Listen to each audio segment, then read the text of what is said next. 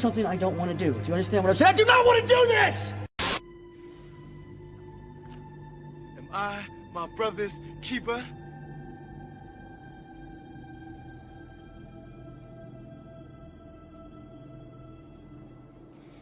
This is Liverpool again. We are Liverpool. And you know what?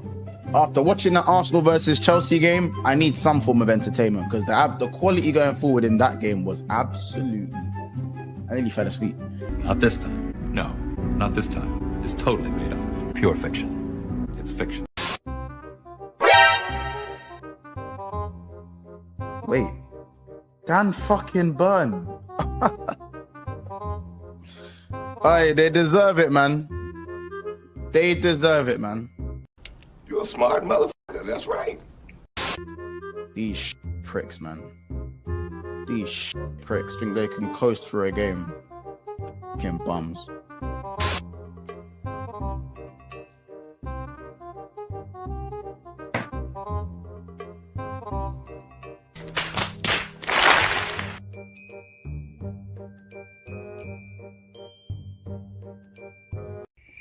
Right.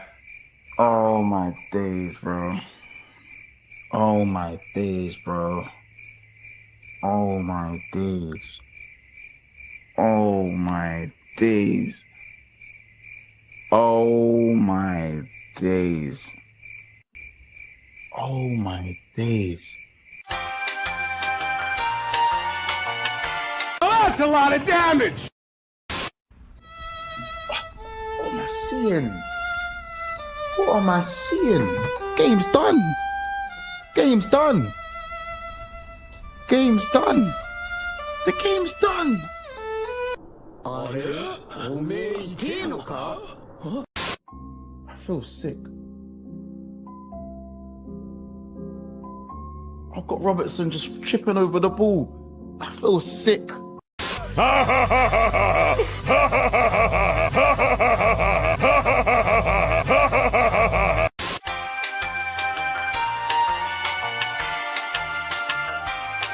We can't have anyone freak out there, okay? We've got to keep our composure. We've come too far. There's too much to lose. We've got to keep our composure. Yes, people, hopefully you enjoyed that. Welcome to the I don't know exactly what to say exactly, but if you enjoyed that monster clip, just smash the like on every single person's stream here, even if you're on watching LB or through Sava or through Wolfie, all that good stuff. As you can see, this is a what would you call it? What's that thing called? What would you call it? Not Power Rangers, all that Infinity War thing. What is it called? Oh.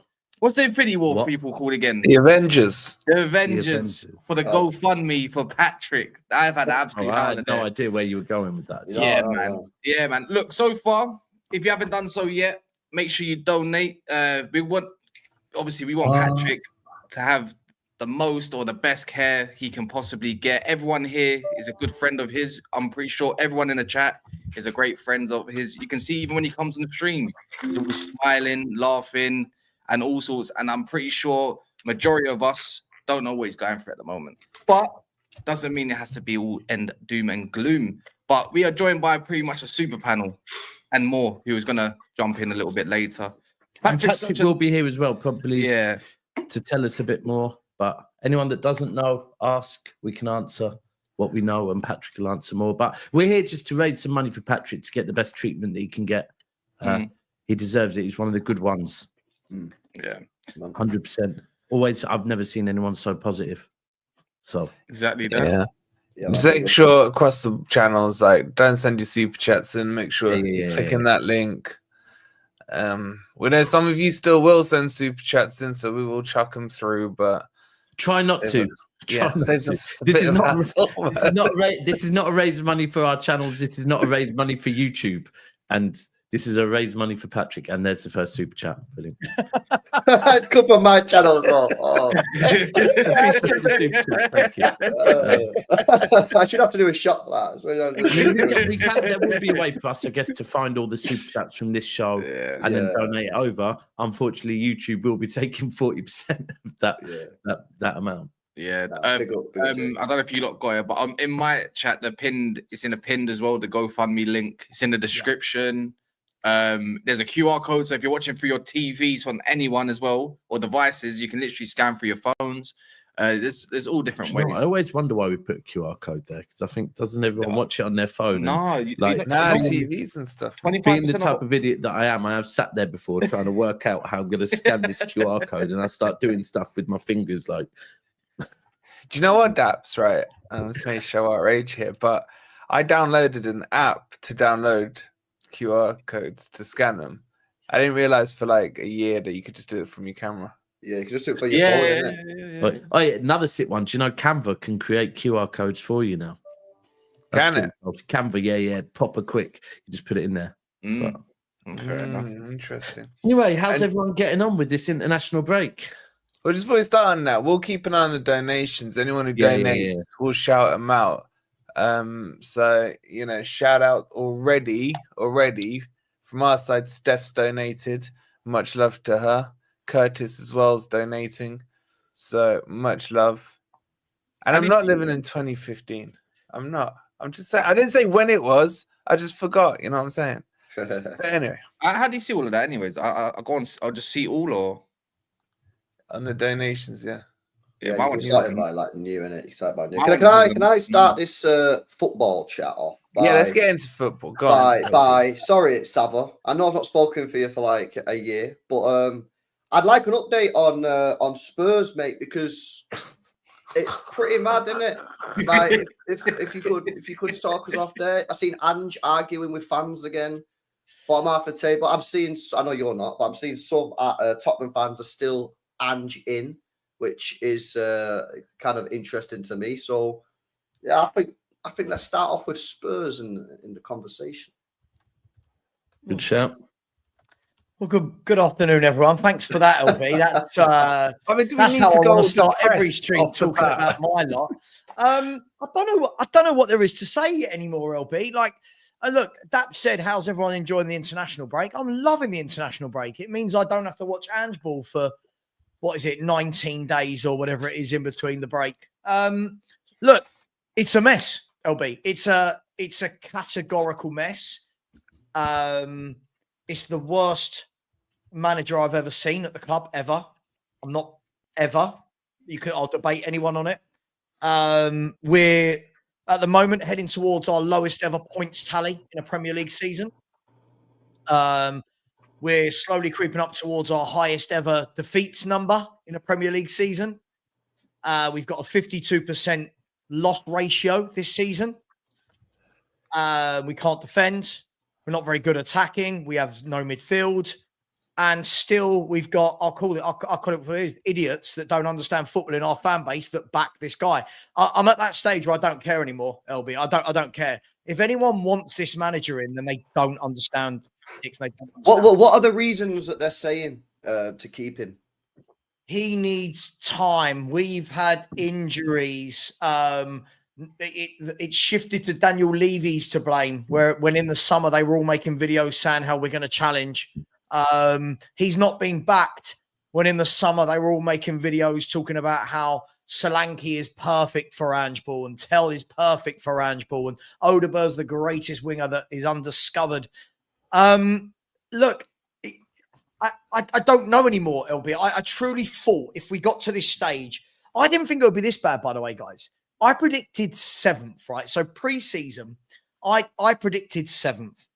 And the hate I got for predicting 7th, you would have thought I'd slept with everyone's mum. It was like, you are negative, you're terrible, go and support someone else. We're now 14th. That would be quite positive, to be fair. It's now looking very some positive. people's mums would be mad positive. Look, do you know what? Look, it is what it is. It is what it is. We're an absolute shambolic mess, and lots are hanging on to the hope that we can, by hook or crook, kind of steal this Europa League. I can't see it in any way, shape, or form, but I need him to go. I'm not in love with Tottenham Hotspur anymore. He's killed football for me. I hate him with a passion. Not as a human, as a manager. I just hate everything about him. Should get a new contract then. I think we should get the ball rolling really for next season. You know what? You know, I would love it if Spurs on the Europa now, man. That's unsackable, man. Wolfie, clip this, right? I don't care if we win the Europa League. This manager has to go. I can't sit through this. I get that, mate, but he won't. Season. Oh, he won't. If you win the Europa League, he's untouchable for another year. He may well get a statue. He may even get a statue. You know, oh my God, he would, wouldn't he? Yeah, he would. He would. He's mad, yeah. Because well, then again, they have won 2 Europa Leagues before, innit? But you know what the maddest thing is, yeah? They paid 10 to 12 million for a liaison officer, yeah, in Madai's tell. He was quite calm, you know. He was quite calm. No, do you realize something? Name says, isn't it? Tell. Yo, boys, do you realize something? If Ange wins the Europa, he's the most successful manager at Spurs since. I mean, Europa's probably worth more than an FA Cup. You won an FA Cup 1984. We won the. It was called the UEFA Cup. Then we won the UEFA Cup in 1984. And yeah, won in 91, but we don't talk about that. So, is this bigger than an FA Cup? Is that because you lost the final? Yeah, yeah. A Des Walker own goal, wasn't it, Wolfie? A Des Walker own goal. Oh, well, Gaza should have been like sent off. Oh, here we go. Look, here we go. But, let's get back. Listen, don't worry about Spurs and Forest. Yeah, he'll be the most successful manager on paper in what is that? 40. I don't know. Well, it must be 2 years, 45 years, 40, 44 years, 43 years, whatever it is. And I'd still want him sacked.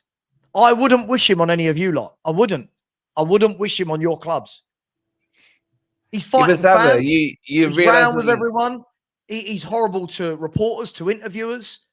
I don't know what anyone you know what? I had a red flag with him last year when he was doing all the nicey nice thing. Like it was almost as if like he was being too nice, and I thought, yo, like what's going on here, man? Like, and I thought it would be interesting to see what happens when results start turning against him. Klopp vibes. I mean, to be fair, a lot of managers do it. Know it. But when Klopp first arrived, remember, everyone was going on about his cuddles and how much he. And I thought, But when they did lose a game, the difference between the cuddly Klopp and the way he was like. Was mad, like a bit passive aggressive there, Jurgen. He was a little prickly. Like, bro, that one time, that interview, I think, where he basically said the guy should be sacked. Like, why are you still in a job? And the thing is, he just misunderstood the question. Would you take him? Who? Norbert. Would any of you take Ange if your manager's left? What did you say? Of course, I'd take Norbert if Pep was to go. I might take him, you know, just for the entertainment value of. Well, because you look like him. Just a little shithousery, man. He's invited to a 1,000,000%. He's invited to the Never a Foul barbecue. 100%. That would actually be jokes. You got Wolfie and you got Ange. Put another shrimp on the barbie. He's got his little brother. You know what I mean? Could work like that.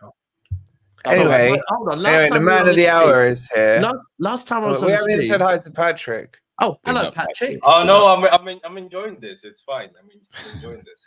I was just gonna say last time I was on a show, we had CB stroking a pretend dog, and now we've got now we've got Sava up in the corner actually stroking the dog. I'm thinking, what's sorry, he's 12 years old, 12 weeks old, so he's just very. Yeah. Sorry. Yeah. Sorry. No, it's fine. Yeah, How are you, Patrick? How's things? I'm cool. So sorry, I was watching you guys, but I was also doing a few things, trying to get a few things sorted. Struggling to get my own medical records. They're just sending me there. I was like, how can that be possible? Yet when I spoke to them, they're like, it's calm. All you have to do is call this number. But nah, they're like, you have to write this. You have to fill up this. You have to go drop this at this just to get my... So that's what I was doing this morning. Well, and my mom is trying to also get involved. But I'm good, man. Can I first thank all of you for doing this, and thank everybody in the comments. Like, to be honest with you, it's... Look, it's been a shit 2 years, you know. As I've said, it's been two shit Januaries because I've got my news twice in January at the same period in time. So I know some people asking that why wasn't I saying it to people last year? I didn't really want to say much. I'm pretty sure if you came to the streams, I think a few guys here on this panel knew, but also when you go to the streams, you could see that my hair was going, and I told people that very soon you're gonna see it's going again, because it's the same thing again. But I wanted to thank everybody because even though one of my friends was pushing me to start all this and say you just can't sit down and just depend on the local hospitals to give you just two options, you have to try fight elsewhere. I didn't know that there's power out there in the internet, and there's power there with people, at a point where even my own mom was very shocked when she saw how everything is going. So I want to thank everybody, and I don't really have more words to say, but thank you very much, guys, for doing this. I don't know, I just don't want to disappoint people when I tell them my story, because it is a bit dark, but I don't want to. I want to keep that part out. I just want to be positive and hope. And look, you do get a fighting chance in the world, and that's what I'm looking at. And I don't really want to start telling people that there is miracles. I know there is miracles in the world, and I believe in God and Allah. But I'm just saying this is something for you to just say, you know what?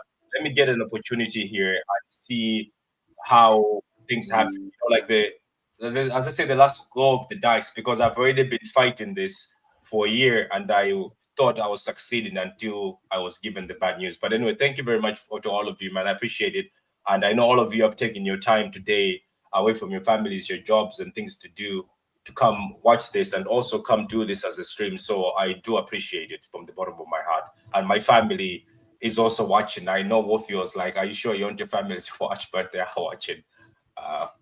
It is what it is. Well, the amount of time you've given. We apologize for the language in advance. Yeah. Is your mum watching, Patrick? Yeah, she is. Yeah, she's. Oh, so we can't swear then. No, you can't. Go ahead. I'm pretty sure. I better leave. I think I better leave now. It's like I'm gonna feel horrible, but listen. I just want to say you're an inspiration to us, bro. The chat are all putting in lovely messages for you. I'm checking the donations out. They're coming in thick and fast. I just want to remind the chat, we're going to be here. We'll be doing our usual football talk and everything, but the QR code's there. It's covering up LB's face a little bit, but, that's probably a good thing. Make sure you scan that. The links are pinned in everyone's channel, so wherever you're watching it from, just make sure you donate. And I don't know if you want to just run through the last few donations, Patrick. I don't know if you've got the tab open and just big up the people who've just dropped some donations in. I've got that as well. If you want me to do it. Yeah. So since you said the last one, I think you said Stephanie Wilkinson was the last one that dropped one. So from there, big up Nathan Hilton for the €10 donation. Andrew Simpson. I might butcher some of these names, so bear in mind. Anna, big up yourself. Benedict, so big up Benz. I know that is Delroy as well for the €50 donation. Big up Anonymous, whoever you are.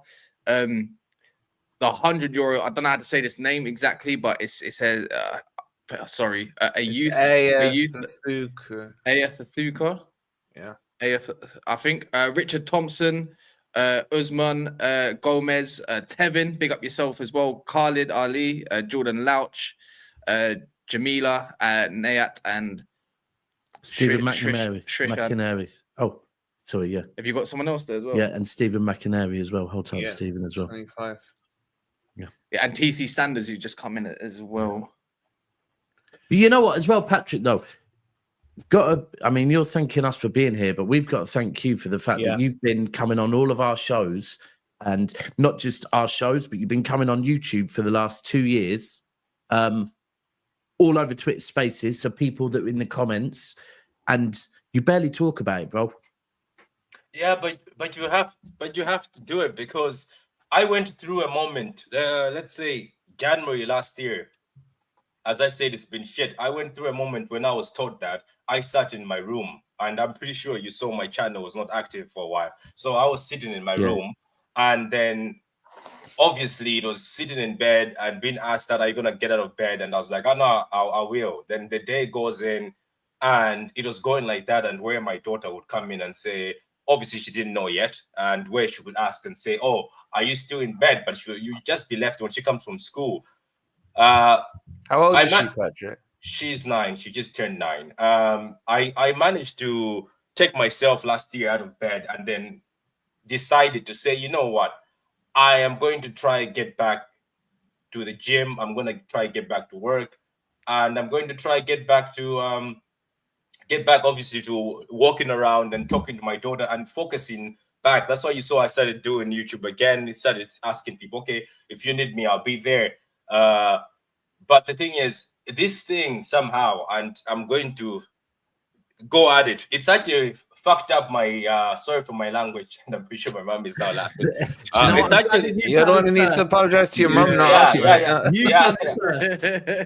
It's actually like messed up a few things because I loved cooking, right? So I ended up getting a job in a restaurant, and then when I got the breast cancer news, then that stopped, and that was a very good way to pay job. And I had plans of saving up. I had plans of saying I'm going to do this, going to do that. Then it fucked up that. And then I was telling my mom it's the same thing this year. I was like, okay, my restaurant thing failed. I left. Let me do the clothes design and clothing company. Started working for a clothing company, very well paid job again. Then this happened where I couldn't walk. So when I'm walking in the shop, they were asking that, why are you walking with a limp? Is there something wrong? People could notice. Then one morning I woke up, it just got worse where I couldn't get out of bed and my whole hip was just locked and my legs were numb. Then I was like, nah, this is not a mattress. Because I was about to buy a new mattress. I was like, this is something else. So again, I when I got this news on the 9th of January, I'll never forget. Silly enough, I went on my own thinking that it's just a routine check because all my scans were clear. Yeah. So I was very confident. Plus my doctor joked about it, said, we've done like 20 scans. I'm pretty sure there's nothing that's going to show up. You're growing back your hair. You look great.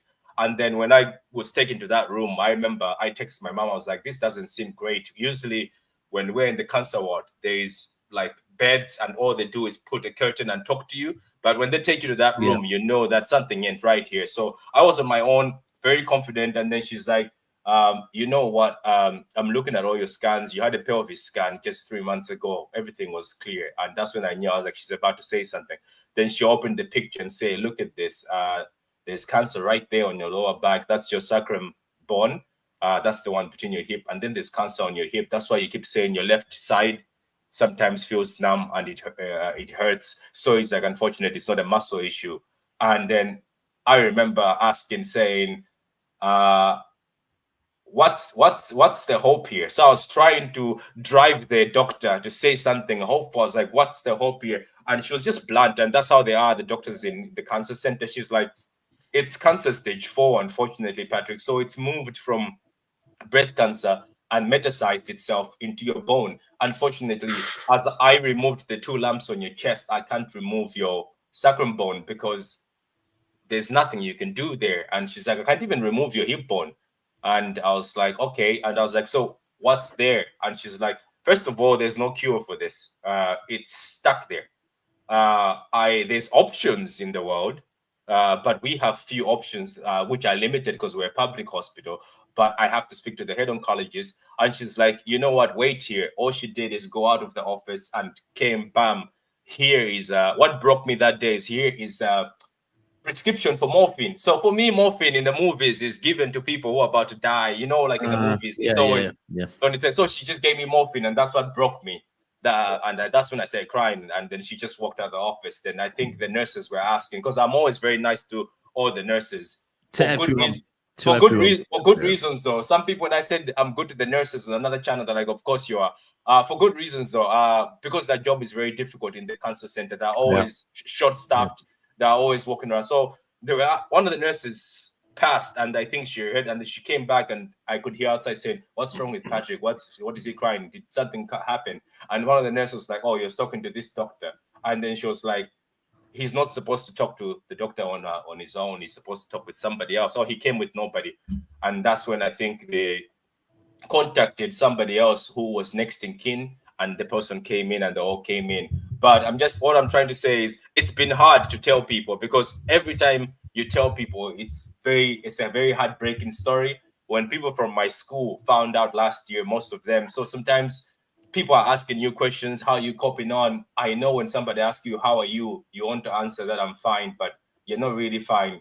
And this year, I think it broke me worse because I think I cried for almost 2 weeks because I couldn't believe that after 6 months of last year fighting this, and after all the positivity, why is it doing this? Why is this disease getting stuck? But I also just manned up, and big up to LB because he did contact me and tell me that, man, you enjoy watching football and you enjoy like YouTube. Because I was saying I don't want to do YouTube anymore. He was like, you are gonna just do YouTube to get your mind off. So big up to LB and big up to other YouTubers also. I think they came and said, man, if you want to speak to somebody, and big up to a lot of people, even my own boss from the company. I didn't work there for so long. I worked there for 4 months. They even did a fundraising and sent me gifts. And they even did a raffle. They did a raffle, and obviously it was very corrupted because all the names in the raffle are mine. So I won the raffle. But you sure that wasn't set up by City? There's not 115 anymore. It's 116, is it? I know. I did tell them. I did tell them that that's very. He was like, look, your name was there. Like only a few individuals who never knew what was happening because they were on holiday. They did put their names, but majority was your name. And people are like, why is Patrick we're winning all the raffle draw things? But I'm just saying there's been a lot of support. But that's the story, man. And you're right. It's not easy. And it's not easy even to tell the kids because I taught my daughter recently, but with her age, I think she doesn't even understand because they kept on telling me, when are you going to tell her? I told her, all she said is, oh, I know that you had breast cancer, which is rare. And I stopped there. I was like, should I go on? Then she's like, but I hear that you're getting treated.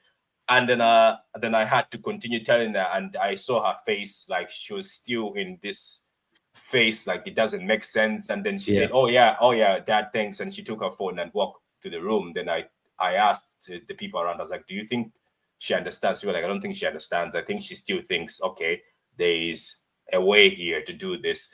So that's how it's been anyway, guys. But and Patrick, just to ask on this treatment, I mean, what could this treatment do?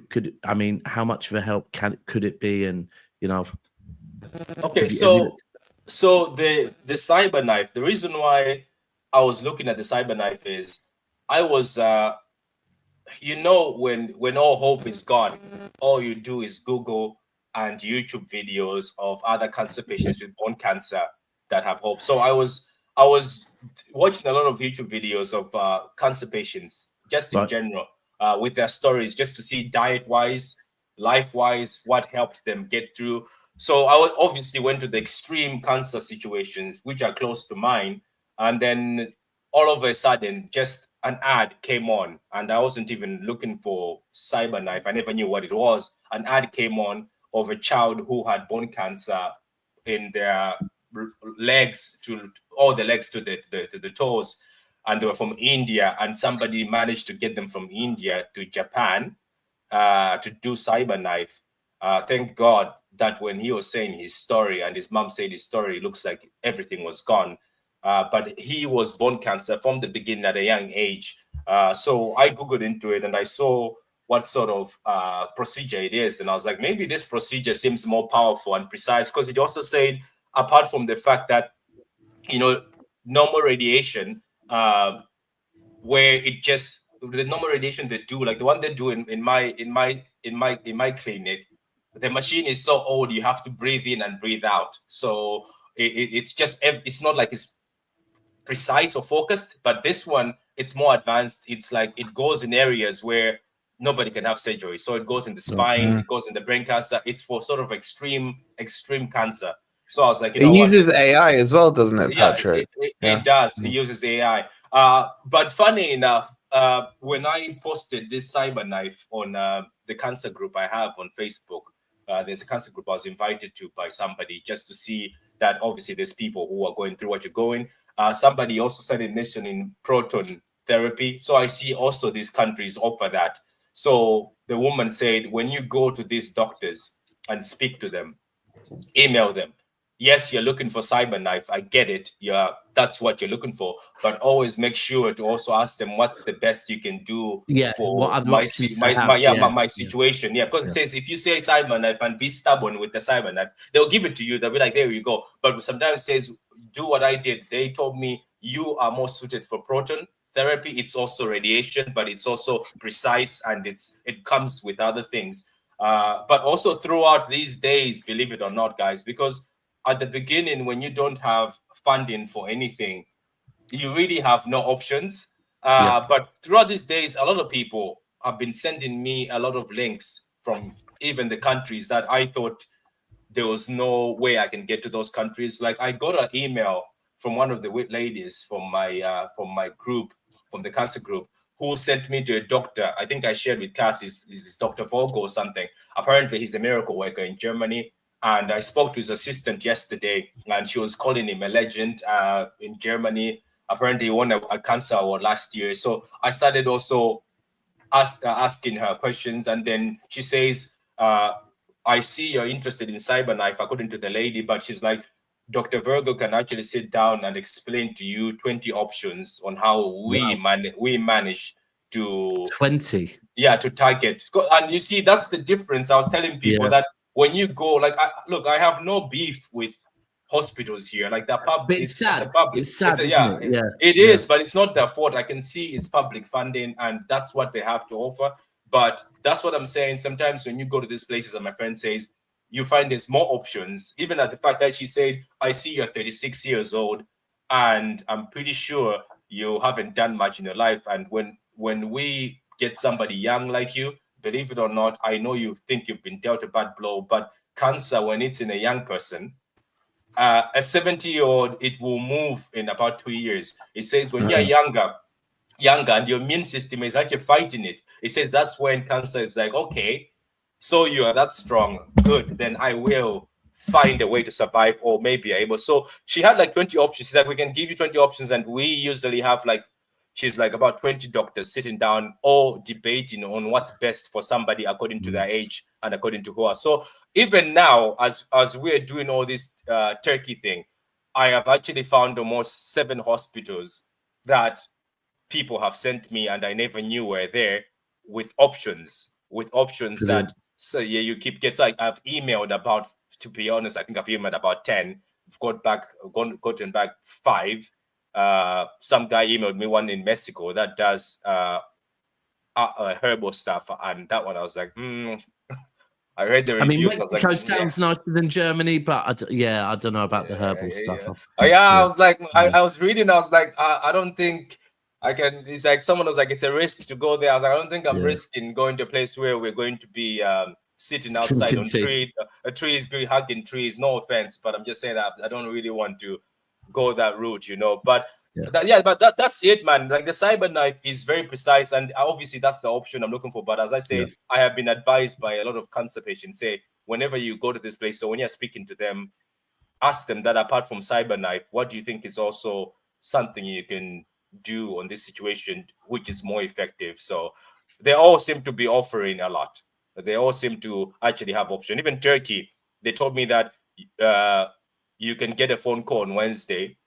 You can speak to another department. We have another doctor department who offer you his own choice. Because the Cyberknife doctor just went straight with me. It's like, this is the amount you need. This is what you do. We will sort out your visa, but you have to sort this out. But the lady texts me again. Is like, by the way, we have also referred you to another oncologist in another hospital who will call you on Wednesday. You also tell him, and he and the other guy will say who has the best option for you. So that's basically it. And then now all I have to do is fight to get my own medical records out of the hospital. Patrick, how long? By when do you need this treatment? That's the thing. I told people that it's just as soon as it gets to the amount. And by the way, I know a lot of people were asking me that why did you change the amount? One of my friends told me something that I didn't know. I went to my GoFundMe account. I didn't know that GoFundMe takes a percentage. And also, by the way, I myself, I didn't have an idea. When I was putting my amount, I put a precise amount of what I was told. somebody said, so who the hell is going to pay for your ticket, your visa, and who's going to pay for your thing? I was like, I didn't know. So one of my friends like, just put it at 20. If it doesn't get to 20, my family obviously has already started organizing other things apart. But that's it anyway. It's as soon as everything is there, I'm fine. I'm starting off. That's why I'm doing my records now. With 35 euros from hitting a big landmark of 15k, yeah, which would be amazing. So if between say 5 people or 7 people they put a $5 each in, that would get us to 15k, which would only put us 5k away from Patrick's total. So the links are pinned in the chat. Make sure you're donating. Sorry, Patrick, I interrupted you, but it's very close. Just wanted to remind the people. No. The thing is, that's the reason why I've already started. Like I know somebody said you're going to take long to also get a few things. So that's how everything's already started. Everything's already set. Good. I have emails. I have consultations. Even today, another consultation before I go do my mini radiation. Oh, by the way, I have not completely cancelled my treatment here. I don't have the balls. I might be a coward. Some cancer patients, as soon as they decide to go somewhere, they cancel it. One of the ladies was telling me that, look, it's up to you. If you want to continue and finish that, it's fine. We can handle from there. They just have to give us whatever they have given you, what sort of injections they've given you, how much radiation they've given you. We will take over from there, and then we can send you back to them, and they can see if they can work with a maintenance with you. So I'm still taking radiation here, and I'm still taking the thing. I'm going to finish the 5 sessions. As I said, I am too scared to be one of those guys who say, because some people not too. No, you're not, Patrick. You're definitely not scared, man. I know. No. It's just that some people do it. Some people completely say if they have decided to do something else, they told the other hospital that I'm cutting off. I don't want to do anything else. So anyway, that's it from me. Let me not make people sad. It's a football stream at the end of the day. I know it's a GoFundMe, but also let the people get entertained, you know. Well, to be honest, Patrick Sava spoke Spurs, so we were pretty sad before.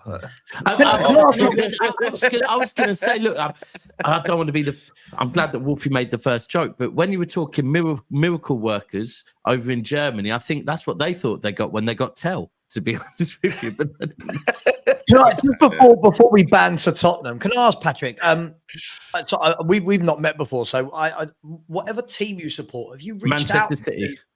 Okay, so have you guys reached out to Man City? No.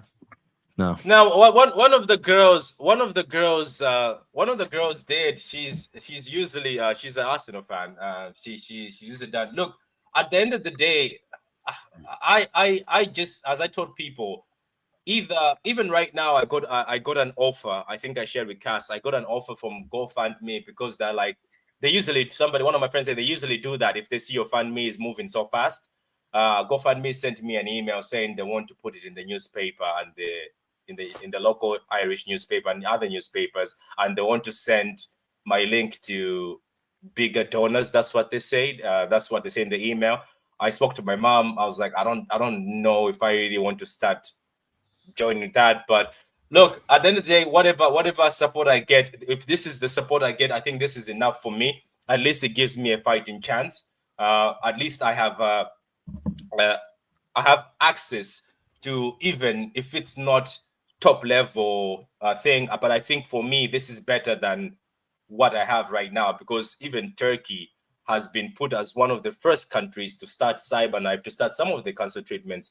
But look, I'm cool. Like, I'm cool with whatever, to be honest. I'm fine. At least there's I just think if one of these big Man City type creators must have some form of contact of somebody they could. There's someone later that's joining us that might be able to do something. Do you know what I mean? I'm just trying to think of all avenues, mate. Yeah. I get it, and I think it's really noble what you want to do, but at the end of the day, without being harsh, you just got to get it by hook or crook, right? And if that's one very generous Man City player that might see this, that says, here's a 20th of my weekly wage or daily wage. Here's a question, Patrick. Would you take that from Jack Grealish? See, Jack Grealish would. But would you take it from Jack Grealish, Patrick? So would I have to change? Does that mean I have to change? I don't know. No, but like you're not the person to say that. I think one of the guys in the YouTube in the group chat where we chat about football said something similar. I was like, oh, that would be ironic, wouldn't it?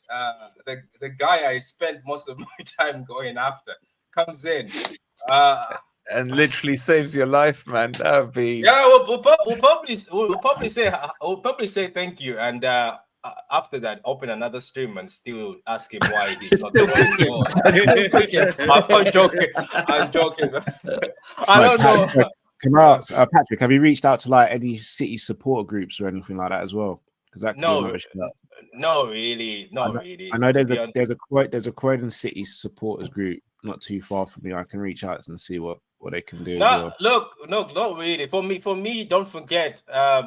I'm even surprised all of you are here, to be honest, and I'm even surprised when I'm even touched when I see the support and when I see very big YouTube channels even posting it. Like maybe it's me, maybe it's just me. It's just like you even when as I said, it actually took my friend. His name is Cam. He's a Liverpool fan. I'm pretty sure I've seen him on Twitter. He argues with a lot of people and he trolls a lot of people, but he's the one who's always pushed me.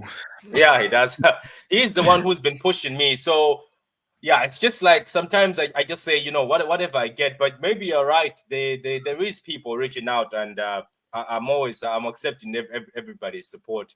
And as I said, big up to everybody. It looks like it doesn't matter if you support Man City or Liverpool, or Chelsea, or Spurs, or Forest, or Arsenal. Really doesn't matter who you are. It looks like I don't know. You went too far there with the Arsenal one, to be honest with you. Notice he left out Man United. Love you.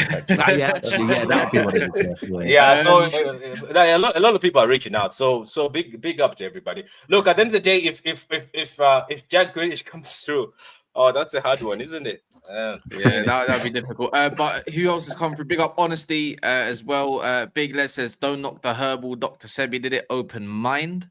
Big up Fuel as well. I'm pretty sure that's on Coppish. And also, he said, sorry, all the best, Patrick. And big up panel for the support. There's many others coming as well, bear in mind.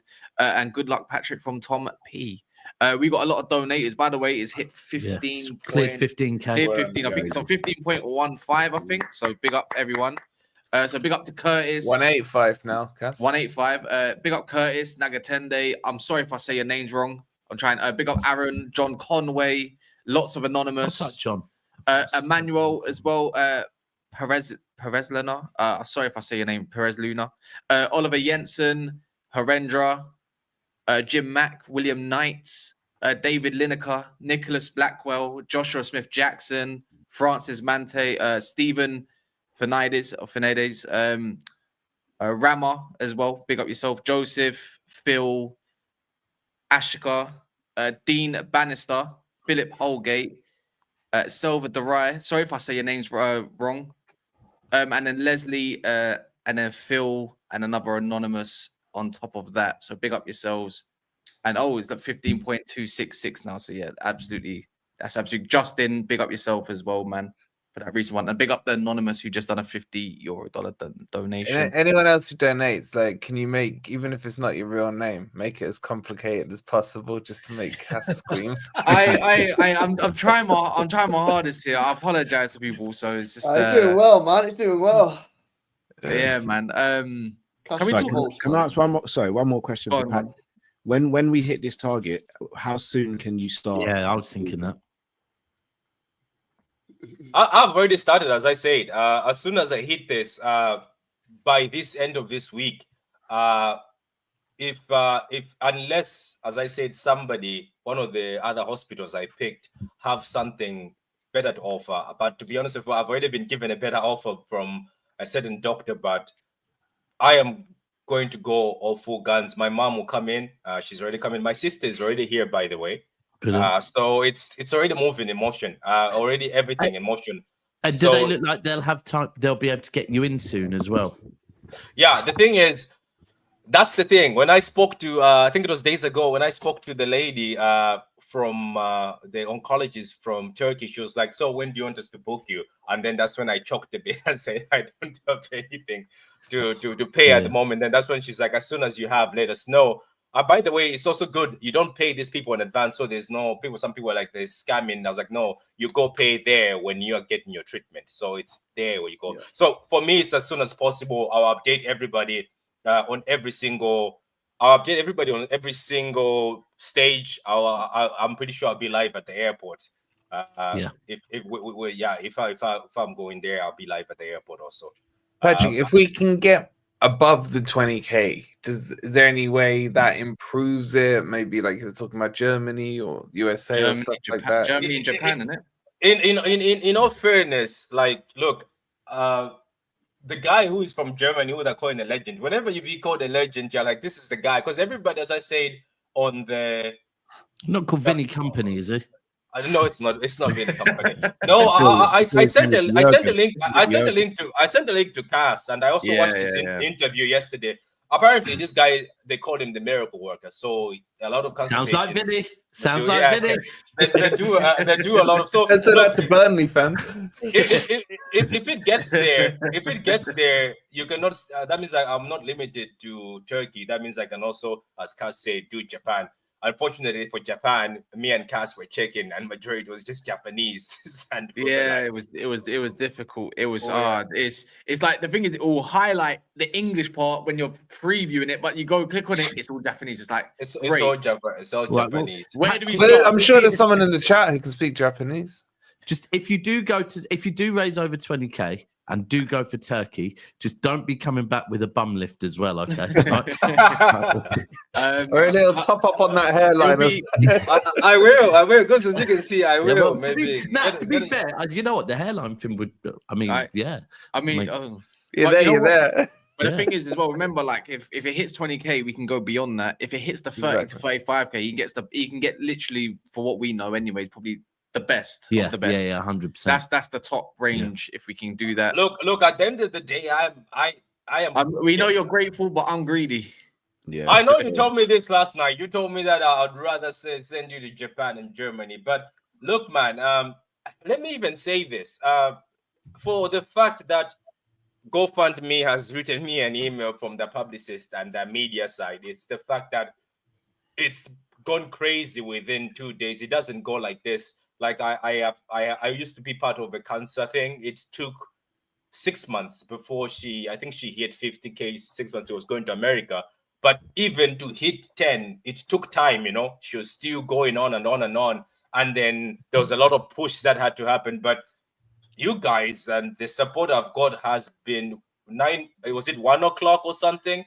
By 9 o'clock in the evening, it was 8k. Yeah. And I think even GoFundMe wrote a message and say, this is God level, sort of golden level fundraising. Can you share this progress so we can also show other fundraisers? Or what are you asking me what I'm doing? I'm doing nothing. I think a lot of respect needs to go out to listen, I hate the platform. Can't stand the platform X, but that shows one of the positives, because I think Twitter or X is the community on there, that some of the community probably at times can come across really bad, but that community came together on Friday. The way it rocketed up on Friday was unbelievable. So big up Wolves. It says I'm missing my bank codes before posting, bringing new ones. Can't move anything by PayPal now, but maybe Nav send €10 for Pat this super chat as well. Big up Wolves FI. We'll make sure that all of the super chats from today get over there. Big up for Middle Centurions as well. Remember, it's in the pin. I think like everyone should have it in their pin, in their chats as well, because obviously we're all on separate chats. Should we ask Patrick just to, unless anyone else has other questions on this, and of course in the comments we can come back to this whenever. Patrick, as our guest of honor, is there anything that you would like us to speak about today? Just to remind you, Liverpool lost in the cup final on Sunday. Can I say one thing?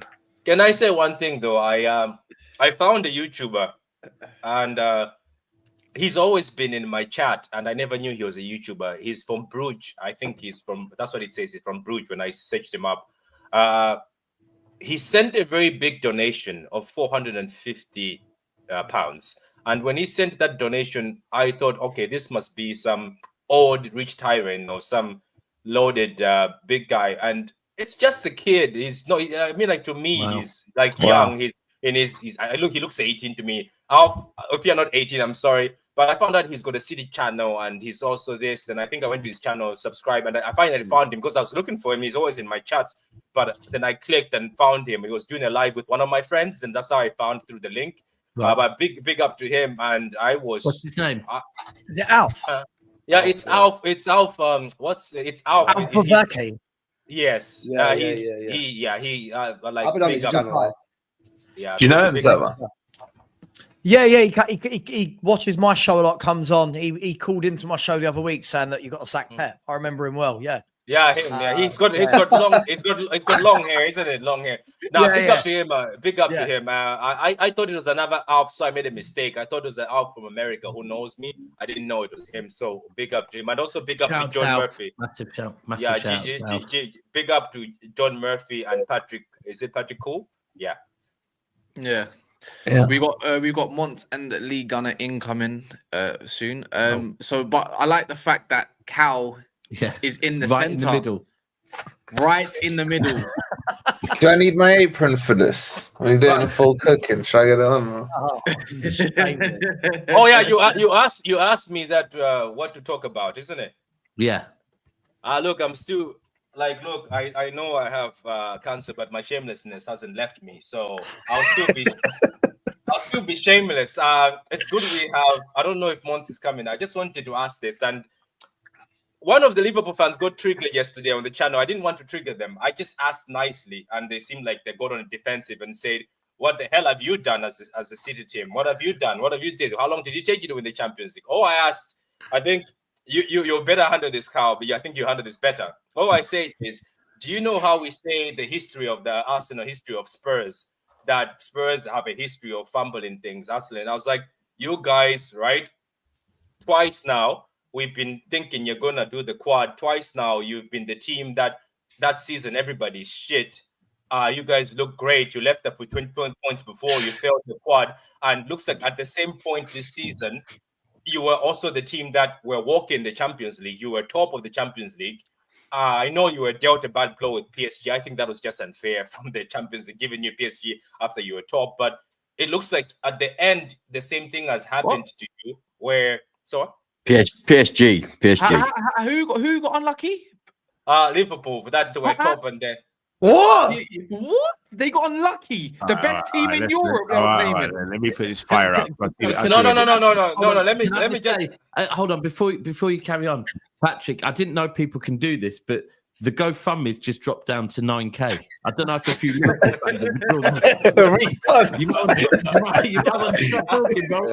taking that money back real quick. No, Patrick, I'm sorry, but how can it be unlucky when the next team they were gonna face? I'm pretty sure it was Aston Villa. If they wait, Cal, how much you donated to that GoFundMe, Cal? You said. No, but you get my point. It's like I remember that other season, Trent told us that 1 out of 4, I'm looking for more trophies. He said that I'm hungry. That's what he said, right? Not trying to be bantering, but it looks like at the same time, it's the same core, isn't it? It's Van Dijk, Alisson, Trent in there again. The same thing has happened where you can't even do a double of Champions League. You can't even get a domestic. Even an FA Cup. The FA Cup, you were booted by a team that I don't even remember the name. Plymouth. Yeah. I got that shirt, so I'm saying through all this, don't you see like this is a thing that this team has done where they could have won all that? He's calling you bottle jobs, basically. No, I'm not. I'm just trying to say he's just saying you're poor failures. No, but he needs to add this. You never achieve greatness. No, but you lot are forgetting something, right? I've been dying to get on a stream of Cal. I've got to ask him. Because Cal, you did say that you would lose at PSG, yeah? But you did say when it came back to Anfield, and I quote you here, we don't lose at Anfield in Europe. I didn't say we don't lose at Anfield. Well, you did, Cal. No, I didn't. I agree. Was it the Tuesday that sounds like stream? Yeah, it was the Wednesday one. Wednesday stream. I said, even if we lost at PSG, I have enough confidence that we'd beat them at Anfield. I did say because of what we've done at Anfield. You said it then, man. I wouldn't have just plucked it out my ass. Saying we can't lose at Anfield. What I will say, and what a crap atmosphere as well, by the way. Cass knows me. I'm very shameless when it comes to the whole quad talk and treble talk. Over the last couple of years, I thought it was achievable. Not once have I mentioned it this season because I knew we're winning it all, isn't it? And I'm here for it. Oh, receipts. That was a couple of years ago. And rumors are that was AI as well. What about FSG? Because I heard a stream last night as well, and I heard about FSG, but we've also got a clip of you saying FSG to the day I die. Oh, is it? But that was definitely AI. Someone cloned me with that video. Me then, I did that. Yeah, I'm not accusing you. I can't accuse you without facts, Cass. So I'm not going to accuse you, but I know that was a cloned video. Shall we go back to? Do you know what? AI's only been around for 9 months, and you told us it was a year ago. No. AI's been around for 9 months publicly. I don't know who might have got the software behind the scenes. Problem is, Cal, it doesn't matter if you say it or Mont says it. It's as if it came out your mouth. You know what I'm saying? It's like one and the same. All right. What I will say. I disagree with you, Patrick. I don't think we're unlucky getting PSG because in the Champions League, you're expected to beat teams that are in front of you. So I can't get annoyed with drawing PSG and going out to PSG because then I could argue another way and say that we got slightly easier teams in the league stage than other teams did. So the PSG thing, we just got beaten by the better team over 2 legs. We were lucky to be 1-0 up in the first leg. Second leg for the first 20 minutes, we played really well. After that, we didn't. So we don't deserve to go through against PSG. So again, good luck to them for the rest of the competition. In terms of Plymouth, I've had a massive back and forth with a lot of Liverpool fans because there seems to have been an arrogance that's crept into our fan base that the only 2 trophies that matter is the league and Champions League. The way I was brought up as a Liverpool fan is that every single trophy matters, and I'm gonna keep that till I'm always a fan. Every single trophy matters. I will never ever turn on my nose at a Carabao Cup and FA Cup. Facts. Never. So I'm the same. Can we talk about how there was a little conversation in the hallway of in Anfield or the corridor, should I say? And there was it was funny because I saw Ben. He's a bit of a delude, but he's a good guy, man. Overall, I got him muted on Twitter and all that. Sports Liverpool. He's a good guy. Yeah, he's a really sound guy. Bro, listen, I've had a gal muted for probably close to a year now.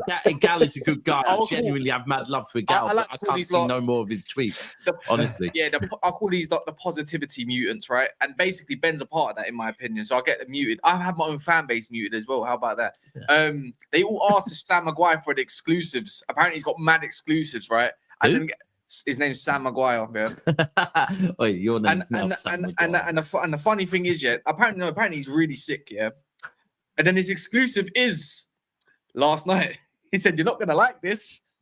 PSG are all in on Virgil van Dijk. Liverpool won't break the bank to retain their captain, but they do want him to stay." But if they're not breaking, see, this is what I don't get with Liverpool. That I've obviously that's you're not going to understand it because we're not meant to understand it. You're not going to understand. Right, the way I see it is, yeah, that obviously you got three. You got see, this is the thing. You got 3 seniors whose contracts are up this summer, and I think you've got all world-class players, by the way. Yeah. Yes, I would probably say all 3 are world-class players. Yeah. All 3 of them, to keep them, you're going to have to pay more than they're currently on, right? Yeah. So I kind of thought what would happen is that realistically, it's a bit of you got a pot of money, right? And they're willing to spend X amount per week. And so they're waiting to see who's leaving first. Then that increases the pot of money. And then I was thinking, if Trent goes, they might then be able to keep Van Dijk and Salah. All right, Salah maybe no, because the amount he's being offered is so insane. But I thought you would keep one of them. And I was convinced it would be Van Dijk. Convinced. Daps, even that notion, I get what you're saying. But we lost Matip and Thiago in the summer. Matip was on, I think, 150 or 160, and Thiago was on about 200. You also spent only 10 million quid in the transfer market as well. Yeah, exactly. That's over 300k of salary saved from 2 players.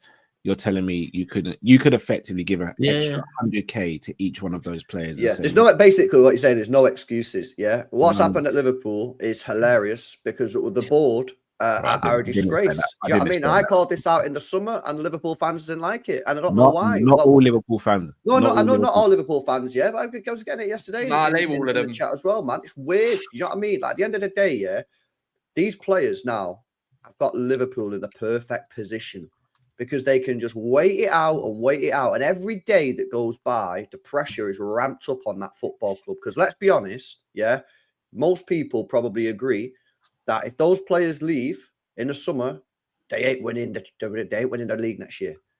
Yeah, winning anything next season, bro. And then on top of that, you got Winning Alisson it who's all, out of maybe. contract at the end of next season. Yeah, Like, and honestly, Kanate, genuinely. Alisson's got 2 years. Kanate's out of contract next Oh, summer. has he got? Yeah. Someone told me last day Alisson's out. Haven't they already succession planned for Alisson going right with Mamadashvili? Like I feel like that's already in the works. But can I just ask a question in terms of? I understand Virgil van Dijk's age, but Virgil van Dijk, I think he's the best centre back in world football right at the moment. If you're not going to break the bank, Murillo. I'm just going to ignore Daps on this occasion. If you're not going to break the bank for Virgil van Dijk, who is it that comes in that's anywhere near fit enough to lace that man's boots? Because that's for me, he's the most important. Is that a general one. question or to me, Sava? Because to Cal, I want to know about Cal. And if you say Murillo, Cal, you can piss off. Hang on, right Cal. now. I feel like people all have their opinions. I think he's the most important one because there aren't many centre halves of that ilk in the world. I'm not saying there's loads of Mo Salahs, but with Mo Salah's age, he will naturally slow down in his speed of everything in that forward area. At the back, Van Dijk plays it like a Rolls Royce. He plays at his pace. I don't think you can afford to lose that guy. I really don't. No, I think he's agree. a monster. everything you said, Sava, bro, is stuff I've echoed for months now. I came out like in November saying that, I don't think any of these players are going to stay, and I got ridiculed and was told how negative are you, and I was like, it just doesn't make sense why they wouldn't have signed if they're going to stay. Not just that. Again, this is just my theory, might be a conspiracy theory. Hopefully I'm completely wrong. I think FSG are looking at it and going, right, Virgil's on massive money and he's 33. Salah's on massive money. He's at 30, he's 32. Trent, we don't know if he wants to stay or go, but there are 3 highest earners, if I'm not mistaken. I think FSG are looking at this saying, look, if we can get the 3 highest earners off the book, 2 of which being in the early to mid 30s, then we will save money there and we can use some of that to rebuild the squad with younger players.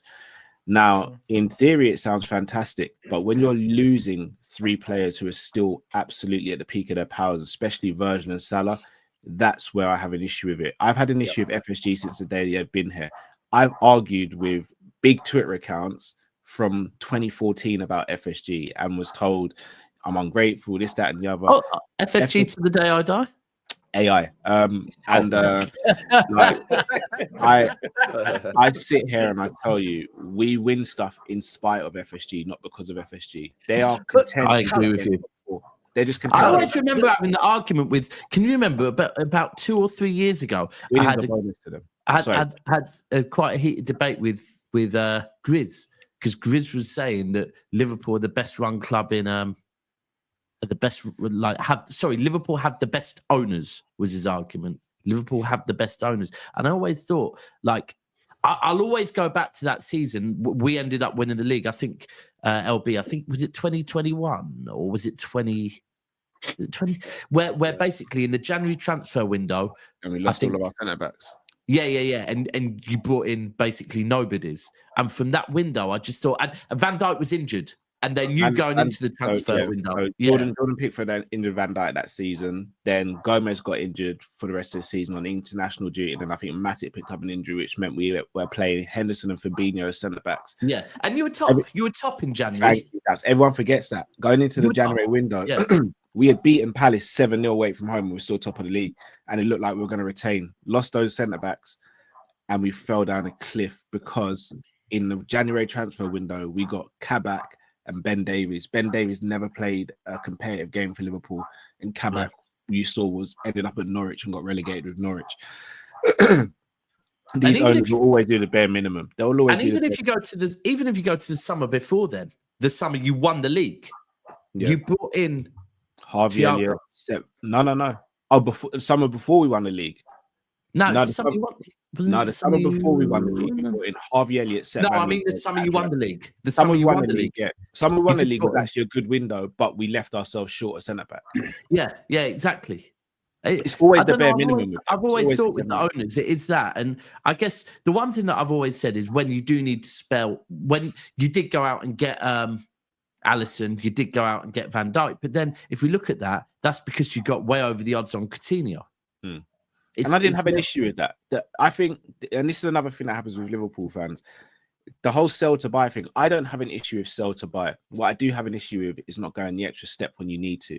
Yeah. Sell to buy is a part of football. Anyone who thinks you can just hold on to every single player you've had in history, let them all go for a free, and then spend another 100 million to refresh those, it's impossible. Players will want to go, things will want to be refreshed.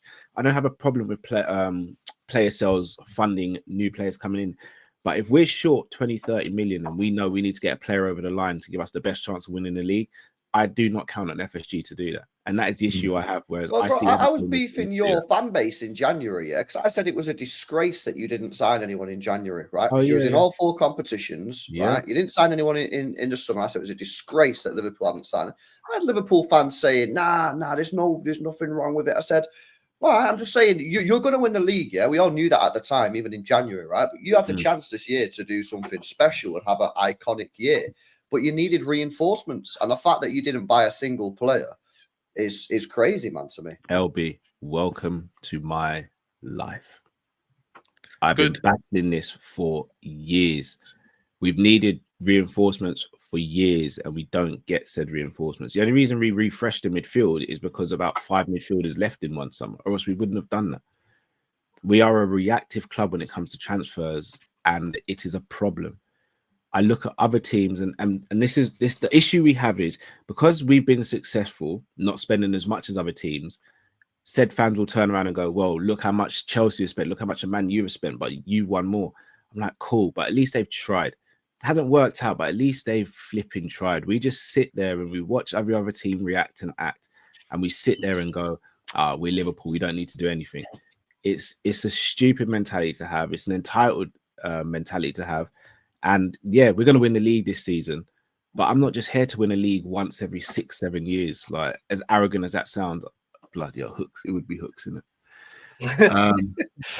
So yeah, I'm annoyed with the hierarchy. I'm annoyed with certain members of the fan base. Like, I had a massive go at people yesterday when I was live and just saying how people were getting at me saying, oh, what are you saying now? Why would you want the quad? Why would you want the treble? And I'm like, why wouldn't you? Why would you as a Liverpool fan? Why would you? Yeah, why would you? Why do you not want to win every trophy? Why do you not want to win every trophy that you're involved in? Why do you not aspire to be the best and the most dominant team? But it just, a lot of Liverpool fans are just happy to be alive and around for the journey. And I'm like, I want to win stuff. I want to go on parades. I want to do fun things. I want to troll fans. So It's good to hear. It's good to hear that, Carl. You know, we were talking with Errol last night, weren't we, LB? And he was just happy clapping 1 out of 4, and after quadfather in it. And well, we told him in January, man. We said in January, go and sign players, go and beef that squad up so you can really go for the Champions League, the FA Cup, the Carabao Cup. And you know, that's what we were saying. They didn't do it. Bang. Feels like you're sleepwalking. You're sleepwalking into major issues, man. You know what it is, yeah? People don't want to accept this, right? Yeah. But the truth of the matter is, your season is 99% dictated on what you do in the transfer window. Yeah. If you buy good players, you will have a good season 99% of the time. Yeah. Look at Forest. Forest got promoted. They bought good players, Champions League. City got bought by the Sheikh. We bought good players. We won trophies. Yeah. Liverpool got Salah. They got Van Dijk. They got Alisson. They won trophies. It is not rocket science. Fergie bought good players, lost the league in 2012. What did he do? He went and bought Robin Van Persie. Guess what happened? He won the league. What did City do in 2012? Well, we bought Scott Sinclair, mate, and Jack Rodwell. We didn't win the league. It's not rocket science, man. You've got to buy the best players. And people want to do this thing where they like, oh no, it's more than that. It's about coaching. It's about environment. It's about no, it's not. It's about having the best players. Pep Guardiola says it all the time. People, the pressure always says to like Pep, what makes a good team? He's like, he says it all the time. He says, I need good players. If I don't have good players, I won't win anything.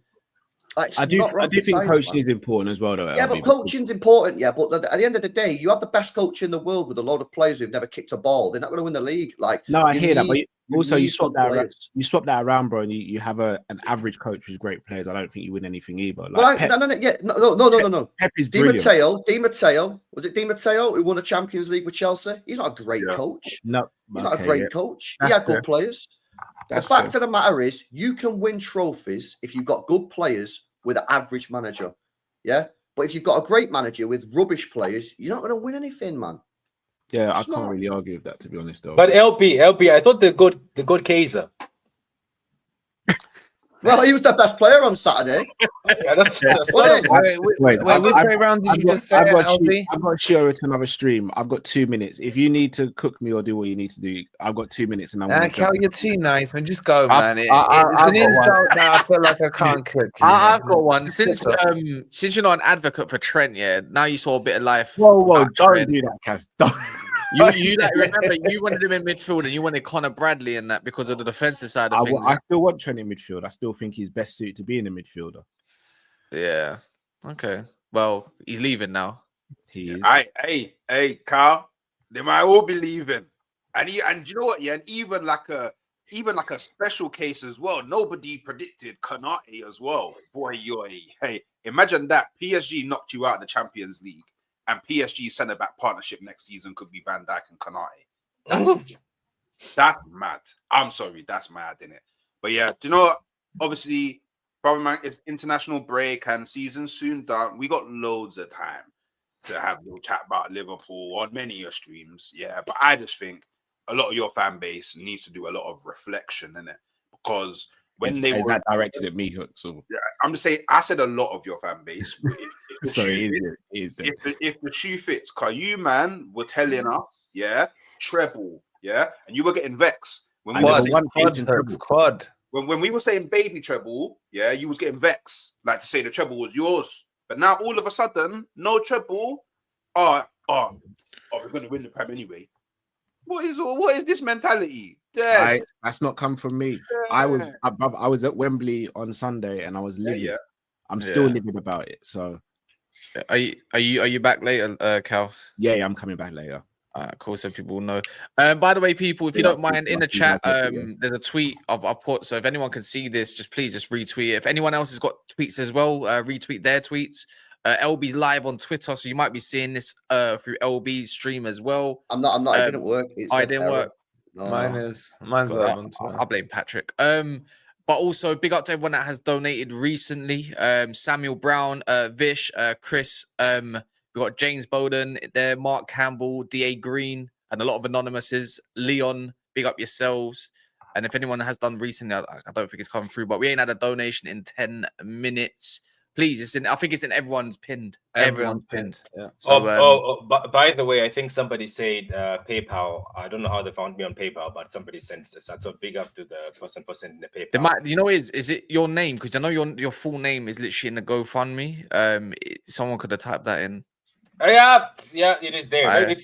My email is there because your email gets there. So your email. Yeah. So there we go. Martian, big up yourself. It says, big up to you all doing this. I've recently been diagnosed with cancer as well and have surgery later this month. Sorry. Jeez, big up yourself, man. He says, keep strong, Patrick, all the best on your recovery journey. Much love all. Big up yourself. Can I just say, Cass, we're 324 quid away from 16,000. Yeah, so since the stream started, I think it was on 14. So that's huge. To everyone in the chat.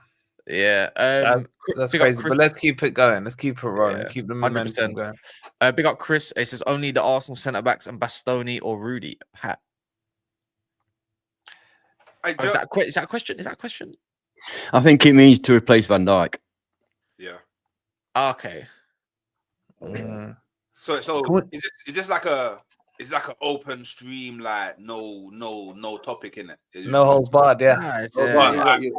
So there you go, LB. I big up Denton Dixon for the membership. Yeah, bad boy. So now, by the way, let's talk. Yeah. So we got a good old buddy, old pal, old friend, old bedroom, yeah, called Ange Wolfie Costagoglu, yeah. And by the way, about 3 months ago, yeah, he told me Nottingham Forest are gonna finish above Arsenal. And since he made this statement, not once. Have you been over above? yet. So Not over yet. Are you really gonna be dumb enough to do this, man? So I just want some accountability. Yeah, because that's what I'm about. You know, out of all the people who would be stupid enough to do this, man, I did expect it to be you. Remind me again 2 years ago where Arsenal were. Wait, hold on. Remind me where Arsenal were for 93% of that season. Remind me. For 93% of the season, we was first. Now I answered your question. Now let's get back to the real topic. Yeah. So why are you not above me? Just that stat alone should be able to explain it to you, bro. You do realize the only snapshot of the table that matters is when all the games say 38. Yeah. I just want to know why you're not above me. I just explained why. Because do you know what? Yeah, I'll be real. I've had enough of people talking with bass in their chest to me on YouTube. That's in the chat as well. Because I see some of the idiots in the chat as well talking with bass. I had enough in it. So I'm doing hold people accountable. Why are you not above me? Did you not understand my explanation to you? No. I need have you like blocked out the hurt from the 93%? Is that what you've done here? I need to know, yeah, in plain English, yeah. I don't know how much plainer I can make it, mate. Once you can count to 38, you will know my answer. Yeah, but Hooks, where's your base coming from, man? You're out here acting like you win shit, bro. You're it'll be after he beat Chelsea, man. I was getting messages saying, you can't catch me, I'm the gingerbread man. Literally the gingerbread man. Yeah. That's about 5, man. Hey, can't catch me, I'm the gingerbread man. Yeah, so what, LB, you want to jump in as well? You're... No. I just want to ask you a question about you telling everybody else they can't speak with bass, but you're speaking with bass when you've not won a Premier League in 20 years, you've never won a Champions League, you've not won a trophy in 5 years, and you spent best part of £1 billion. Wow. And now his rivalry is with Forest. His rivalry is with Forest. Let him answer the question. No. My rivalry is not with Forest. My rivalry is with people that want to chat to me with bass in their chest. Yeah, so you know what I mean. You get me? I'm about. I used to be MC. You know, more about. So who are your rivals in the league? Who are your rivals then? Who are your rivals? Who are your rivals in the league, Hooks? Who's my rivals in the? Well, are we really doing this? Well, you dug yourself a hole and you're struggling to get out of it. Answer the question. Who's my rivals? Who's your rivals in the league right now? My rivals in the league right now: Liverpool. Yeah. Forest, because you're below me, and it will forever remain that way. Yeah. Man City, Chelsea are trying, but I had to settle them on Sunday. Like, because the Chelsea fans were talking a lot, but I had to settle them on Sunday. With that dire display, you're claiming that that's where he's getting his chest from. That's where he's getting chest from. It's not even a dire display. Do you know what it was? Yeah. Arteta realized, these man, zero threat. We don't even need to do too much. Let's not play into their hand. We just sat back and said, look, Chelsea, the onus is on you to score now. They couldn't score because they're idiots. They're trying to swing with the big boys when really and truly they're not. I get why you're excited, because Stoke FC re-emerged. I forgot. After 45 attempts at Stoke FC, you finally saw it again at the Emirates.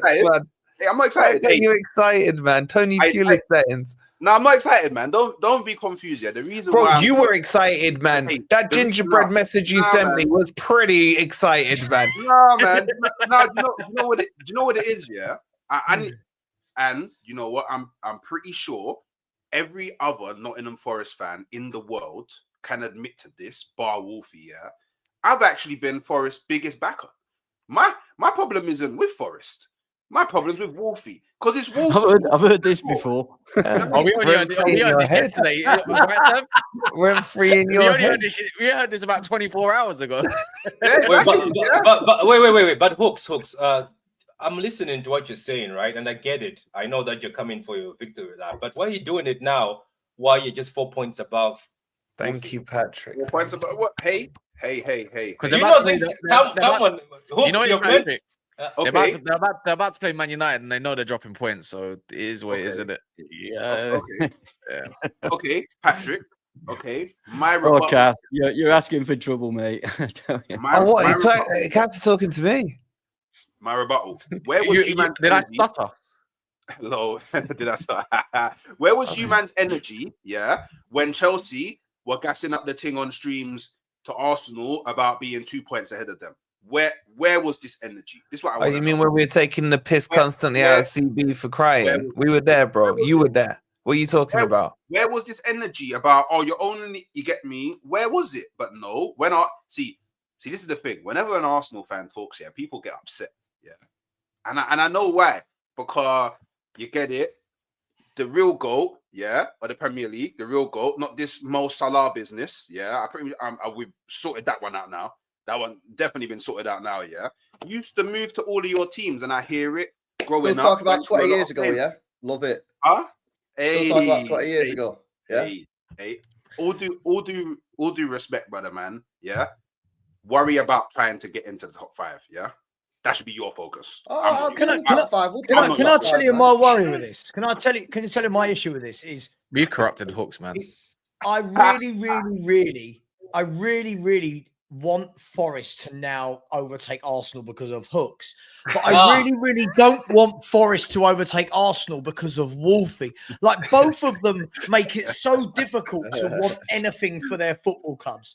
And do you know what you are, Ant? It's like Wolfie's like that president. You know, like when you've got the president of the United States who just keeps saying really stupid things. Trump. Trump. You're like the what is it? The head of community. You know, the person who comes out and does the press conferences every day. Like, what are they? The press secretary, communication officer, press secretary. You're saying Ant's my bitch. You're saying Ant's my bitch. The press secretary that comes out and says, no.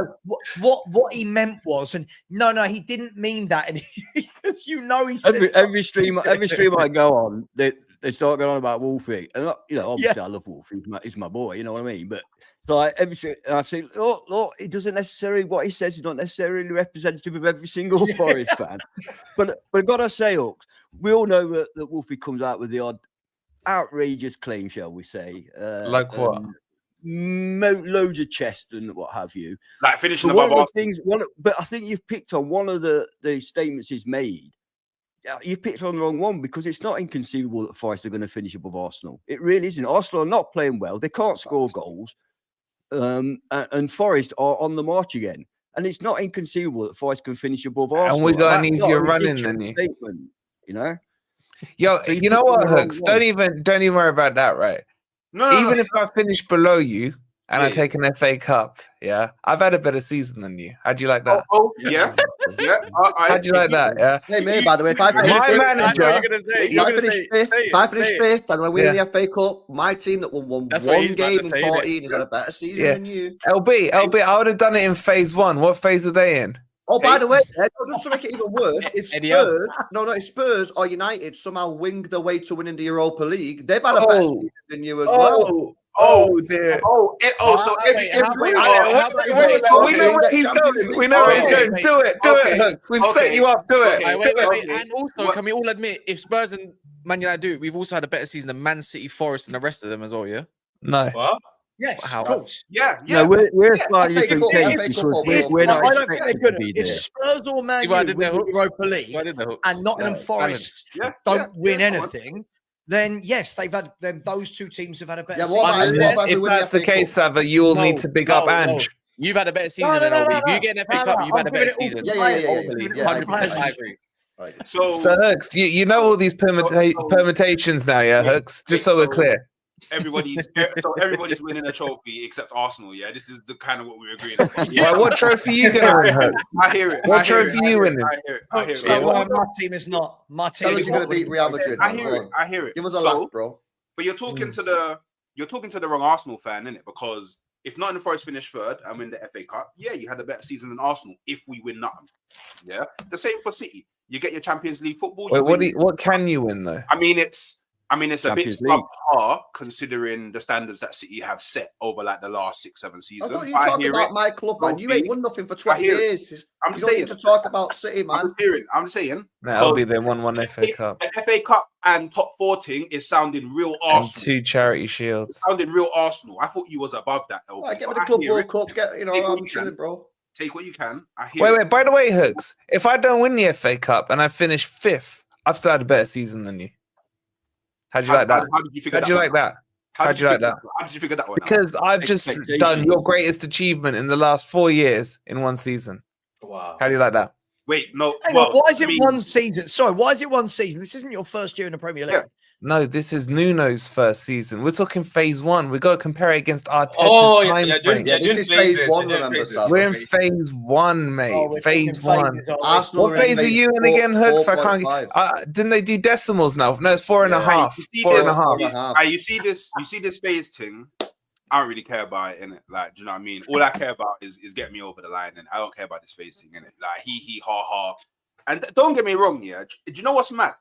It's crazy how the Arsenal fan walks in, and then everyone's doing that, Mighty Morphin Power Rangers to get into the Megazord, yeah, to start beefing me. By the way, you started it by saying Only because of the arrogance. Mighty Morphin Power Rangers.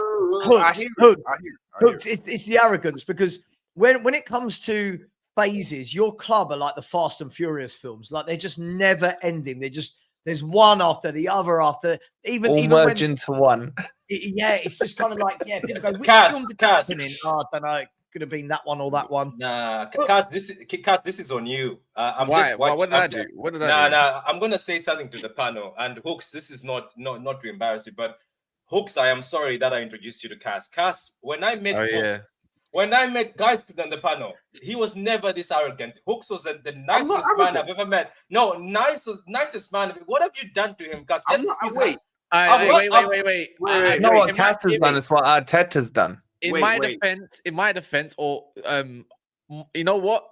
I'm gonna wait for him, because it's not. I can't just have all the blame. It's Monts too. No, do you know what it is, Patrick? Yeah? Do you know what it is, Patrick? Do you know what it is, Patrick? Yeah. It's not that I'm not arrogant. I had to put that one out there. I'm not arrogant. You get me? I just speak a bit different from other people. That's all it is. Yeah. So crazy. Do you know what it actually is? Yeah. When I first jumped onto this YouTube thing, more time I was just speaking to Arsenal fans. Literally every stream I went on, apart from a few, it was mainly just talking to Arsenal fans. So obviously, when you're talking to Arsenal fans. So you got their Gal syndrome. I hear it. Usually, echo chamber, man. So usually it's a safe space. Don't get me wrong. I was always beefing the negative man, cause there was negative man, and I wasn't really about that life. Cool. But then when you come out into the wider world, you come out into the wider world, and then you start getting exposed to like Man United fans who are 14th and they're still chatting rubbish to you. Liverpool fans that for some reason think they're the Don Dadas right now, but really and truly they just bottled like 2 cups in 1 week. You got Man City fans who, boy, if they met me like 10 years ago, boy, they wouldn't even be whispering around me. They're all going at you. Tottenham fans, but they do it all the time. They're all going at you. What do you mean by that? Just quickly explain what you mean by that. What we wouldn't be whispering. Because he would have not won the title in single-digit years back then, mate. It would have been 9 years, so he'd had a bit more chest. We got Forest fans. Sorry, Forest fan. Singular. Yeah. And they don't subscribe to Wolfie. I'm just saying that we won the Premier League 10 years ago, bro. Hey, slow down. So all that happened was I was like, cool. I'm being Mr. Nice Guy online, but I'm getting my bedrooms calling me saying, "Yo, Hooks, man, why are you so humble? Raw, we wish we got this, Hooks, back in the day." I was like, you know what? Yeah, I hear it.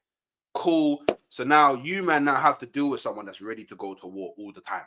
All the time.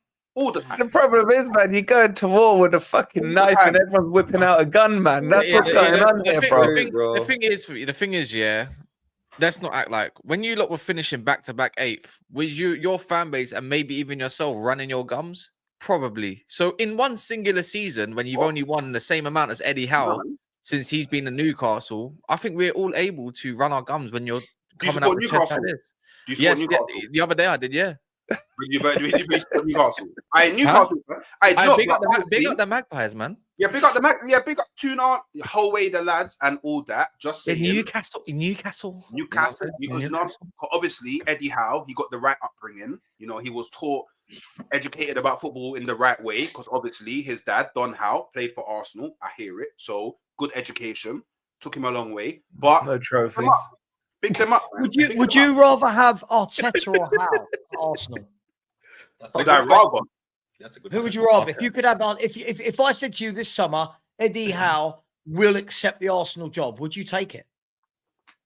He got the right education. Hold on. He got the right education, no? He got the right education, man. Yeah, right. You know what it is? If he came to Arsenal and Arteta left Arsenal, I wouldn't mind. But I wouldn't like. Well, that's how it would work, bro. They can't both manage. I wouldn't like. Hang on. As opposed to what? I don't understand. Dual managership. They're not going to have. It's not going to be like joint managers, is it? It's not like. He's deluded this season, mate. They do that. They do that in non-league. There's sometimes joint management. You know. No. Oh, you know what it is, Sam? I think he thinks maybe Arteta does the home games and Eddie Howe does the away matches. No. Now, do you know what it is? Like, I feel like you're asking me, would I sack Arteta for Howe? So, you don't. You said after you don't win the Champions League, you want him out. If Eddie Howe, I wouldn't sack him for Eddie. Do you know what it is? Yeah, big up to Eddie Howe. Yeah, but I believe there's a different kind of pressure managing for Arsenal than there is for Newcastle. In it, the expectations are just what pressure? Hang on. No. There is no pressure. If that's true, why is he still? If that's true, and you've got a bigger expectation, why is he still there after 5 years of winning? Cook him, Sava. Yeah, and why you got fans like a gal? You know, like saying, "Oh, I still want to sack him." Sava, I hear it, but that question, it was a beautiful question. It's just I'm not the person that has the answer. Josh maybe has the answer. No, but you're the person who said there's more pressure. There's more pressure. All I know, you made the statement. You feel there's more pressure managing Arsenal. There is more. Wait, there is more pressure managing Arsenal. Why? Because we're a bigger club. I think I have more pressure managing my under 14s than Arteta does, man. Let me have this, Wolfie. But you're saying there's more pressure. Yeah. Your manager's gone 5 years, nearly 850 million pounds, not won anything. What pressure? And the majority of the fan base is calm with it, yeah. Yeah, but do you know the thing is, yeah? Like, look, yeah, we're coming to the point where potentially Arteta's the fuse is running out, innit? We're coming to the end of the fuse, innit? I don't think so. Is it? I don't think so. I can't comment on decisions that are made by the board. I don't know why they made them. Yeah, maybe they believe in him in a way that you lot don't. Maybe that's just what it is, isn't it? Yeah, because he gets some top four. But like Cass said, not too long ago, if he doesn't win majors this year, I want him gone. That's what I said. Yeah. But also, I don't. Unfortunately, yeah, I don't have the power to sack him. Yeah, but you have the power of an opinion. Power.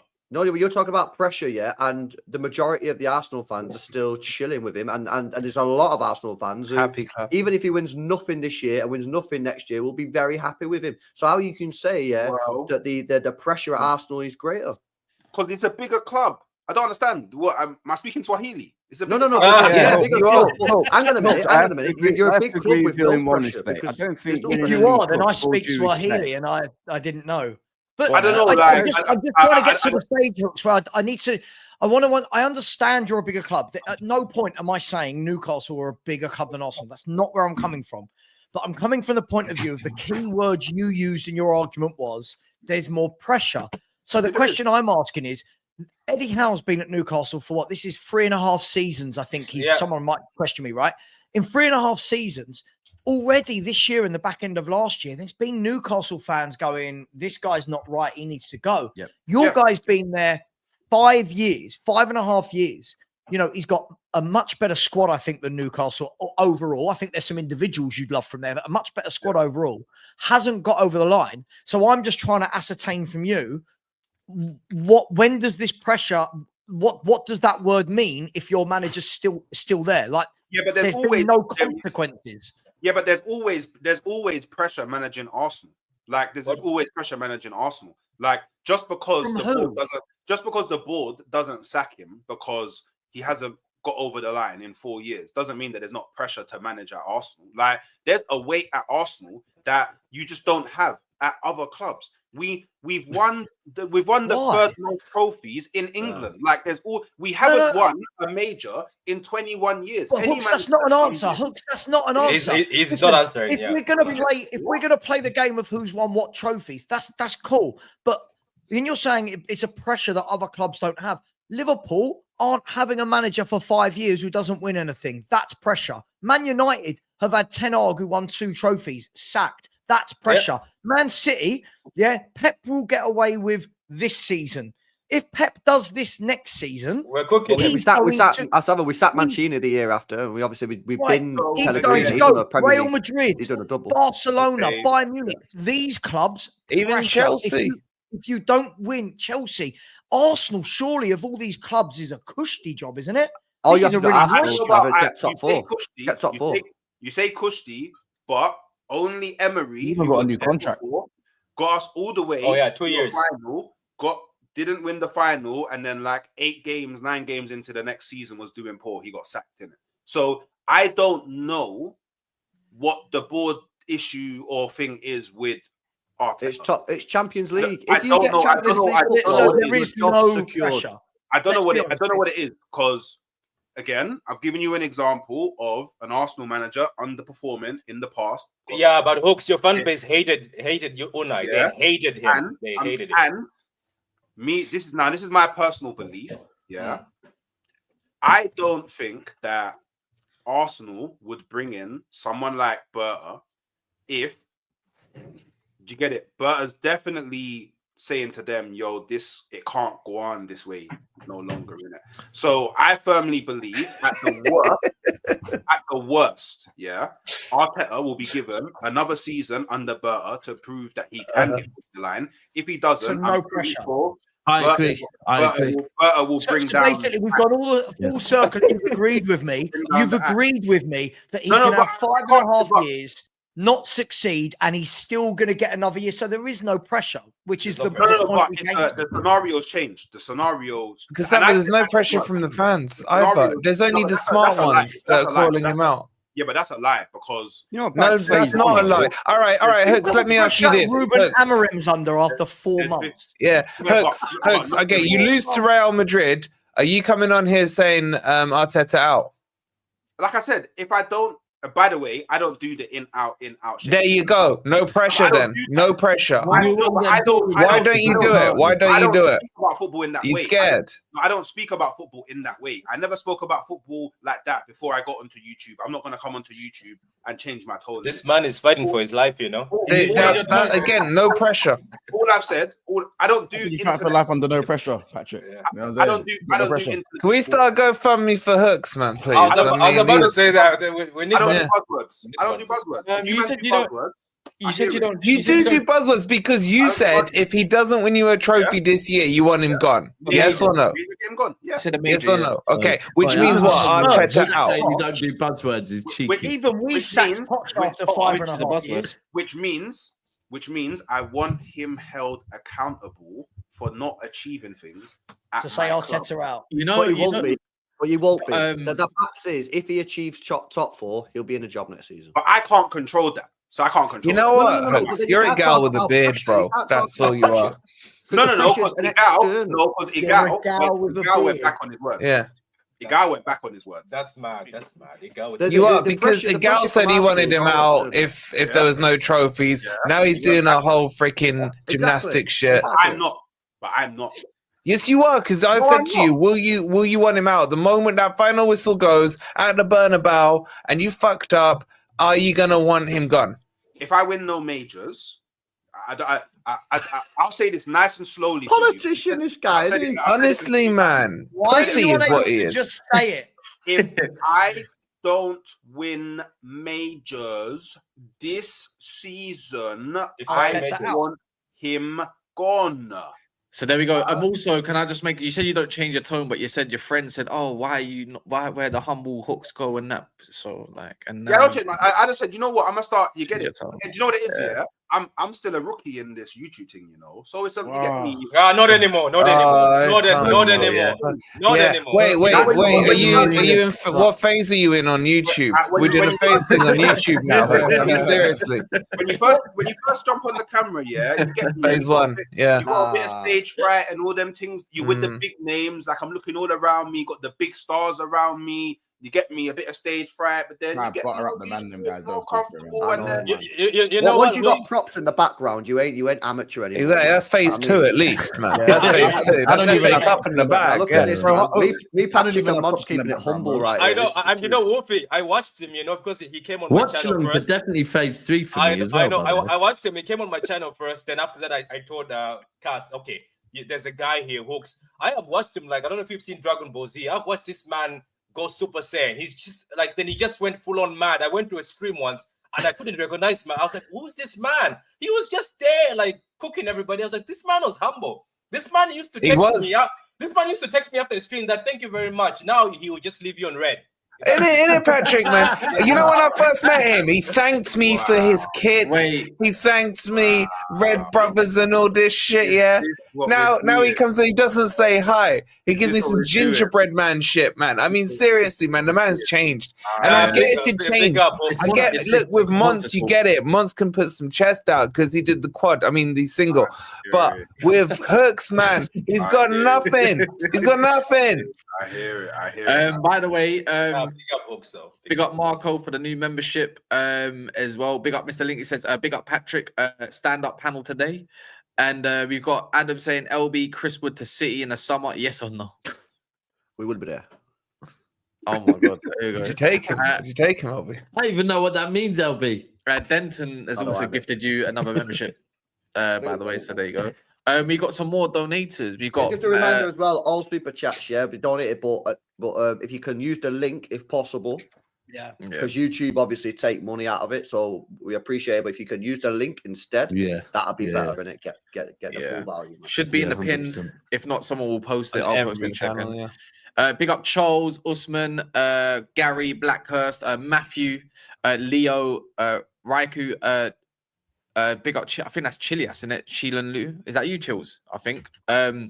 Sretan, Marco, Dan, Joy, Jesse, Colin, Martin, Williams, Reese, Rotami, Denzel. Big up yourselves, Lee as well, and big up the recent anonymous donators on top of that. So yeah, big up yourself. John Murphy in there with the big 450. I think, literally, that's a top donation. Literally 16.2k nearly raised as well for 470 donations. So there we go, man. We need another 4,200. I want this done before 6 if we can, because like you gotta think of it's not just the physical side of it for Patrick. I don't want to speak on his behalf because I have no idea what he's going through, nor will I ever understand it. But the anxiety and the mental side of it as well must play a huge part. You know, you got to do the funds, you got to sort out the medical care. He's got family, he's got children. God knows what your lovely mum is going through with all of this. So there's all this. If this can be organized quicker, it gives peace of mind as well. Again, I don't want to put words in your mouth, Patrick, but I'm sure just knowing that it's done and it's settled and you can maybe look forward to the treatment and what have you will just be a weight off his shoulder. And I think every little win like that just helps. So if you got a spare £5, I know we've got cost of living crises and everything, but if you got a spare £1, whatever it is, chuck it up there. Big up to Richard. He's just donated £2. Yeah, see that as well. And Keith Hodkinson as well. Yeah. Big up to all of you. So anything you can do, if we all can just put a couple of quid in, we got enough people watching right now. It gets it over the line, and it's not just about the money; it's about the mental side of this as well. So, yeah, and also if you keep smashing the likes on everybody's stream, whoever's watching from whichever stream, it pushes up to pushes up a level basically. It could be worse. Gets more people in. Yeah, it could buy some likes. Shock. Big up Monts with the quad single. Wolfie is diabolical. That was a slip of the tongue. Should we put Monts in the middle? What? What? Nah, leave Patrick in the middle, man. This is about Patrick today. Nah, go ahead, good months on the middle. I don't mind being on the outskirts, man. I'm cool over here. Should we put him in the middle, front and center? Hey, Then, yo, why are you lot all around? Yo, put him there, Sava there. We can just move it quickly. How about You know what, Months? If there's a YouTube award, this year, it has to go to you. Richard. Especially when you stand up and stand by the door. My God, that has been top notch. You've entertained me. You've entertained so many. Like I said this, yeah. Patrick. I said this the other day on I think on a membership members show on Friday. I got asked because it was my first one. I got asked who my favorite, who my least favorite. We won't do that one. My most favorites is, and I said obviously like I find CB. Me personally, I find CB hilarious. Yeah, but I think that. Because me and Cass obviously run the channel with Monts, sometimes I underappreciate how funny this guy is, yeah. Did you see him shadow boxing? Did you see him when some of the stuff he does, it's just like, if it wasn't on, if it was on someone else's channel, I'd appreciate it even more. But because it's like something that's every day, yeah. By the way, don't worry, Wolfie, you got an honourable mention as well, young man.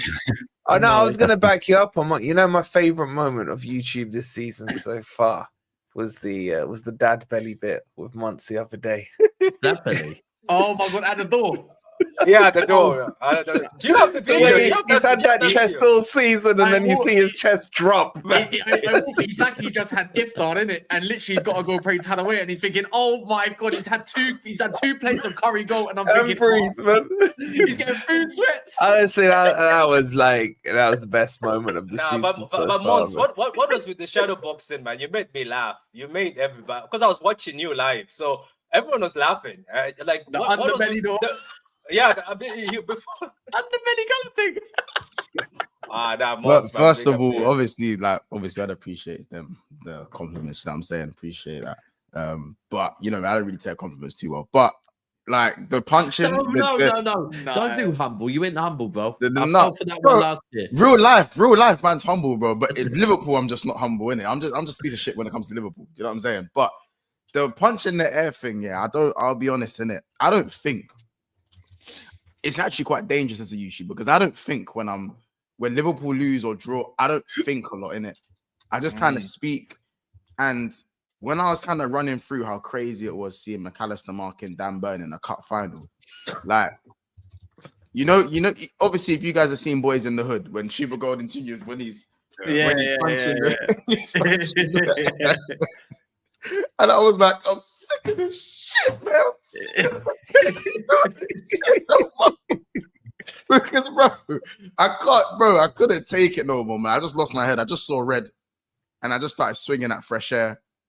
It's just lucky that, like, it's quite spacey in here, innit? So I can go to the door, I can contemplate my life choices. Bro, the going to the door one, that was, you did that last year, didn't you, as well? No, you did because you did something similar last year because we made a video where we put. I remember I put Usher, you got it bad over the top of it. Did it?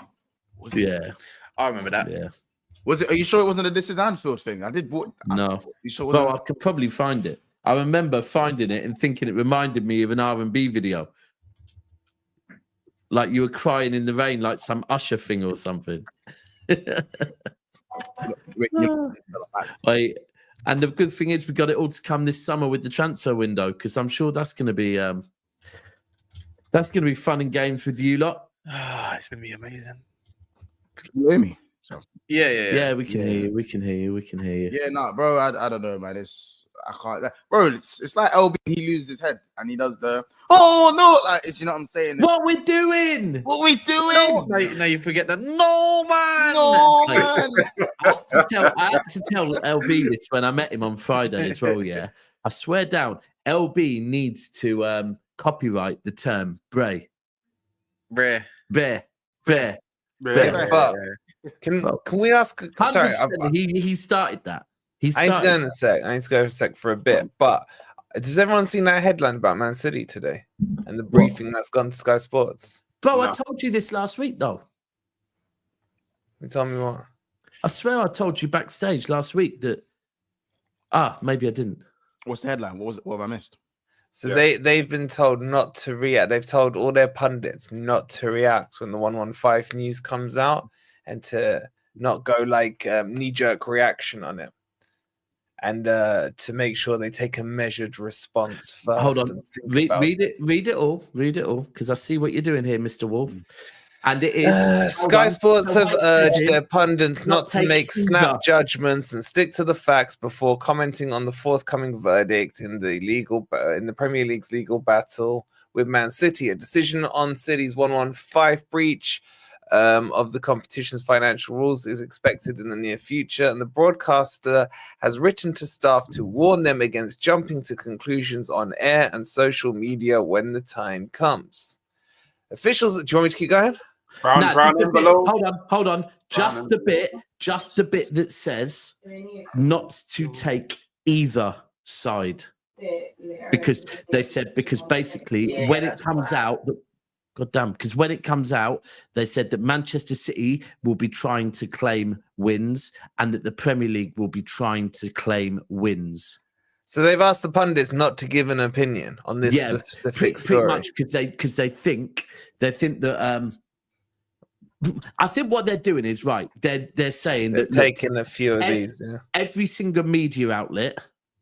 See, I knew you were going to do that. Doing that, but what they've said is that every single media outlet will be trying to. The Premier League will be trying to say we won.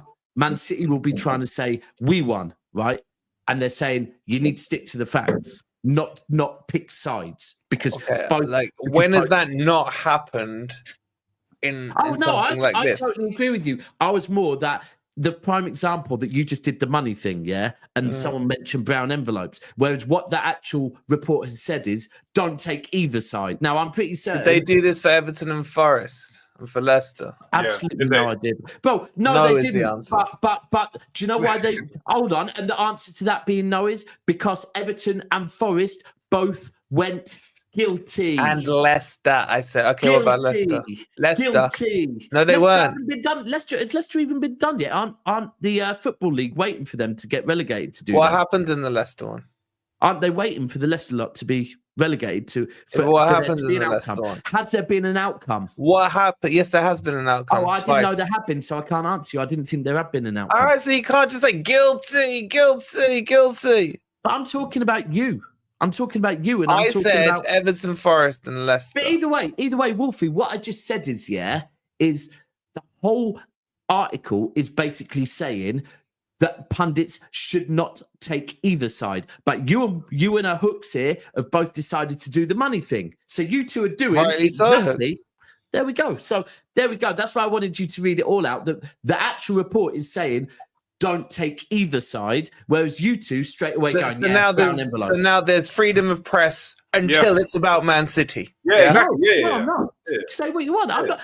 I'm just telling you to read what the whole report said. So are you happy with that report that they don't take either side? I couldn't give a shit. It's the fucking media, bro. I don't care. So if the report came out saying be against Man City, you'd be fine with that. Well, that's how it's felt for the last couple of years anyway, so it is what it is. But if the report said that, you'd be all right with that, yeah? You just said you don't give a shit what the report said. Wolfie, you're trying to make an argument out of nothing here, bro. I'm not trying to make an argument out of nothing. This is meant to be freedom of press, freedom of expression, and now they're being muzzled.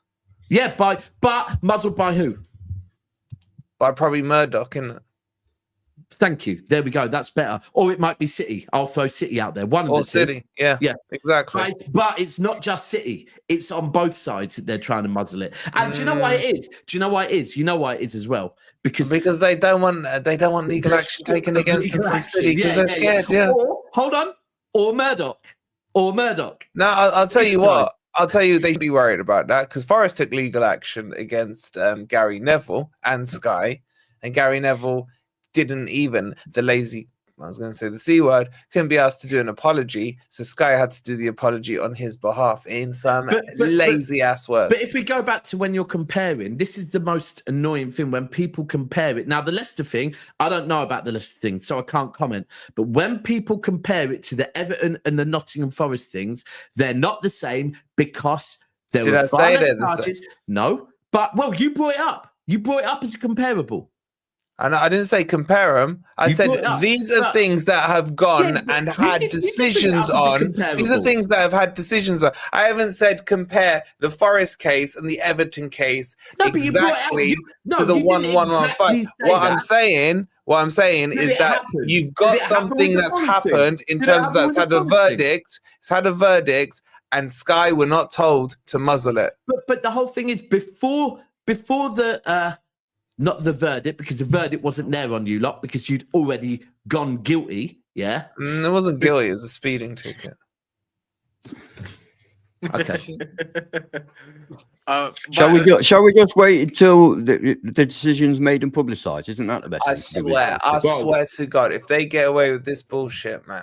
Yeah, but that's the thing, Wolfie. That's the thing, Wolfie. Because when City lose or win this, let's say even if they won this and even the Prem came out and said, okay, this is the information we have and this is the evidence. Okay, they've won it. None of you are going to believe it. You're still going to go like this. So yeah, because you've already lost it. In the court of public opinion, you have lost this. And that's why officially here, I will not be doing streams on Never a Foul with Wolfie straight away. Not a chance in her. Yeah, because you've already made a decision, bro.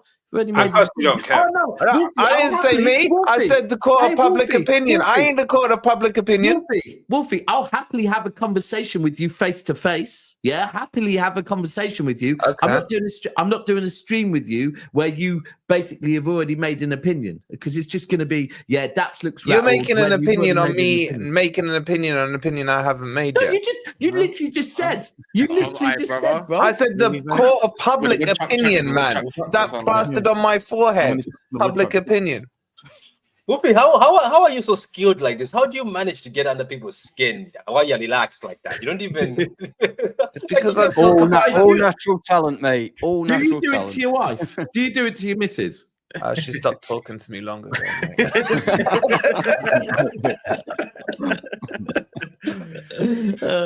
It's crazy. Cass has a few super chats, bro. Also, there's a couple here. Big up Eric 040 City fan, $100 donation, or euro, sorry. And also another one by Christy Aguilera. No, Aguero. No,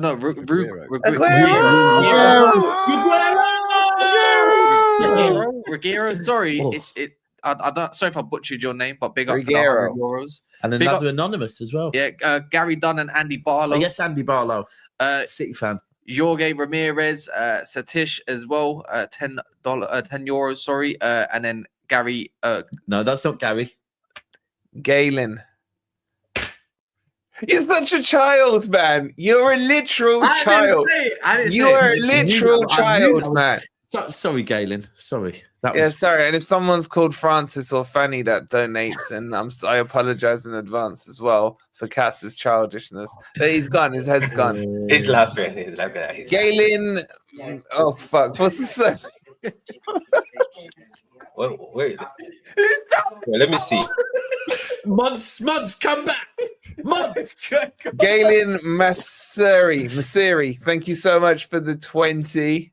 Anonymous, thank you for the 50. Eric, I know we've done that one for the 100. Yeah. Can I just tell you? Can I just give you an example of how bad you laughed as you just laughed, you donut. Can I just give you like an example of how bad my eyes are? Yeah. Right. And by the way, I was supposed to have an appointment today to get my specs, but I've moved it to tomorrow. But you see Sava's screen? Yeah. Right. Yeah. You see, I think I've worked out that is now a chopping board. Yeah.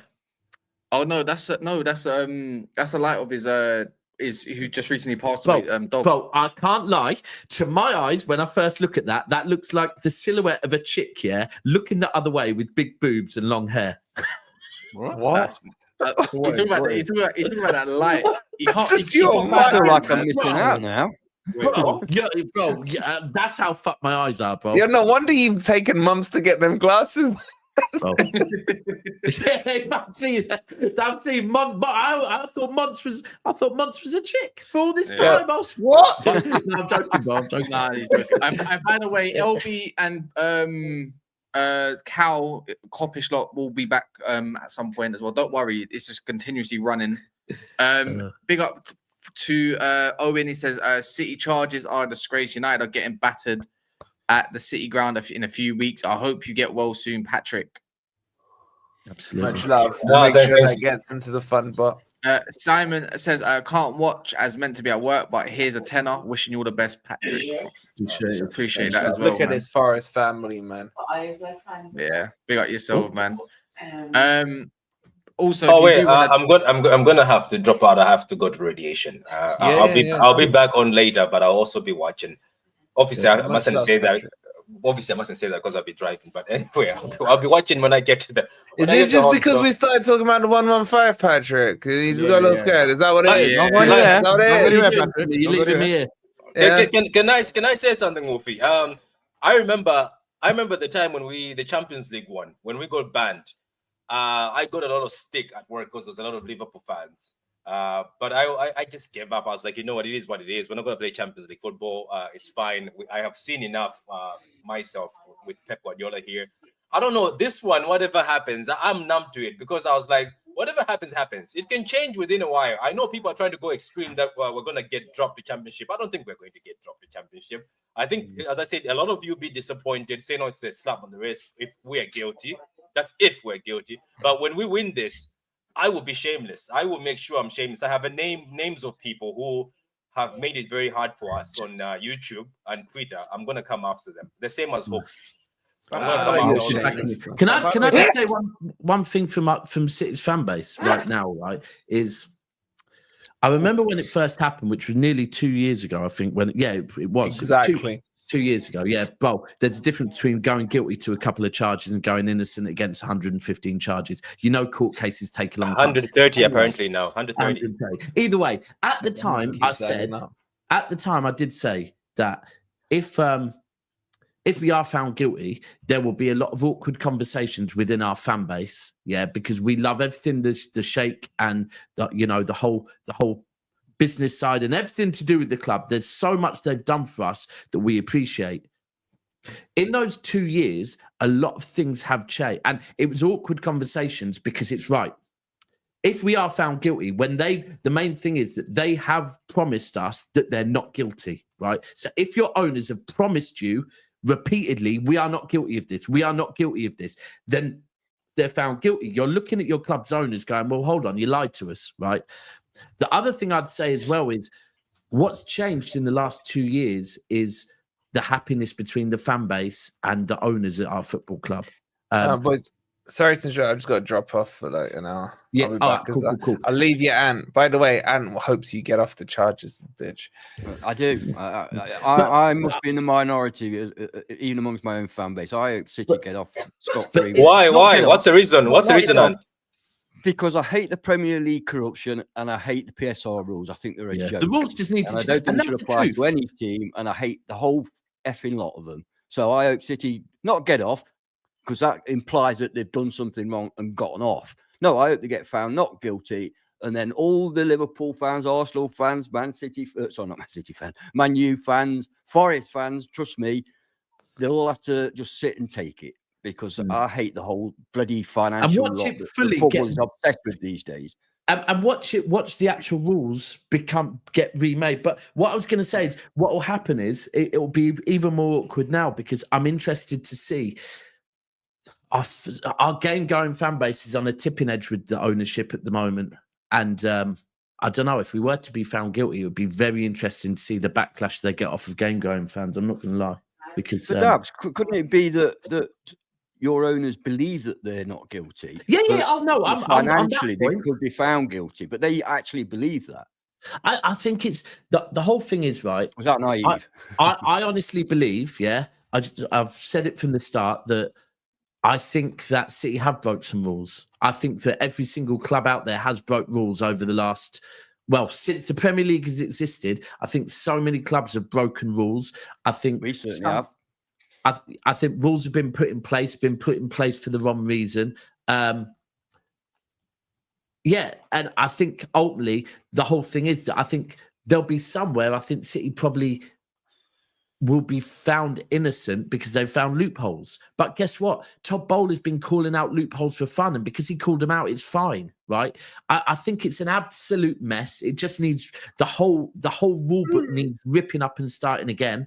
Don't know, man. It's just a fucking mess. Yeah, Dabs. Can I ask you, Dabs? Though, don't you think that I hope it has. I don't jinx it, because sometimes when I say something, Dabs, like this season when I say we're going to be in the mud, it has happened. So I don't want to be one of those guys that jinx it. Let's say, for instance, this 1-5 is cleared. Do you think the Prem are going to be humble and like how UEFA is now? They always want to work with us. They always put us out there. Or do you think they're going to be like, we're not done yet? They're going to come after. They're going to come after City again with something. Do you know what the thing is, right? With UEFA, it is very similar, because what happened with the UEFA thing is, I think once we pulled their pants down in public and exposed them, we then quickly, I think a month or 2 months later, you could see Khaldoon was putting his arm out kind of for a handshake. And your man tweeted, remember, immediately, he said we don't want to see the other Champions League. Yeah, because I think City quickly thought, right, I tell you what, we don't want to burn our bridge forever. We're willing to play ball with you. I think with the Premier League, I think it's a bit different, because I think City have tried to play ball with the Premier League for years.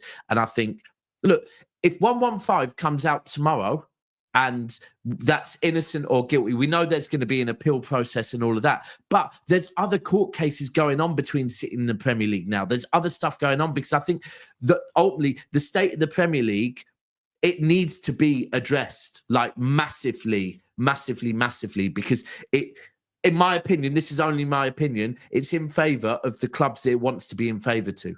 Like that, and that's... Also, Daps, from my understanding, they've come out with these 1-1-5 charges, when in reality there are about 6 or 7 actual damaging charges, and all the rest are petty subsections of those charges.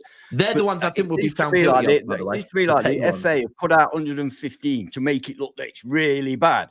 But in actual fact, it's 6 or 7 charges, and then they've got all these little ones underneath. Yeah, is that correct? It is, and they're the type of things that I wouldn't be surprised if City could end up getting off on a mad technicality, because if you imagine when something is that much of a kind of, in the public eye, and instead of it being 8 charges, it's 115 charges, you've pretty much made everyone think City are guilty already. So it's kind of like to be guilty of some of them. Yes, so City could end up going, well, ultimately, by doing that, it's kind of Savvy, you use better words than me, but I think you know where I'm going with this. You've kind of you've put a bias on the jury already by releasing all of those things. But I don't know, man. It's just, for me, and this is nothing to do with City at all at this point, right? If we want other teams to be able to come into the Premier League and it not to become a monopoly, we have to allow investment. We have to. Otherwise, it just becomes a monopoly. And, I always said it from the very, very start. Manchester City, when Man City got bought, we were a shit little cafe with no decent supply chain, owing shitloads of money, no word of mouth, no nothing. You got Manchester United, who was McDonald's. You've got Arsenal, who was KFC, and you've got Liverpool, who was Burger King. And they've already got a good supply chain. They've already got good money. They're already in the Champions League every season. Someone has to be able to invest their own money. It just needs to be re-looked at, innit? There's 2 things for this for me. I've said this ever since this.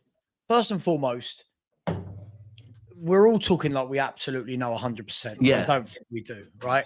The worst thing they could have ever done was say it's 115 different things, because what football fans do is, most football fans, you know what they're like? They see something, they believe it, and they run with it.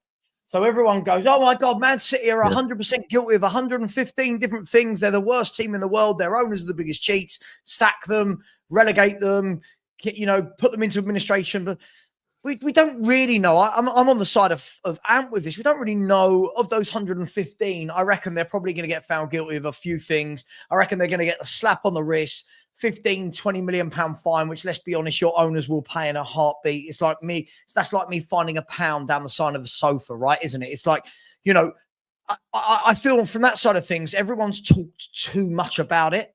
And I feel like not everyone knows enough about it. Second of all, you're right, Dabs.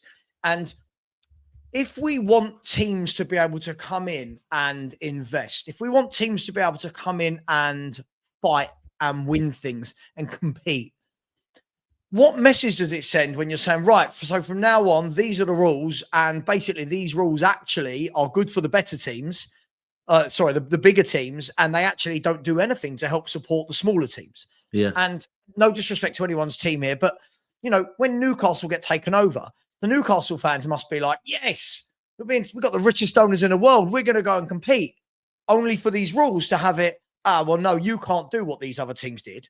Well, why not? Why not? If anybody wants to come in and invest, why shouldn't they be able to? Because in what other world, and I'm sure there is, so I'm not going to sit here and say this, you know, carte blanche, but in what other world can I take over a business and I've got someone telling me, oh, no, you can't do that. No, there's no. You can't do that. You can't build this. Hang on, I've bought it. It's mine. If I build it, I want to build properly. So from my point of view, I feel like, yes, there needs to be measures in place. This is where I'll meet in the middle. There needs to be measures in place. I'd agree with that as well, by the way. Stop teams going bust. There does. But I don't feel that those measures need to be so convoluted. You know, over 3 years, you must have done X, Y. No, the whole measures. But then this is the thing where I agree with the measures, by the way. The measures need to be in place, right? Financial fair play. Ultimately, the way it was sold to us when it was first brought out there was for exactly that. It's to stop things like, I think, just to give an example, Portsmouth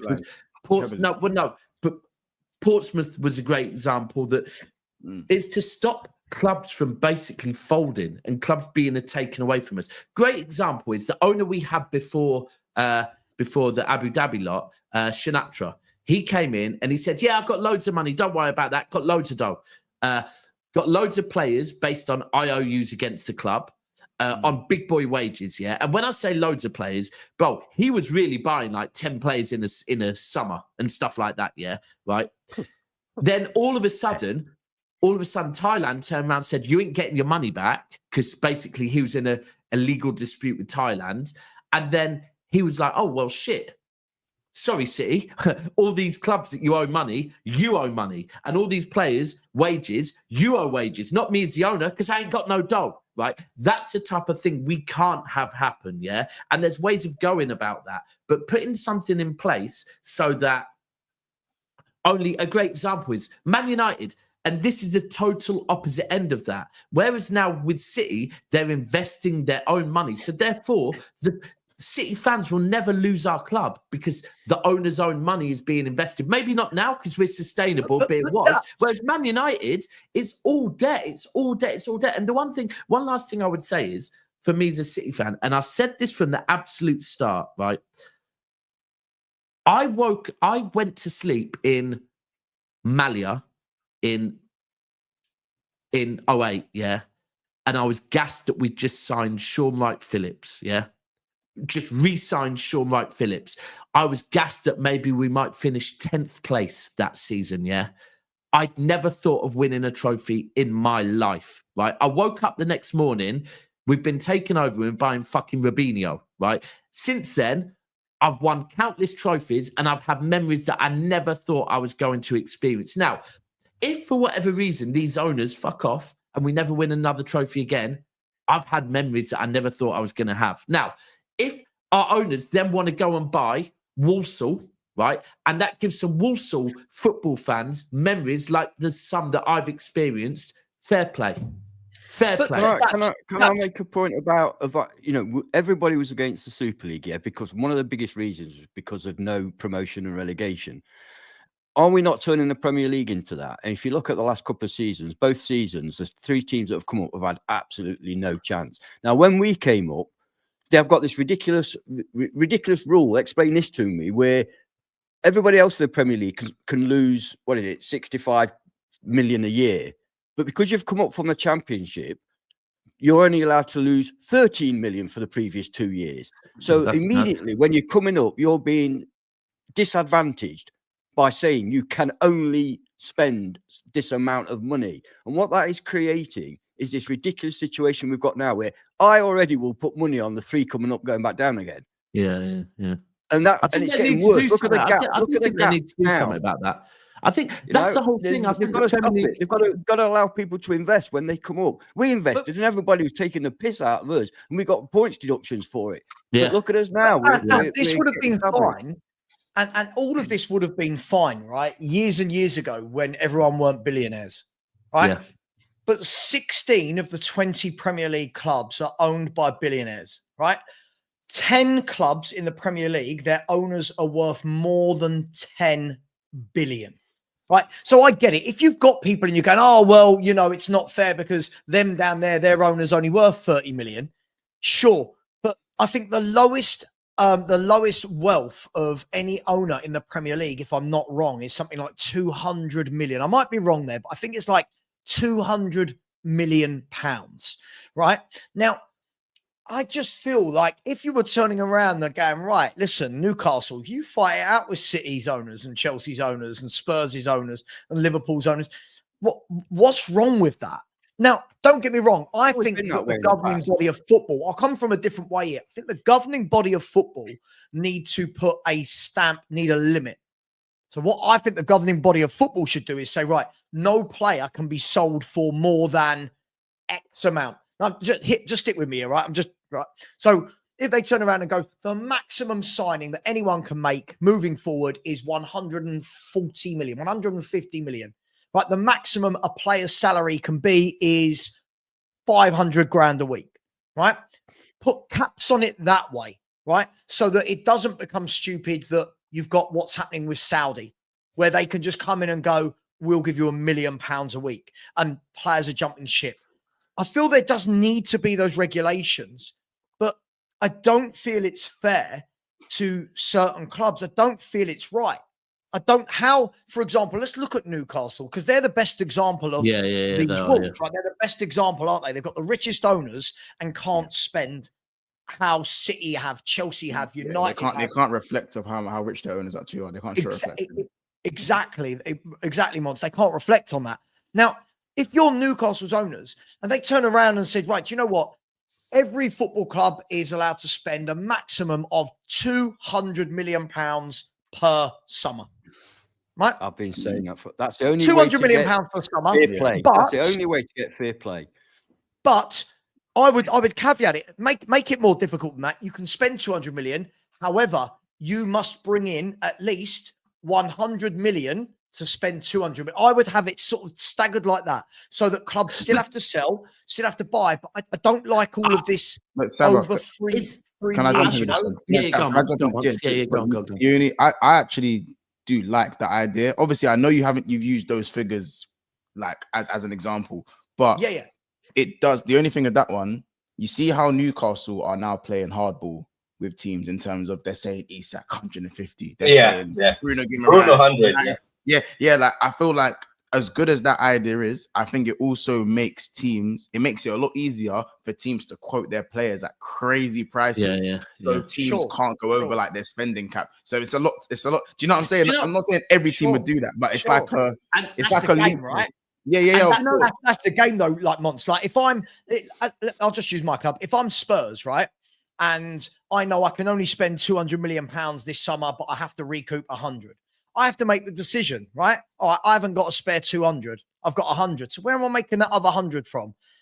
Do I sell this player who I don't want to sell, but I want to reinvest over here? And for me, do that. Maybe I'm just going to go something crazy. Why not cap how many players a team can buy every year? Because when I was, without sounding old, and Ant, you'll be able to go with this as well, and whoever else is nearer my age, clubs never used to buy 7-8 players a window. No. Clubs used to get to the summer and go, there's our new striker, there's our new centre-back. Now it's like fans are like, oh, we've only signed 5 this summer. We need 8. We need 9. Even when you guys sold Bale and we sold Suarez, that was the most I'd seen like ever. Like most players I'd seen us bring in at a one time. Even Tottenham, the amount of players you guys bought in that window. No. Tottenham were one of the original ones to do it. You know, I always remember that lineup where Tottenham brought. I remember. I I was remember loaded when up the Premier League Klinsmann days and that. I remember them having and back then it used to be 6. It would be a picture, and it would be all 5 would get released on the same famous day. 5, the famous 5. Remember, but do you know what? With me, I think it's very difficult, and it's not nothing that like us lot sat around with a pen and paper could work out, because obviously there's things like, for example, that if you're a legacy club that's already in a position. Like Man United is a good example, or maybe Liverpool's a better example at the moment because of where Liverpool are. But obviously, Liverpool are going to generate more money than Newcastle, right? Because of the fact that they've won the Premier League, they're in the Champions League, so they're going to generate more money. But I do feel like that there should be, okay, well, do you know what? For the first 8 years of your project under new ownership, you're allowed to invest a bit more out of your own pocket, right? That's fine. They've got their money coming in. But the one thing that I would say is that I believe, and sorry, some people might not agree with this, some people might not, that I do honestly believe when it comes to Manchester City and it comes to Newcastle United, there is a bigger picture. And whether people like it or not, there will be people out there that are pro-Palestine, right? And will say that other nations' media outlets are biased against Palestine. A bias against Palestine, right? But then they won't also agree that maybe certain media outlets might also be negative against City and Newcastle, whereas actually it's part of the same thing. Look, the truth is, and this is something that we as a City fan base are having to realise now, sometimes maybe we thought that the Abu Dhabi group were just honestly really, really, really interested in football and just wanted to help Little City out, right? Maybe some of us thought that for years. What we're now seeing at the ground with the way that season tickets are no longer being issued and the fact that they would rather sell tickets as singles at £70 a time to a tourist. Listen, this is not a knock of tourists, by the way, but the fact is that when a tourist comes to a game, they spend 2 to 3 times as much money as a local game-going fan, right? So that's what Daniel Levy's bargaining on, mate, with all those Koreans. Right. So what has happened is that actually City Football Group are a very, very, very good business group, and they have found a new world away from oil where they can invest in the long term and build up a great, great business model, right? And ultimately, the reason why that certain people don't want City Football Group, they don't want Newcastle to prosper, is because actually they're bringing in a new stream of money into a part of the world that ultimately certain people don't want that money to go into. And that is what I worry about. If any of this is about football, fair play. But to me, I've always seen this isn't about football. This is far, far bigger than football. It's not a coincidence that they seem to want people from certain parts of the world not investing in the Premier League. And that's what I think this is about. If they can get rid of that and make everything equal, fair enough. I'm all for it. So you think they don't want money coming from a certain part of the world? Bro, 100%. They don't, bro. Aya says, folks need to come into terms with nothing happening to City. The consequences of City being guilty are far bigger than them being let off. It's a balance now at this point. I think it is a balance. I think that's where, because you're right, if they would kick City out of the Premier League, what would the impact be on the Premier League? And I don't think legally they can do that. I really don't. Well, they could give us a point deduction. They definitely could. Well, yeah, I suppose. Yeah, they could do it that way. I just think you're going to get a great big fine. I think you're going to get a great big fine. Move on. Do you know what? Sava, there's no such thing as a great big fine for City. What about the transfer? What about the transfer ban? What about Savi? Transfer ban? Maybe a transfer ban might be there. Yeah. But isn't it getting bored? Like, isn't everyone really bored of this saga? Now? Listen, let's be honest. Do we really want Man City? For those people saying, "I'll relegate them," do we really not want Man City in the Premier League? Cass wants. Cass will say yes. Cass will say yes. I want them to have a transfer ban. Bro, listen, let's be real. We Manchester City have given all of your clubs far more entertainment this season than we've given our own fans, right? So let's be honest. Like, you lot probably want to see me in pain for another fucking 2-3 years. What's this? S says, what a shock. The fans of clubs who broke the rules think the rules in place are not fit for purpose. You cheated your way to get to where you are. Simple. Yeah, and equally, the ones that... Hang on, you know, can I? Sorry, hang on. I don't think the rules are fit for purpose. And my owner has never ever heard of PSR because we could probably spend about 500 million before we even get close to it. My club is so well run financially. I hate the rules, and my club's nowhere near it, mate. So that's not strictly true. It's easy to beat that. It's easy to beat that drum. It's easy to beat it. But, by the way, we ain't had a big up to all the recent donators as well. David 7, Tefsa as well. But since we ain't had a donation in over 25 minutes as well. If you want to know where the donation part is, it's literally in the pinned. I'm pretty sure it's there in the chat. Anyone can click on it. You know, it's all for Patrick, who needs to go and get his radiation. Patrick is still here. Yeah, so go on. Yeah, don't you miss your? I wanted to say goodbye. I thought we kept you for that long. No, it's fine. It's right. My Beaumont Hospital is right over there.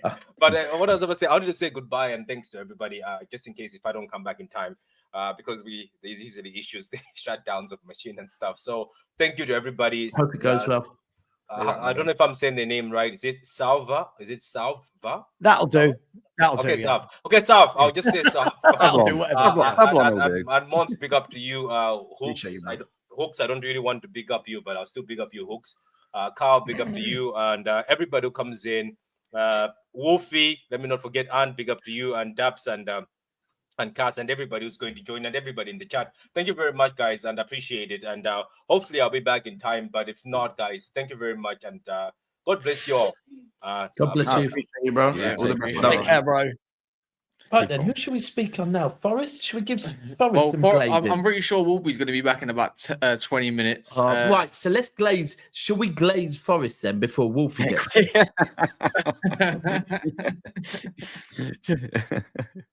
You know what, like the other day? I really wanted them to do well. Did you? We were talking earlier. I really do for Ant. For Ant, I want them to finish second and get to the Champions League. For Ant. When you listen to Wolfie talk, though, and I love Wolfie to death, but when you listen to Wolfie talk, you would think that you're talking to a fan of a club who has been challenging for Champions Leagues and winning titles for the last decade. Like there's no humble nature to him at all. It's just like, we're the best, we're this, you're that, we're going to beat everyone, you're rubbish, we do this, it's like, what, like a little bit of calm. Look, the funny thing, I want to see where you are a year from today. Let's see if Forrest are back up we'll be all right, mate. We'll be all right. Let's not get into that. We'll be all right. No, but Ant, I'm sure you'll be okay. But my point is, before people start getting like the chest and everyone getting so hyped up, we've seen loads of teams have a good year before. Their fans go crazy and then you don't see them for a while. Let's see if you guys are in the top 4 next March. I'll turn around as a fan and go, fair play. I didn't think you'd do it. I'll tell you where I'm at, Asaba, and you know me well enough. I've explained to you, that I'm absolutely, in dreamland right now, being where we are. And, if next season we can challenge for a European place, and I'm going right down to Conference League, which could be as low as 8th, 9th. If we could challenge for a conference place next season, I'd be absolutely ecstatic about that. Because what that will mean is we're at least maintaining some degree of progression. I know it's not progression as in we'll be lower, but it is progression as in solidifying our football club as a Premier League team. I don't want us necessarily to become a Crystal Palace where we're happy with 12th every year, but I would like us to be able to challenge for those places. And that's where I'm at. And I think that's where the majority of Forest fans are. This is a crazy season for us. I mean, it still really doesn't feel real. It doesn't. Yeah, I have to keep looking at the table. I'm thinking, this is mad. This is crazy. We've had 2 seasons where we've finished 16th and 17th. And to go and do this, but I do believe we could maintain a European challenge of some description next season. I know it's different, obviously, because when Leicester won the league, if you deep it, they won the league, right? But yeah. with that Leicester team, right, at the end of that season, straight away you're going, right, Vardy, look at how many goals he scored. You're looking at Kante and going, absolute engine, right? You're looking at Mahrez and go, magician, right? That's So good straight players. away, yeah. Whereas with Forest, at the end of this season, you're still not doing that with anyone. You're going to single out probably the centre-backs and go, centre-backs unbelievable. But the you're going to defense say the in wingers general, have been great, but it's still MGW, like, Callum Hudson-Odoi, people will talk about these players. they will, but you get what I'm saying. People will, yeah. I mean, Kante's world class. Yeah, Vardy was sensational. I mean, you're absolutely right. And we're achieving it in a way that is perhaps not everybody's favourite style of football, shall we put it that way? So therefore, the players are never going to get the recognition. If we were playing like City used to play, then people would be going, "Wow, look at these players." So obviously, but we have got Murillo. People are going on about 100%. By the way, I'm not slating. White. I'm not slating these players at all. But what? No. And actually, it's kind of one of them things where after that season, if you think about it, well, Vardy they kept because he was a local boy, but Mahrez, City came in for, Kante, Chelsea came in for, and that pretty much, the band got disbanded. Whereas with your group straight away, it's more achievable that you keep this lot. I think so. Yeah, I think so. The fact that you're getting your centre backs, I think you're getting them on new contracts. Yeah, Murillo's just signed a new 6-year contract. So I think, I mean, we know that doesn't mean he's staying, but it at least protects us, financially in that situation. Yeah, sorry, Ola Aina's out of contract at the end of his season, although we can trigger another year. For some reason, he's on a rolling 1-year contract. As Forest fans, we want him to sign another one. Evidently, City are interested. I don't know if that's true or not. The guy's 28. I think that's a bit old for City, but he seems to love it at the City ground, and that's the other thing. There does genuinely seem to be a bond between these players. I mean, Forest bring out these videos every day of them in training and stuff like that, and they do seem to really get on well. And I think you see a lot of that on the pitch. Yeah, the team is together on the pitch. They fight for each other. They're glad for each other. So, and you're right. I mean, my biggest sort of worry is we've got to replace Chris Wood, because Chris Wood, I mean, look, what he's done this season is unbelievable. But can we expect him to do it again next season? I don't think we can. I don't think we can. So that's one area that we need to strengthen without any doubt at all. But I do believe that we'll keep the majority of our play. We've got the best owner in the league. With due respect to you, no, I say that because your owners are absolutely magnificent. There's no doubt about that. But they've got a lot more money than ours. When you're saying you'll keep the majority of your players, I'm just playing devil's advocate here. Yeah. As well as these players have done this year, we've all seen what footballers are like. When Liverpool, when City, of course, when Arsenal, when the bigger clubs come calling, if let's just use an example. If Liverpool turn around, because Montz is here, if Liverpool turn around and went, right, there's 55, 60 million for Murillo, right? No chance.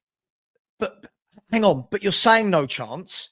Hear me out. I'm saying the owner will not let him go for that amount. No, hang on. Let me finish out. This is the thing. Right. See, you're speaking as a football fan. Now let's look at this as a business. Okay. What that does is straight away, no matter how well Forest have done, Murillo's head is firmly turned. Right? There's no doubt about that. It doesn't matter how much we think players love our clubs. When the big boys come calling, and what that will then do is Murillo and his camp will then start, we want to go. So now all of a sudden, you've got a player that wants to... I'm just using that as an example. That can happen. Right. I mean, Murillo, you say you're using that as an example. Murillo is the one, because I said 2 years ago when he first started playing for us and all the Forest fans were bigging him up, I said, look, this guy's going to go. He's from Brazil. He's going to go. He's got no affiliation to Nottingham Forest. He's going to go. And he actually did an interview, Daps, about 7, 8, 9, 10 months ago. And the team he wants to go to is Man City. He actually said it. I want to go to Man City. Who? Murillo. Oh, they definitely need a transfer ban. So we know his ambition is to go right up there. You Yeah, know, hold on, that I was a said, year- that I was a year said ago. on stream on A many lot's changed. occasions. A lot's after changed he at said our club 10 in a million year. for us, But that he won't play for Real Madrid, and everybody laughed. But I tell you, the guy is good. I'm not quite so sure now, having seen him for 2 more years. I'm not quite so sure, but he is a fantastic defender. And yes, I'm not naive. I could see Murillo going, but when I butted in Sava and said no, I meant no at the price. He ain't going for 55 million. No, I understand that, but I'm just saying, if you put the bid in, how many times throughout football we've seen this? A bid comes in, the player's head is turned. Now all of a sudden you've got a player who's not 100% happy saying, I agree, I want to 100%. go. Now you're forced into negotiations. Yes. And suddenly you might have wanted 80, but now you're only getting 65. I'm just But chucking you it know, out at the beginning of this season, before the season started, granted, it was a couple of days before the end of the transfer window. Newcastle United offered 50 million for Elanga. Now we bought Elanga a year before for 15, and they offered 50 Well, we'll million. take our 10 And million Marinakis now, went, thanks. no. So he has got that in him. Marinakis is not normal. You know this, don't you? Yeah, he definitely He's is. a very extraordinary kind of guy. And Especially with his some ambition Champions League money. is crazy. And that's good for us. We love it. We love the guy. Yeah, we you know? love liquidating funds to make sure you got some money. Yeah. What's wrong with that? Well, he liquidates debts to money. Would you like Jim Ratcliffe to come in and say, I'm getting rid of all Man United's debts and turn them into shares? Would you like that? Turn them into shares? Yeah, that's what he did. He turned the debt into Master Marinakis turned the debt into shares. I mean, so we've got no debt. When you get no debt. Yeah, but big players go. This is the problem. But didn't Man United want the Saudi owners to wipe away their debt? Wasn't that something that they wanted the Saudi? When That's Man how United they're were, probably going to do it. remember when Man United were linked to Saudi, and wasn't one of the main things? Oh, Saudi going to come along and it's going to wipe away our debt. Qatar, wasn't it? It was Qatar. Yeah, Qatar. Sorry, the Qataris. Sorry, so they're going to wipe away our debt. I don't think that's the case. I don't think I said he's liquidating the debt. It's a little bit different from wiping debt. Like he's literally still got debt. He's still got debt. He changed them into shares and then bought all the shares. So I don't know. He wants to win though. I think that's the most important. He just wants to win. You can tell, innit? Yeah. I'm just gonna say, big up to a Forest fan. You guys have had some amazing recruitment. Don't get that twisted. You've spent a lot of money, but it could have gone wrong. Your recruitment has been spot on. From the defense with the center backs to the wingers, you capitalized on Manchester United and Chelsea selling their young assets. And how did Wolves give you Gibbs White for so cheap? This was a wonder kid. Everybody criticized Nuno's master plan, isn't it? Everybody criticized the fact when we came up, as you all know, we only had 6 professional footballers at the club. We had to buy a lot of players. We bought a lot of crap, but we had to buy a lot of players. It got us into remember that financial everyone left, didn't they? Yeah. Well, they were all on loan. But it was probably for the good because the championship players are not up to scratch. Yeah. You're right. So it's taken us it took us nearly 2 years to get through all these crap players that we'd bought and get rid of them all. And the recruitment since has been phenomenal. Our back line costs. Matt Sells was 5 million. Olaina was 3. Milenkovic was 12 million. Murillo was 11 million, and Nico Williams is the most expensive at 17 million. That's our back 5. And look at the way that these guys play. Yeah. Callum Hudson-Odoi cost us 3 million. Anthony Langa cost us 15 million. Danilo cost us, I think, about 10 million. And then we've got Morgan Gibbs-White, who was 20 odd million initially. So although we had to buy a lot of players. So that those add up. But if you look at the individual players, the recruitment has been superb. So you're basically Brighton. No, because we don't sell our players. Yeah. So how much money have you spent since you've been promoted? Don't worry, they're just hating, bro. Leave them be. How much have we spent? A lot less than Arsenal. No, I'm just asking. We probably spent in our last 4 windows less than Arsenal spent on Declan Rice. Really? Yeah. I think Morgan Gibbs White. Who have we bought? That's cost a lot of money? No, because there was one window where you guys our first window coming up. We spent 150 million on our first window coming up, and we bought 30 players for 150 million. Yeah, And that everybody was criticised was that what you got? So you see when Savo was talking about the cap and buying 13 players when you come up, that's another thing. That's like a lot of people were speaking I about think, at the time. to be honest with you, I think teams that get promoted should be allowed to do what the hell they like.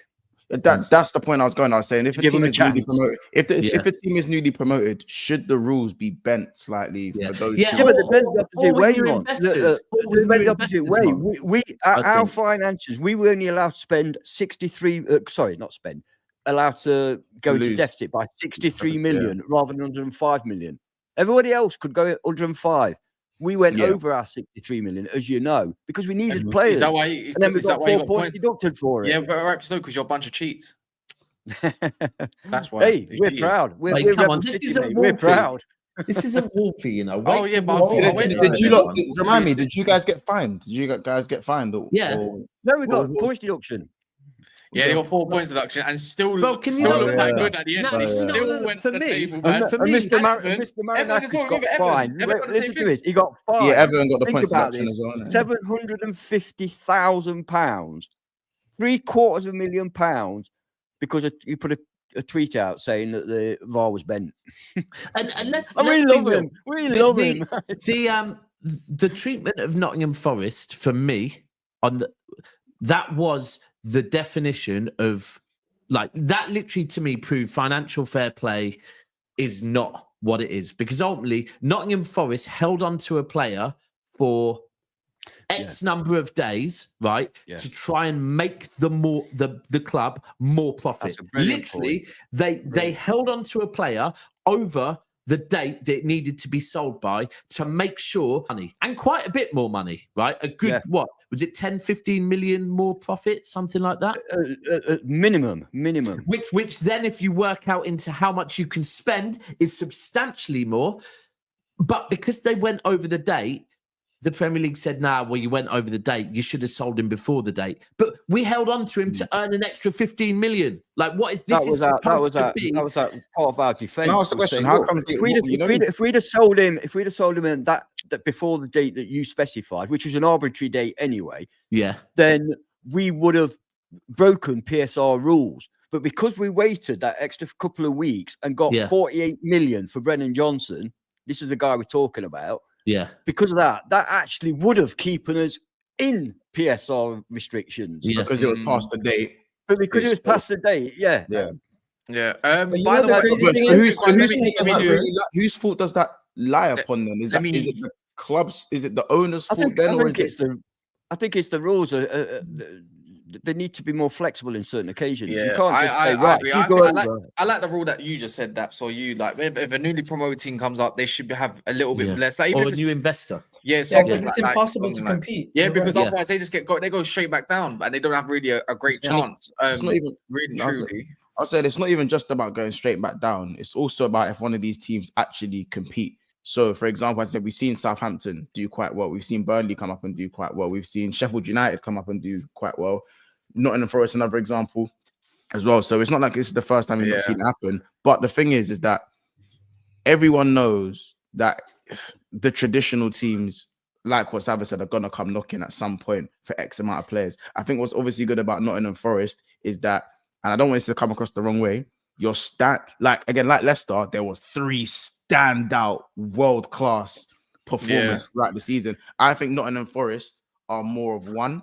You guys are such a unit. I'd agree with that.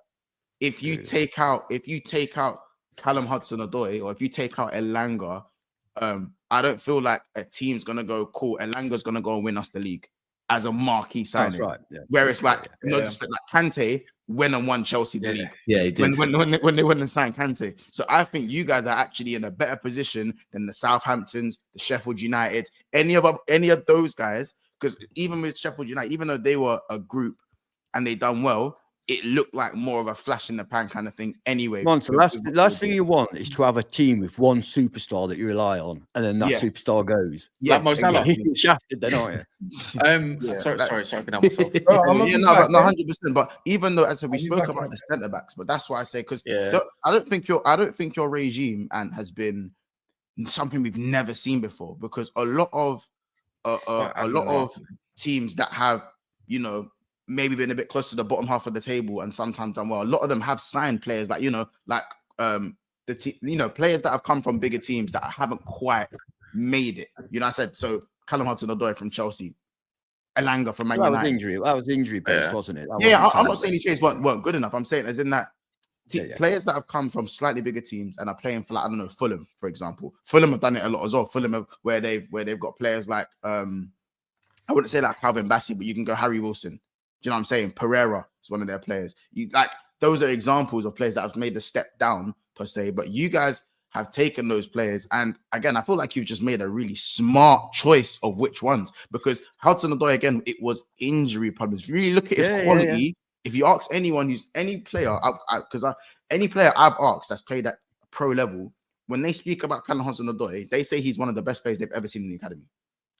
And that's Chelsea's academy, by the way. He's getting back to it as well. He's getting back to that kind of form now. He's becoming very reliable and consistent.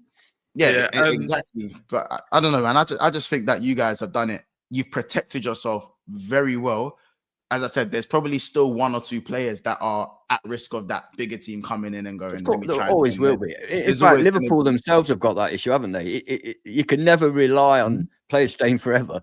No, you've got three world-class players that could walk out the door. So it can happen. And that's Liverpool. You know what I'm saying? Like, it can happen to anyone. But I think, as I said, like, in terms of being sustainable, I don't know if a rule can be put in place or something, but I just feel like when will a time come where a team like Nottingham Forest or a team like Newcastle, even though Newcastle got the crazy owners, they can almost have that sustained competition just outside the top six or even break into the top six? Where is the bridge that happens where, because I do feel we're getting there because financially now, not many clubs have to sell financially unless they want to buy somebody else. But in the past, teams have had to sell players to survive. Where teams now are becoming like our team, for example, we're pretty okay financially. We will not have to sell Murillo, but as Sava pointed out, if Liverpool come in for him, head turns, blah blah blah. I get all that. But it's not a financial thing anymore. So I think a lot of teams are getting a bit stronger where they hold on to players for a little bit longer. The Fulhams of this world, they hold on to Paulinho. Like even though Brighton's model is to sell, and like that is actually their financial model, to not saying they don't want to compete, but their financial model is to profit widely off of players that come in. I worry about that model though, because you wonder how sustainable. Although they've sustained it for quite some time. Wow, yeah, there just seems to spawn another player who's. But we had it with Southampton at one point, didn't we? Where every year they were turning out these players and making loads of money, and then that was where I used to shop the most. That's where I used to shop the most. That was my shopping center. Quick one, by the way, please keep liking everyone's streams. If you're watching from Sava Football Heritage TV, or even if you're still on LB stream or anyone's stream, this stream, Forest stream, please just keep liking the video. And second of all, big up to every single donator. People who don't know, this stream is for Patrick, who is in stage 4 bone cancer and needs treatment. So we're trying to raise as much money as possible. We're nearly at the 20k target. We want to actually go beyond that if possible. By the end of the stream, we'd love to have the extra. We're nearly at 17k. We started at 14k at 12 p.m. This afternoon. So big up to everyone that's actually done so. People will be joining and leaving as well. League is going to be here. Egal will be back. Don't worry. You can do his combined Madrid 11. We'll do that. Don't worry.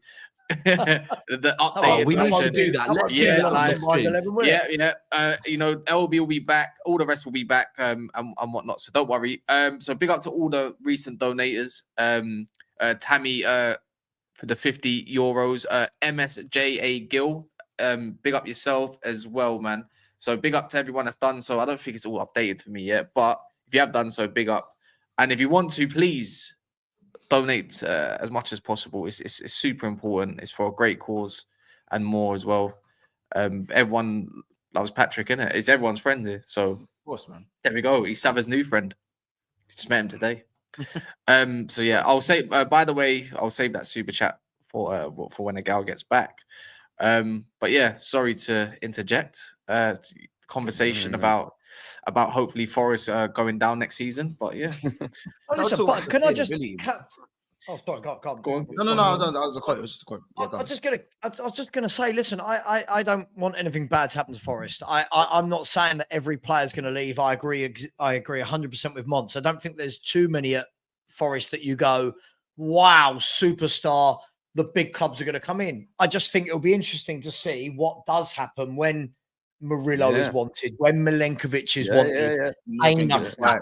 That's where we'll see. How Because come nobody else picked Milenkovic up? He's been playing like that for Fiorentina. And for I wanted him Serbia at Spurs, for years. and I wanted him at Spurs. I said for ages I want him. On our recent sort of post-match stream we had on FFTV, I said, you know what?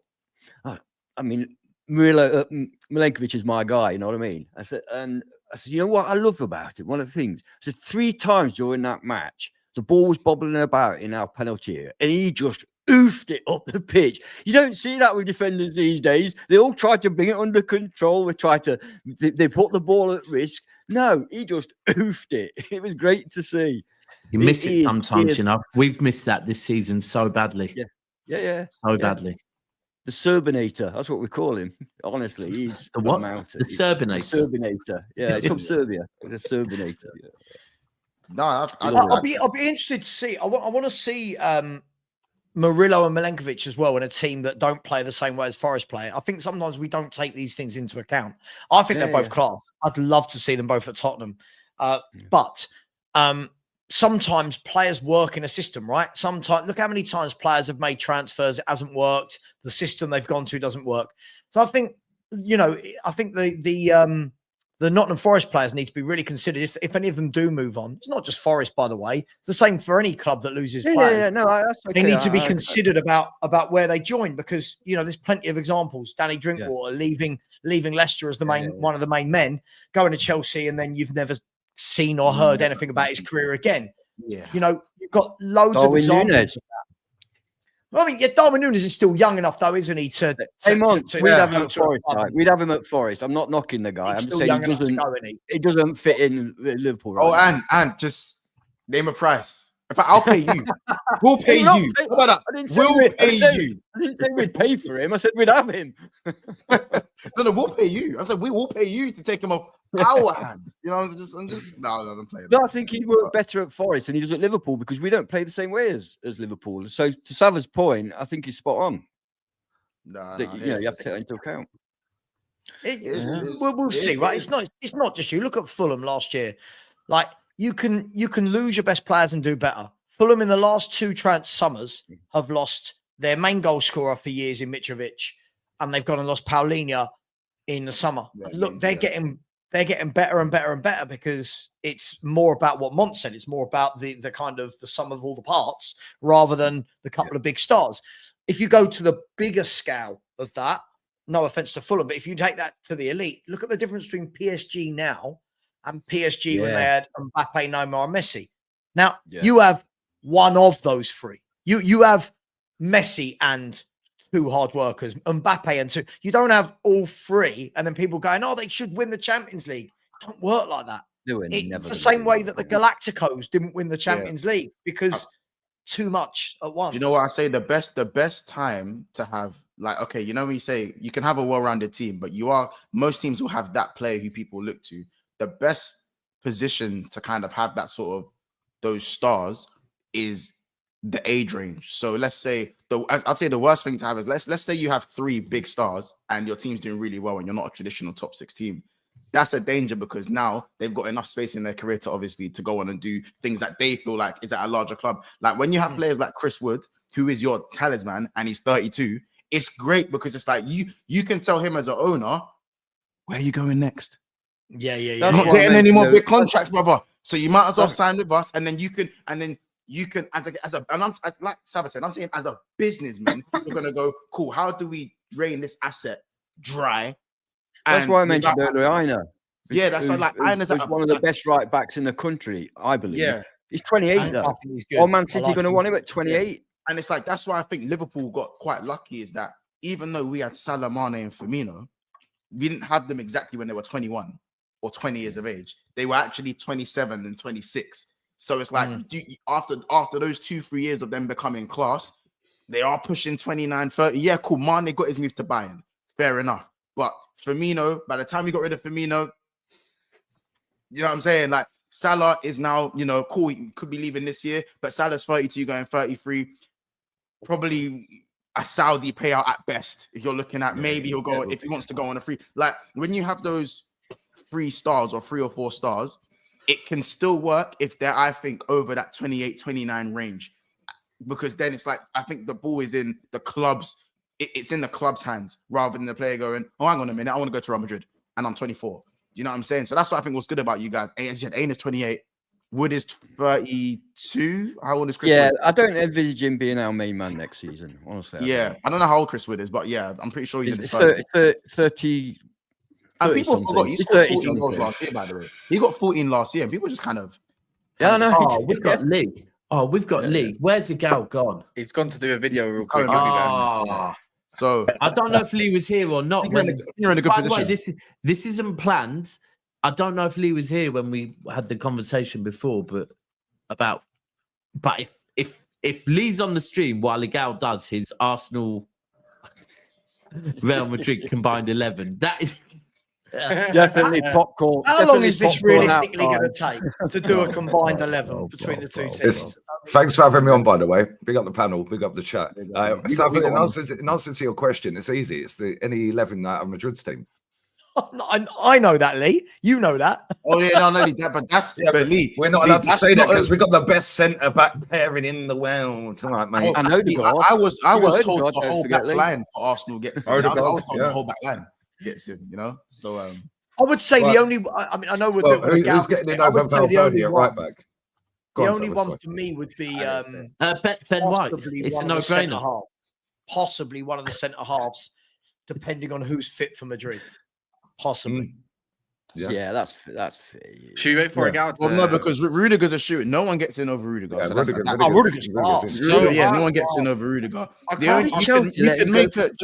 You could make an argument for Gabriel and Militao because I'm not a massive fan of Militao. I think Militao is good, but his availability as well. He's injured. Yeah, and he's injured as well. So I think you can make an argument for Gabriel and Militao, but that's about it. And I'm pretty sure they play on opposite sides anyway. But that's probably the only one. The maddest thing is, I saw Declan Rice get into that midfield, and I thought, oh, maybe. Do you know what the funniest thing about that is? Though, you ain't seen the Bale one. That combined 11 he did, yeah. That was when Toni Kroos was still playing at Madrid, by the way. Yeah, that's gone over everyone's head here because everyone went on the Carvajal Ben White one and Modric. No, but they'll say because he can't move, Lee. They'll say because he can't move. You know, well, we need someone who can cover ground under the. You know how the game goes, man. Should we do our own one now? Should we do our own one now and then see what Gal does by himself? Yeah, that's not a bad one. Oh no! If we can get it done quickly, we could get it up on screen. Pause as Gal arrives here. What do you think? Huh? I think he said get it up. It was definitely a pause. Get it up. $1,000,000 that was a pause. Was that AO? I'll take it. Moms didn't get the memo about the sort of stream we're doing it. Very quickly, I'm cool to do whatever you guys want. I've got a bit of time anyway. I've got about an hour.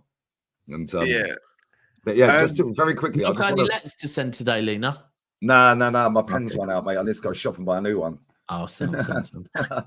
Very quickly. My maddest thing is, I don't think it's going to take an hour anyway, Lee. Just quickly, my whole thing on that conversation, real quick, was who sends a letter in 2025? Unless it's someone in prison, and even then, I think I'd still probably fucking write it out. They got phones in prison, man. They got phones. Yeah, they have. They have phones in prison. They are bringing in there. Yeah, real talk. The funniest thing about that whole situation, if the idiot hadn't posted the letter, people would have believed it. That's mad, isn't it? Just very quickly, though. Tell everyone that Lee, if you want to PayPal me. For sending the letters from London on your behalf. Whenever you're ready. I appreciate that, mate. Yeah, very quickly though. I just you were talking about Forest when I jumped in. Sorry, I cut that off. Yeah, but I'd take your striker in a heartbeat. Yeah, I'll take him in. I wanted him when he was at Burnley, swapping for Laka. I tell you what, it was crazy. Would you have him over Harry Kane for Arsenal this season? He would have scored a lot of goals. Yeah. When he was at Burnley, Yeah, he fucked us up enough times at Burnley. Yeah, He but got like 14 goals at Burnley twice, no? Two different seasons. Bro, he's a decent striker, but this is the thing. The reason Forest are doing Barnes. so well is because they've got a manager who ain't overcomplicating shit. That's They've true. got wingers that get That's down the wing true. and can cross the ball, right? Yeah. They've got a striker who's in the box waiting for the cross. We ain't even got a striker. Yeah, and they've got midfielders that just work their nuts off and keep it simple. As soon as they get the ball, they bang it straight out to the wing. Basically, we And they've got defend Gibbs for White our who can lives. create. We've got a great defense. We defend for our lives, and we've got players in midfield who on transition are quick. They turn quick. They see passes quick. Get it out to the wing. Boxing. Ball comes in. Either finesse it into the goal or pass it to Chris Wood and we score. It's dead simple. You're right. So Right, and the best thing about Chris Woods is as well, he refuses to score against City. He does, yeah. Oh. He did score against you though, Daps. You forget this. He did score. We drew 1-1 at home 2 seasons ago. 20 yeah. pass. Yeah. And he That was was at the the end of season. that 20 pass That was the movement. one time you lot were actually. We were better. Well, when we beat you 6-0, we were better than you as well. But yeah, we You're were always actually... better than us at the Etihad. You're always a lot better than us at the Etihad. Yeah. But City ground's a different Not case. City ground, yeah. I'd take Harry Kane as well. I'd have Harry Kane at Arsenal. I wanted him Would at you take Arsenal before he Vardy? went buying. Would you take Vardy? It was better than what we got. Yeah, this year I feel like you take Glenn Murray out of a No, time. bro, I'd take Mr. Blobby up front right now. We ain't got anyone, mate. You know what I mean? Glenn Murray's thing. You gotta respect Glenn Murray's thing. Glenn Murray, you know. We should have put a bid in. I said this when the Bayern bought Kane. We should have bid 50 million over what they offered, or 30 million, because Levy would take the money. If we had bid 120 million for him, because he went for what, 80 million pounds? I was thinking you were talking about Glenn Murray then. I was thinking, hey, I missed something. No, if we had bid 120 for him, Levy's taking the money, then it's up to him whether he's coming or not. Yeah, and if we'd had Harry Kane, we would have won the league twice in a row. Yeah, I agree with that. Yeah. Could you imagine? Do you reckon? is. Yeah, because obviously Harry Kane was not close to going to United, but that was we now know that. Like it was. We didn't want to pay 50 million quid when Mourinho wanted him. Yeah. Like, do you guys think it's crazy? The world could have been a different place if Kane went to United, or would Kane would he have been destroyed like many other players going to United? That's the point. Nah, I don't think so because he's too good. If he was feeding like a young Martial, There's man that Pogba was too good, bro. Yeah, but can you imagine? It's the same Wolfie's not, isn't it? Kane under Like, Mourinho. there's a lot of players that were deemed too good to fail that have failed. Can you but imagine? none at Kane's level. This is, That's why I said people like Pogba, supremely talented, but I always look at their personality and their temperament. When you look at Harry Kane, he's the ultimate professional. There's a huge, for me, I think to be fair though, Sam, they played him out of position most of the time he was there. He was playing at right back at one point. Pogba. Who? Oh yeah, listen, I'm not doubting it. I'm not. If they had played to his strengths and played him where he should have played, he would have done bits. So I don't think he was bad as people make him out to be. Yeah, he wasn't even that. They called him Drogba.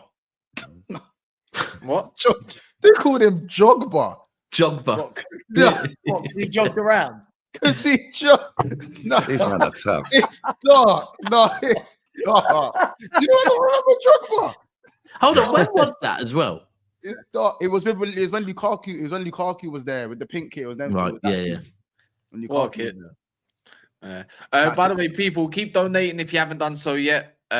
Please. So if you haven't done so, you know where the link is in the pin. Big up David Palmer, Patrick Brennan, and also Andre Dreyer for the donations recently, and the anonymous, the ones that haven't been named. So big up yourselves. I don't think I've missed anyone. So yeah, big up. Should we do this? Should we do this combined 11? I think we should quickly before he jumps back in. Then I'll cook him again. All right, the last 3 times I've been on stream with him, he's rage quit. Oh, is it? I'm not even taking the piss. 3 times in a row, he's rage quit. Yeah, he's rage do that too much, you know. Yeah. Every time I cook him with facts, he rage quits. Yeah. The thing is, if he's watching this now, he might just wait until he's gone to come back on.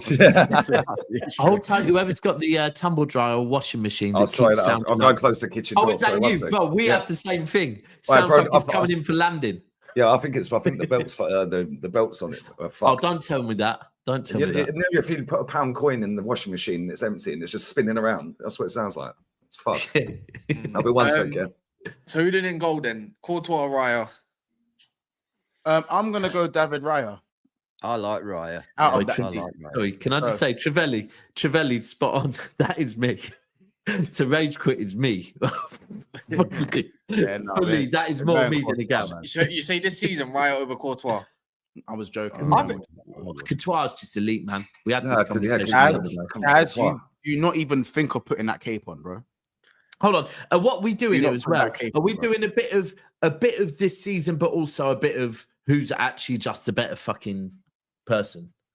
Now let's make it interesting. Let's make it interesting. Just this season. Yeah, I was going to say, we've got to go have players that are fit and available as well. Well, it's still. It don't change a lot for me, whether they're on this season or not. It don't change.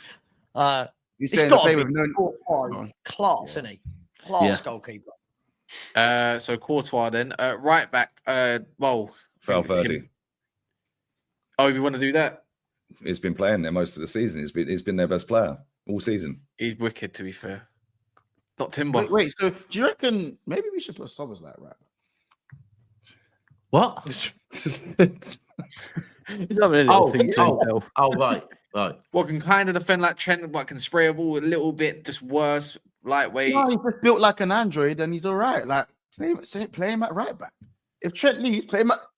We've got our fucking right back. So who are we picking? Yeah, I'm picking Valverde. Well, I don't know about you lot. I'm thinking Valverde or Timber. We've got our right back.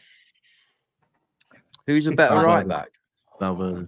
No, who's been better this year? I've watched Valverde. He's so good, man. I'm not gonna lie, but I think Timber's wicked. I think Timber is very good. I actually Timber's think class though. And Timber is Timber's great. Very, very good. I like Timber, but I just still think Valverde. Valverde's just an all-round better football. Every time I watch Real Madrid, Valverde just impresses me. I think he's a top player, really good player. That's what I'm saying, Savvy. He's too good to be called just a right back, isn't he? I would. Timber's also, anyway, yeah. Timber's also played left back. He's like Archie Gray at Tottenham. He can just play everywhere. Right back, centre back, maybe. centre mid. Yeah, what about on the let's go left back. I'll put Timber there since he's played Guys, there. I've had the maddest epiphany. I've had the maddest epiphany. Next level. Yeah, man. It's this. Yeah, sorry, man. They have a light bulb moment, guys. He pulled anyway, the, we've got to say switch for the light bulb, guys. This is off anyway. I had the light bulb, bro. I had the light bulb moment. I'm telling you, I've got, bro. We got a light bulb moment. Sorry. So this season, left back, obviously you got Timber, Lewis Skelly, Mendy, sometimes Camavinga, I suppose. You could even say Fran Garcia, Kieran Tierney. Oh god, who are you putting there? Huh? Is Mendy injured?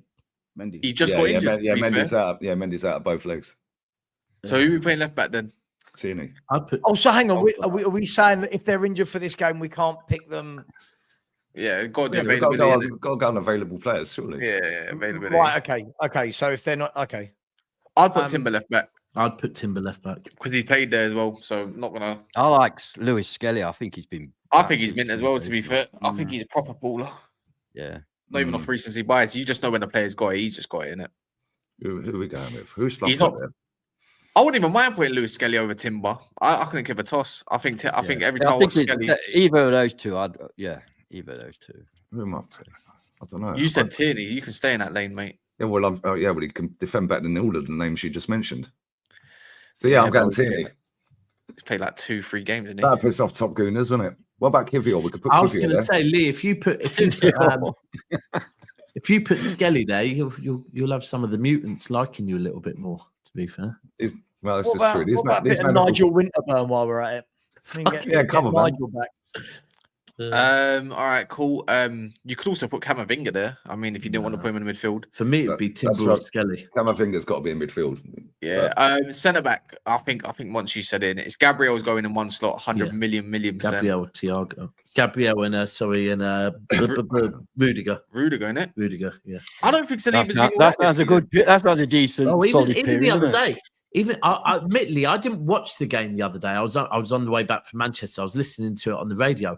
The amount of times I heard Saliba making mistakes the other day. Yeah, he's been poor for a minute. It's Gabriel over him all day. Gabriel's wicked, man. I'd go Gabriel and Rudiger. Yeah, same. That's a mental back too, by the way. Yeah. That's. Yeah. All right, midfield. Let's go. Can I just give a quick shout to Asensio that's been playing there lately? I'm not saying yet, but I think he's come in every time I watch him. He's done really well. I think just got called up for the squad as well. Yeah, he's just one to watch out for. I Been say called watch up out. for a He's playing few for things, Real isn't Madrid, he? but- A few things. Yeah, Papa Perez will get him off that, I think. Fuck it. So yeah, right now it's 3 100%. to The Madrid only and place. 2 to Arsenal, so it's not going too bad. The 3 in the midfield. Now, if anyone says Tchouaméni, you get booted off. Sorry. Yeah, I agree with that. He's better as centre back, if I'm honest. Yeah, Camavinga's got to be in that team. Yeah, I like this guy. He's too The good, whole man. Real He Madrid changes the midfield, midfield. what we doing, man? What we doing? Who's the whole? Go on, name them. Wait, who's not fit? Who's not fit right now? Because I'm still Modric taking might not be Modric. fit. I'm taking Modric. If Modric's Modric fit, I'm still not taking him be- over Odegaard. He might be out. Cam- He might be out, by the way. Camavinga is guaranteed to be in that midfield. Yeah, Not And Bellingham. massive. I'm not a massive Jude Bellingham fan, but Neither. if we're going against Arsenal right now, I'm not, but he's got those moments, hasn't he? Bellingham. Listen, when I watch Bellingham as a footballer, a lot of the game I'm like, is he playing? But he just has this habit of these big moments, getting into the box, getting Right, a goal. that's a shout as well, by the way. This is actually a shout, and I'm not even taking a piss. Danny Ceballos has been quality. This is Yeah, Lee, I was saying, is amazing, it a isn't mad thing to say Danny Ceballos? Is it a mad shout? Nope, Not he's been really. unreal this season, mate. Yeah, any Madrid fans in this chat, yeah, he's probably been the second or third best player this season. I would also say, I know, but I see, Declan Rice. No, I think Partey's been your best midfielder this year. To be fair, I think Partey's been quite a good season. If anyone's got, if you're going to say DM or even 2, who gives a crap, anyways? Play centre mid. Camavinga always drives up the midfield, anyways. I would say Partey's got the biggest shout out of all of them. No, bro. But the thing is that Can't be that, mate. Camavinga's ball retention and his press resistance. Like, cool. What do we rate about Partey? The fact that he's forward thinking and he likes to, they call him the octopus, right? Call him the octopus. like if you look at fucking hell, you see if you look at what Camavinga provides, I think he provides all of these things with more athleticism and he's a better dribbler. Maybe he's not as good as Partey as maybe intercepting the ball from those crazy angles, but I think Camavinga for me all day long. So what was Just agree, it's going to be 3 Real Madrid players in midfield, isn't it? Yeah, well, me personally, I'd go Camavinga, I'd go Modric and Ceballos as the 3. Camavinga, Ceballos, Modric. Is Tchouaméni injured? Or we could actually put Brahim Diaz in the. Would you say Tchouaméni's not that good? I was going to say, I don't think Tchouaméni's he's crap, man. He's been crap this season, in my opinion. I don't look at him as the standout. But that doesn't mean he's crap, but yeah. No, but I mean for his standard, for where he needs to be. If someone had to tell me who you picking right now, Tchouaméni or Rice, as in general, I'm picking Rice all day long. Yeah. So I'm not saying he's been better than Rice. I'm just saying that people saying he's rubbish when he's had to play centre back a lot of the time. Like there's it's probably people will give their own team that sort of context, but not give not even rival teams, just players. There must be a lot of people that just joined. Valverde's at right back, lads. Yeah, he's at right back. So I don't mind what we do. So Camavinga, Modric is getting in the team. I don't care what anyone says. You can put Brahim Diaz in the 10. Yeah, I think Brahim Diaz. Yeah, I was thinking maybe front 3, maybe for him. But he's playing more right wing though, isn't he? More time, I would say. How about this? My hot take is that Real Madrid are more balanced going forward with Brahim Diaz starting in the front 3. I think so as well. A touch. But I mean, he's become quite kicking into gear, but.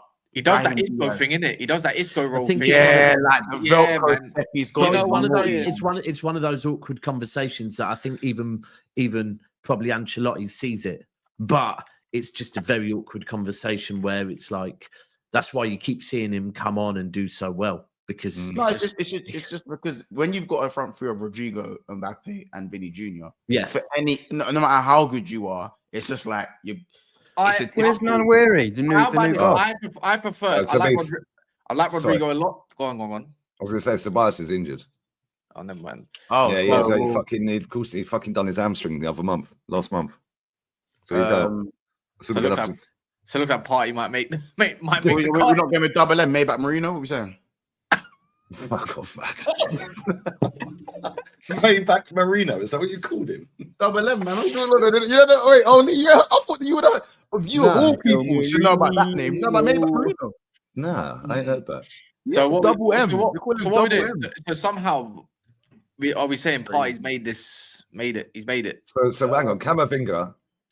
Camavinga, Modric, and then we could put Brahim Diaz in the 10. I don't know if has he played in the middle that like because they play like 4-4-2, if not 4-3-3, this like kind of thing. Yeah, Isn't it? it's never. On paper it's a 4-4-2. It's never really a 4-4-2. It's like a 4-3-3. On paper it looks like they got 2 up front, but they ain't. They're just down the wing. So are we just discounting Bellingham? Are we just saying he's not getting in this, right? Oh yeah, there's Bellingham too. He's not been He's not actually been bad this year. He had a bad start and then he's come alive. He got better, and then it's got better the longer the season's gone on. To be fair, he was fucking awful. I think most Madrid players were subpar though for the first, but we are basing it off this season. Yeah. Well, put it this way: Jude's having a better season than Odegaard, that's for sure. So Jude can go in the 10. It supports. Yeah, but Jude isn't really playing in the 10 so much this season. Or we could put Jude in the middle, Jude's next to Cama, and then put Modric in the 10. I feel like Jude's playing more in the 8 role now. Because Modric is having a better season than him as well. Because you lot do Camavinga, Diaz, and Bellingham. Would you lot do that? Camavinga, Diaz, and Bellingham could do that. Or we could do Modric. Or we could do Modric, Camavinga, and Jude. I'd go with that if I'm honest. Modric, Camavinga, and Jude. So I'd go. I'd go with that. Then you got Vinny and Mbappe. There's no about that. And then it's either Rodrigo. Be honest, yeah, because I feel like I prefer Diaz over Rodrigo this year. You know. Oh no! Thanks for having me on, lads. I'm off. That's wild. He's cold. I take either at City right now. I'm not. But I just like Brahim Diaz a lot. Hear me out. I'm dropping Vinny for Diaz. See you later, guys. Jeez! Oh, he's been shit as well. He has been shit all season. He has. Well, I hear it, Monks. They don't want to talk about it. It's not a conversation they want to have. However, I hear it. The comments won't hear it, bro. Rodrigo the comments will not hear that. Rodrigo over Vinny. Don't want to hear it. I'm saying it right now. Put Rodrigo on the left and Diaz on the right. I'm all for it. I'm all for it. Argue with your aunties. I'm for it. And he's been getting injured this year twice. He's been injured like 2-3 times already this year as well. Yeah, he's been shit all season, Vinny. He has. It's been crap. And still gets in above any option Arsenal have, right? So we've concluded on the left. Hell yeah. So we've concluded, right, that 2 Arsenal players gets into this combined 11. Yeah. Ooh, bit harsh, maybe. Well, why is it a bit harsh? What have Arsenal done to? Maybe let's think of a 1-0 win at the Emirates. Guy. I just asked the question. One at the Emirates. This guy's. Let's get a couple on the bench as well. Come on, be fair. What are we doing bench just for the sympathisers? Yeah? Ethan can be on the bench. 100%. No, you could have about 9 players on the bench now, can't you? In Champions League. The only reason 2 have gone in there is because I put Tierney at left back. Should we who's going to be the manager? The manager. Oh no, that's not because somebody wanted this up. Look at you say that with a cheeky smile as well. Come on, it's Arteta, isn't it? I knew Lee would bite immediately. You could make a case that Ancelotti is the GOAT manager of all time as well. By the way, people don't want that conversation either. Hang on, the wife's calling me. Saved by the wife. That's Brian Cloughley. By the way, should we do the wife's calling me? Saved by the wife. Should we do Real Madrid set piece coach versus Arsenal set piece coach? So I need to got the side maybe. I don't know. Like I'm trying to get Arsenal assets in there. Do you know what's funny? This stinks of a 1-0 win at the Emirates, isn't it? Because it's only gonna with all this discourse. So 1-0 win at the Emirates. It'll probably end up 0-0 over 2 legs and we're skank through on penalties. And they get knocked out to Villa in the semis. Imagine Villa in the semis, and then let's be honest, that's a good shout to the final. You know, that's crazy. But Peter, we just discounted PSG, yeah? No, I'm just saying that'd be typical Arsenal. Beat Real Madrid and lose to Unai in a semi. Yeah, probably. You good evenings PSG, and then you good evenings Arsenal. That's crazy. By the way, remember, Wolfie's back. Oh Lord. Please keep smashing the likes on everyone's streams that's streaming to their audiences. Just get that up as much as possible. Or it could be worse. We could buy likes, guys. But guys, anyway, I'm gonna leave you with Wolfie. We're gonna get something to eat. So see you later. Good to meet you, brother. Good to meet you, brother. See you later. So that, all right. Also, as you can see in the chat, and then everyone's pinned, I'm pretty sure, You can see the link for Patrick. If you don't know, obviously he's in stage 4 of bone cancer. You know, he needs treatment. We're trying to get him the best available. So everyone that's donated, big up yourselves. €100 away from 17K, by the way. Huge. The other night when Lee put it up on his stream, it was on 4K, and that was only about 2-3 nights ago. So that's huge. Yeah, so from everyone, by the way. So it's a collective. Life changing. Yeah, man. Big up. And big up Martin, who's also now on the stream. Jeez. Yeah, man. Gotta come and support Pat. Legend. Absolute legend. Yeah, man. What you saying, you knobhead? Big up Mark Duncan for the What were you? donation. What were you, mate? Got a pair You of saying, cans on. you And he's getting knobhead? gobber. Pair of cans Gobber? on. You've gone gobber. Gobber. Stop You putting the fake Northerners, man man. I need accent a on. translator here, man. Stop putting Seriously. the fake mank accent on, you fake man. Stay down there. All right, you family stand wanker. You haven't got any stand, you wanker. We stand only, you wanker. Anyways, So what are we talking about? What have we covered? So basically, a gal was in here, but he said he's got to do a video quick. Lee's joining. We The thought gal we'd do was our- on with Lee. I missed it. No, not yet. Nah, it not wasn't yet. quick enough. We've done our own combined 11 of Real Madrid and Arsenal current available, and we only got to put in 2. Well, in our one altogether, really, we only got to put in 2 Arsenal players. Hey. Gabriel and who was the other one? Timber. Timber. Nah, Timber. Well, I picked Tierney, but we're putting Timber left back. Yeah. Or Lewis Skelly. Take your pick, really. Or Tierney. Regardless, because Mendy's out, you know. And Did you put in goal? Or did you put in goal? Courtois, easy. All right, I was just checking. That's Was Hooks on this? Was Hooks No. on this? No. Lee, No. when are you gonna sit down and have a session with Hooks, man? He's going astray lately. That sounds It crazy. is, Lee. He's worrying me. Gal's He's twisting worrying. his head up, man. I swear. He's like, I don't know what's going on with him, man. He did text me the other day saying, "Can we do something in international base?" I said, "Yeah, I'll come and school him on his own channel." Yeah, mate. I swear, I don't know what it is with these top gooners, man. Like they seem to like just love to twist facts. You can't argue with the facts. We're shit. That's it. That is literally it. Yeah, they love to change the narrative all the time. Oh, if he gets his striker, well, he ain't bought one in 5 years, mate. What makes you think he wants one? Yeah, he's done 170 million on left backs or centre backs to play left back, and Tierney's still the best left back. What we're doing it, yeah. Like how many players is he playing out of position? And now it's all about set pieces. Like this club, man, I'm fucking done with it. I can't lie. I'm so glad I watch fucking La Liga every week because Prem's finished. Yeah, the league is so poor quality, it is unreal. Yeah, Someone said this earlier as well. I can't remember. Mate, I watched La Liga 2 last night. LB Yeah. was saying that. I watched Castellón versus Deportivo La Coruña last night in second division. It was a better game than Arsenal Chelsea. They had the first goal in that, by the way. That might have been one of the worst games I've seen in a while. Arsenal Forest was bad. Mate, most of our games are bad because this is what we do. I thought We it was just love us to until slow that everything Chelsea down. game. Yeah. Lee, I wanted boring. to ask you actually, are Bill Bauer fans naughty or something? Huh? As far as because on all my trips to Spain, yeah, the fans over there are pretty well behaved, right? But Bill Bauer always seemed to have issues. Are they a bit different to the rest of Spain, or? Don't know. To be honest. They've got that rule, haven't they? No, About- I mean off the pitch, like them. it Maybe was there's a moving off fan between rule them as and well. I Roma. don't know. No, it just seemed a bit different compared to how the fans are over there generally. Whenever I seem to see Bill Bauer fans just kicking off. Don't know if it's just a fucking because they're what's it called, isn't it? Basque. Bill Bauer, yeah. So I wasn't sure if it's something in the water up there or something, but I don't know. I can't understand them if I'm honest. And I can. Oh, Like, for real? my missus speaks fluent Spanish. She can't understand Basque either. It's a totally different language, mate. How's your Spanish now, Lee? Shit. Like my football club. I don't really need to do it. My missus is like A1 level fucking Spanish, man. So Spanish is perfect. So I don't really need it. And I'm always fucking sitting online talking shit about my club anyway. So I don't really go anywhere.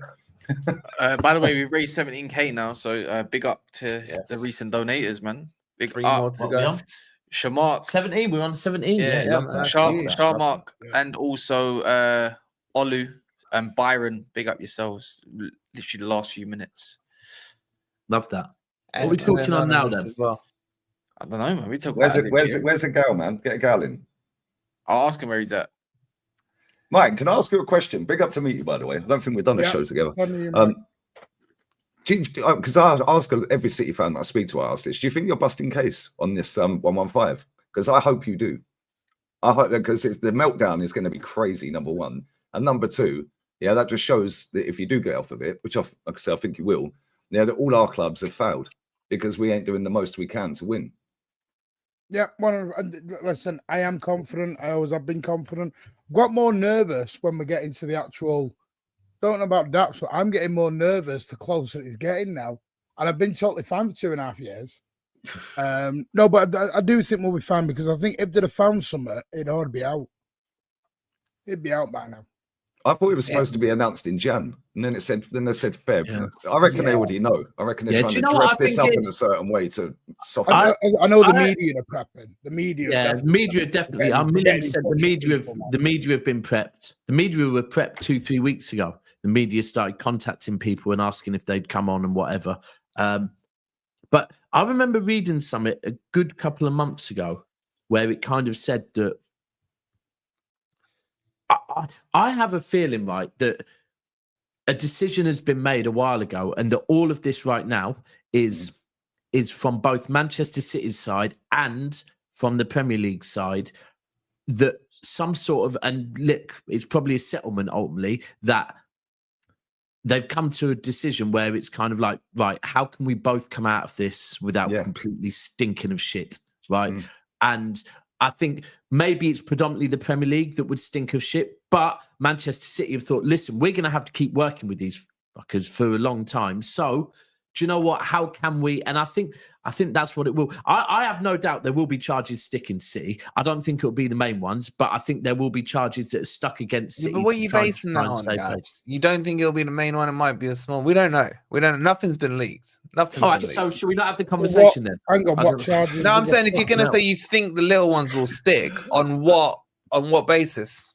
Right. Well, I've said from the absolute start, very simple basics, that if the police were to kick in my door right now looking for whatever they want to look for, if they found a spliff in the ashtray, they would do me for the spliff in the ashtray. Allegedly. Because then they would not, I don't smoke weed, but if they found one, they would then not have to pay to kick in my door, right? They wouldn't have to pay for that, So if they found nothing but a spliff, they would still be able to say, Jordan was guilty, therefore we're going to do him for that. So I think, like, when you look at it, some of the charges on the charge sheet were so pathetic that were there for that exact reason. So that no matter what. Now, there's an element of me thinking, why do I think the City will beat this? Because at this point, I still trust my owners, right? And they have explicitly said, we are not guilty. And not just the owners, but you're talking about Pep Guardiola's close friends have told him we're not guilty, right? Now, if we are found guilty, it's a different conversation. But at this point, I believe them. Also, I'll be honest with you. One of the reasons why I think we'll bust case on most of the main ones is because have you seen our legal team? Right, probably all my Arab lot, isn't it, or some stuff like that. They just chuck the money in. Yeah, then you asked me a question. You know what it is? You know what it reminds me of? Do you remember that Simpsons episode? Do you remember that Simpsons episode where Mr. Burns opens the cupboard and he's got all the lawyers in there waiting and shit? That's City right there, man. Well, one of the charges was the away dressing room was like 1 square meter. That's insane. Can I just get it up? That's all garbage. You know, when that all came out originally, that was because, you know, the Premier League updates the handbook every so many years and they changed the rule, you know, this 1.16b to bullshit and all that. This is what it was. It was all that came out. To remember, they brought the document out on I think it was 8 a.m., something like that. It was retracted and they went back with a brand new statement, I think about 30, 40 minutes later. Thank you. There's another reason. Because all this about the drug room and the length of the grass, that was all on an older rule book. So they already fucked up straight away then. So they already had their backs to the wall straight away then. Yeah, there we go. So Wolfie, there's another reason why I think that we'll probably end up busting case on a lot of the big ones, because the Premier League are so fucking stupid. Yeah, I know. I agree with you on that. I just think, you know, when you see a murder case, they don't just charge them for the kill. They charge them for about 7, 8, 10, 20 different counts. so something will stick. Do you know what I mean? And each of those will carry a sentence. So I don't know, man. I'm just saying I can't speculate. Are you gonna win it? Are you gonna lose it or whatever? Because I don't know. There's been nothing leaked, and it's actually weird that nothing's been leaked. They're not allowed to because of the NDAs they've all signed. Yeah, but NDAs mean fuck. No, they're not. They're not. This is why Else Mike they Keegan find a yesterday brought out that thing, Wolfie, saying you're dealing in fact. Don't start this narrative stuff and if buts and maybes and this. Do you remember when City won the Cass case and everyone went, but it says that when we got charged with the non-compliance, that's exactly what we got charged with, the non-compliance. Yeah. We had actually been proved innocent and everything because I sat and I went through the full 93-page document of all the independent witnesses that came in. Daps knows how sad I was on this situation because I sat and I was reading it like I was some sort of lawyer for some reason. No, but that's good though because I didn't. I like I said, you just said no, the dressing room thing was all wrong and all of that. Most people would believe that because I believe it. So if you know it inside out, then you can go, well, actually, no, mate, I know it's this, and this. It's about 130. It works out because there has been charges added, but these were the original ones. Was failure to provide accurate and up-to-date financial information from 2009 to 10, 17 to 18. There was 54 counts of that. And that was because the way, a lot of us know about business, when you do your books, you do them a year in advance. So what they're saying is if you projected that year wrongly, you projected the last 10 years wrongly. Because you based it all upon the next year up. So that was 54 counts of that. They then went to fail to provide accurate reports for a player and manager compensation from 9, 10, 17, 18. There was 14 counts of that, which was the Mancini, Yaya Toure debacle. Pay him some more. Sorry. Yeah. Failed to comply with UEFA's regulations, including UEFA's club and licensing and financial fair play regulations. There was 5 counts of that. There was breaches of Premier League PSR, basically, from 15-16 up to and including 17 and 18, 7 cases of that. This is where City will get fined. There's 35 charges of failure to cooperate with the Premier League investigations from December 18 up to now. Yeah. But City are saying they did comply because as soon as they had to show the stuff, they did. And that's the whole thing. That's what City are saying. We did it when we had to do. And that was the same as with Cass, with the European thing, was that Man City's thing was we should not need to do certain things just because you, the Premier League, come and ask us to, right? If take us to court, we'll show you in court. And this is what I'm saying. It is a bit of a, we'll pull your pants down in public. Because if we show you, because they're trying to expose the Premier League. They're trying to fuck Man City up because Man City shouldn't be where they are because the red cartel and all that bullshit. Yeah, Man City have got their way into exactly. Man City have got their way into being the best team in the country and in Europe at one point. Yeah, and they got the best manager. Yeah, and now they've just totally made a fucking mockery of Arsenal, Man United, and Liverpool, haven't they? So we've all cried our eyes out to the Premier League, and here we are. Yeah, and then guess what? You're still going to get off. But then Wait, Martin, did you say your club is then going to go and sue every single one of our clubs? What's that, Wolfie? Martin, did you say just for the last one, was there PSR charges in there? Did you say breaches of Premier League PSR from 15-16 up to and including 17-18? Do you know what he's going to baffle me, by the way? You know, the first one, the obviously going up to failure and all that. I don't know how they're going to do it because FFP didn't actually come in the Premier League till around 2012, 2013. So I don't know, going to backdate 4 years when there was no rules to anyone. When City first got talking over in 2008, it was the same as every club. You only just put money in and you spent. Yeah, PSR came in 2014. If I remember right. I don't know where they're going with this. Yeah, but if you breach PSR within there, if they've hit Forest and Everton with that last season, and they tried with Leicester this season, the thing is, can they backdate it? Like that wouldn't be a fine. That would be points. No, they're not going to do that. They look stupid. They look stupid because why would they? No, they would have to. If you've breached PSR and they've gone and they've deducted Forest and Everton for PSR breaches, they cannot then not deduct you. No, what you're saying is it's the period that they're looking at. They're trying to look at a period when there was no actual rule in place. They've gone the back rule to was that. there. It wasn't enforced. It wasn't 15-16 enforced. one, the 15-16 one, yes, possibly. But it won't just be. You got to remember, this is not. If City are guilty, this is not just a points deduction job, and away you go.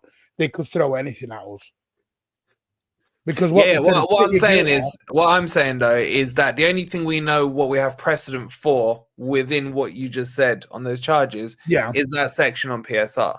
You get me? So sorry, can I just say something? Real quick, yeah. So someone just said it's because Everton got charged and Forest got charged. Yeah. Could you imagine if City somehow win based on these ones in particular, that ultimately, no, you can't look at that because of the rule. And then you silly fuckers have gone guilty against something that actually you could have argued as well. No, we did argue it. But no, you know what would happen? You know what the best scenario would be is if you're guilty for PSR and then you lot come out and say, open those red books next to you, Cass's books. Let's go and see their PSR shit. Let's see their 40 million fucking... Would they then have to go and look at your cases if certain things happen in this case? The thing is, it wouldn't matter, wouldn't it? Luton was so shit that Everton and Forest were going to survive whatever. Yeah, true. Yeah, very true. Yeah, so it's like Everton pulled their appeal once they were far enough ahead of Luton that it didn't Do you matter. really see this happening? Because think of it this way. The PSR one, yes, because they're showing double standards if they don't. But why? Because how do you know we know PSR? If we're guilty on the PSR, then yes. But for me, the PSR one can't be because the first one has to hit for the PSR one to hit. Because City were making more money than we were winning. We were winning Premier Leagues year in year out by that stage. We were already on the winning trail. Yeah, I hear what you're saying. I mean, if you breached PSR with your turnover, then fuck me, man. That's going to be some crazy numbers on those balance sheets. Yeah, of course it will. But I don't think it happens. There's been no team as successful as Manchester City in the last 10, 11 years. And that includes the crap lot over the road who think they're in Manchester. Just let them go and build a little Butlins, whatever they're doing. Oh, have you seen? Sorry, Carl. Have you seen that, by the way? That apparently, that it's already under a bit of jeopardy because there's a ruling with Manchester Airport that you basically have to get Manchester Airport's approval on anything over 80 meters high. And they've gone and made it 200, them pylons fucking 250 meters high. The whole thing was a load of bollocks anyway. The whole thing's a load of bollocks. He came out and done an interview saying they're skint. The next day, they're linked to players and a new stadium. Yeah. After their fans were protesting, all of a sudden, they're now protesting in a new stadium. Not only that, by the way, I don't trust. Sorry, I don't trust. I don't trust the Premier League. They were told on the ATP, APT, whichever you want to call it, they were told City had won. Do not go ahead and rush through anything. Yeah. They rush through everything again because that's what the Premier League are. They are just so premature. It's unreal. And they're just running around trying to get everyone's votes. People are switching sides left, right, and centre. And then it comes out they not only lost, it was all illegal. Yeah. And they've got to go right back to the drawing board again. So you're talking on the sponsorship one. You're talking on the sponsorship one. Third-party transactions. Yeah. So we look at the last 12, 18 months of Premier League legal cases. They've lost nearly every single one of them. So I'm sorry, they haven't exactly got. But why wasn't everyone backing City on that? On that one, I agree with City. Why wouldn't? Because I think was only 4 clubs backed you. No, because they don't. Because what you got to realise is in this Premier League, like here today, we've all come together to support Pat. Yeah, that doesn't happen in the footballing world because everyone looks out for what they want. Yeah, that's what I'm saying, Martin. No, it's in their interest. It's their interest. Why did Everton change sides, Wolfer? Everton were already fine, and then as soon as the shareholder loans got sorted out, they all went, "Oh, right, hang on, we're back in the Premier League camp." It's what it suits at your time for your football club. Like I said, it's more than football. No one helps each other, really. Football. These are businessmen, and it's more than football for me. What was I just going to say there? Quickly as well, just on Man United Stadium, right? I am convinced, I don't know if you lot have seen it, but they've said, the whole building of the stadium is dependent on the regeneration of the... Bro, I'm telling you now, this is all... United have picked the perfect people to use an excuse. The government. because they can just keep saying, "Oh, the government haven't regenerated the area yet." We've just had someone else arrive. Let's bring him in, Cass. Big up Callum, by the way. Cal's here. Yes, Cal. What are you saying, bro? Yeah, not too bad. Brothers. Big up. What's good, Cal's here. Oh, and look, the two reds at the bottom. Hey, I need some. What's good, Lee? What's good, Martin? Wolfie, Callum, everyone blessed. Big up, Miguel, man. Big up, Miguel. You're not going to rage quit today, are you? I actually have to go in like 20 minutes to go pick up my son. Okay, so can we get this ball rolling? Igal, if you lose to Madrid... Wolfie is such a stirrer, you know. I just want to know the answer to this. Igal, if you lose to Madrid, should Arteta be sacked? No, I think we have one of the best managers in the world. I don't want him gone. Based on what? Tell me his credentials that make him, your words just there, one of the best managers in the world. Yeah, currently, out of all the managers in the world that are currently managing, I think he's up there with them tactically. So is Eddie Howe then? Eddie Howe won a trophy, fair play, but I don't think he's up there with the. But okay, well, he's been to more finals. He's been to more finals than your manager. Yeah, but I don't judge managers in 2 solely years' on time. finals. 2 years less time.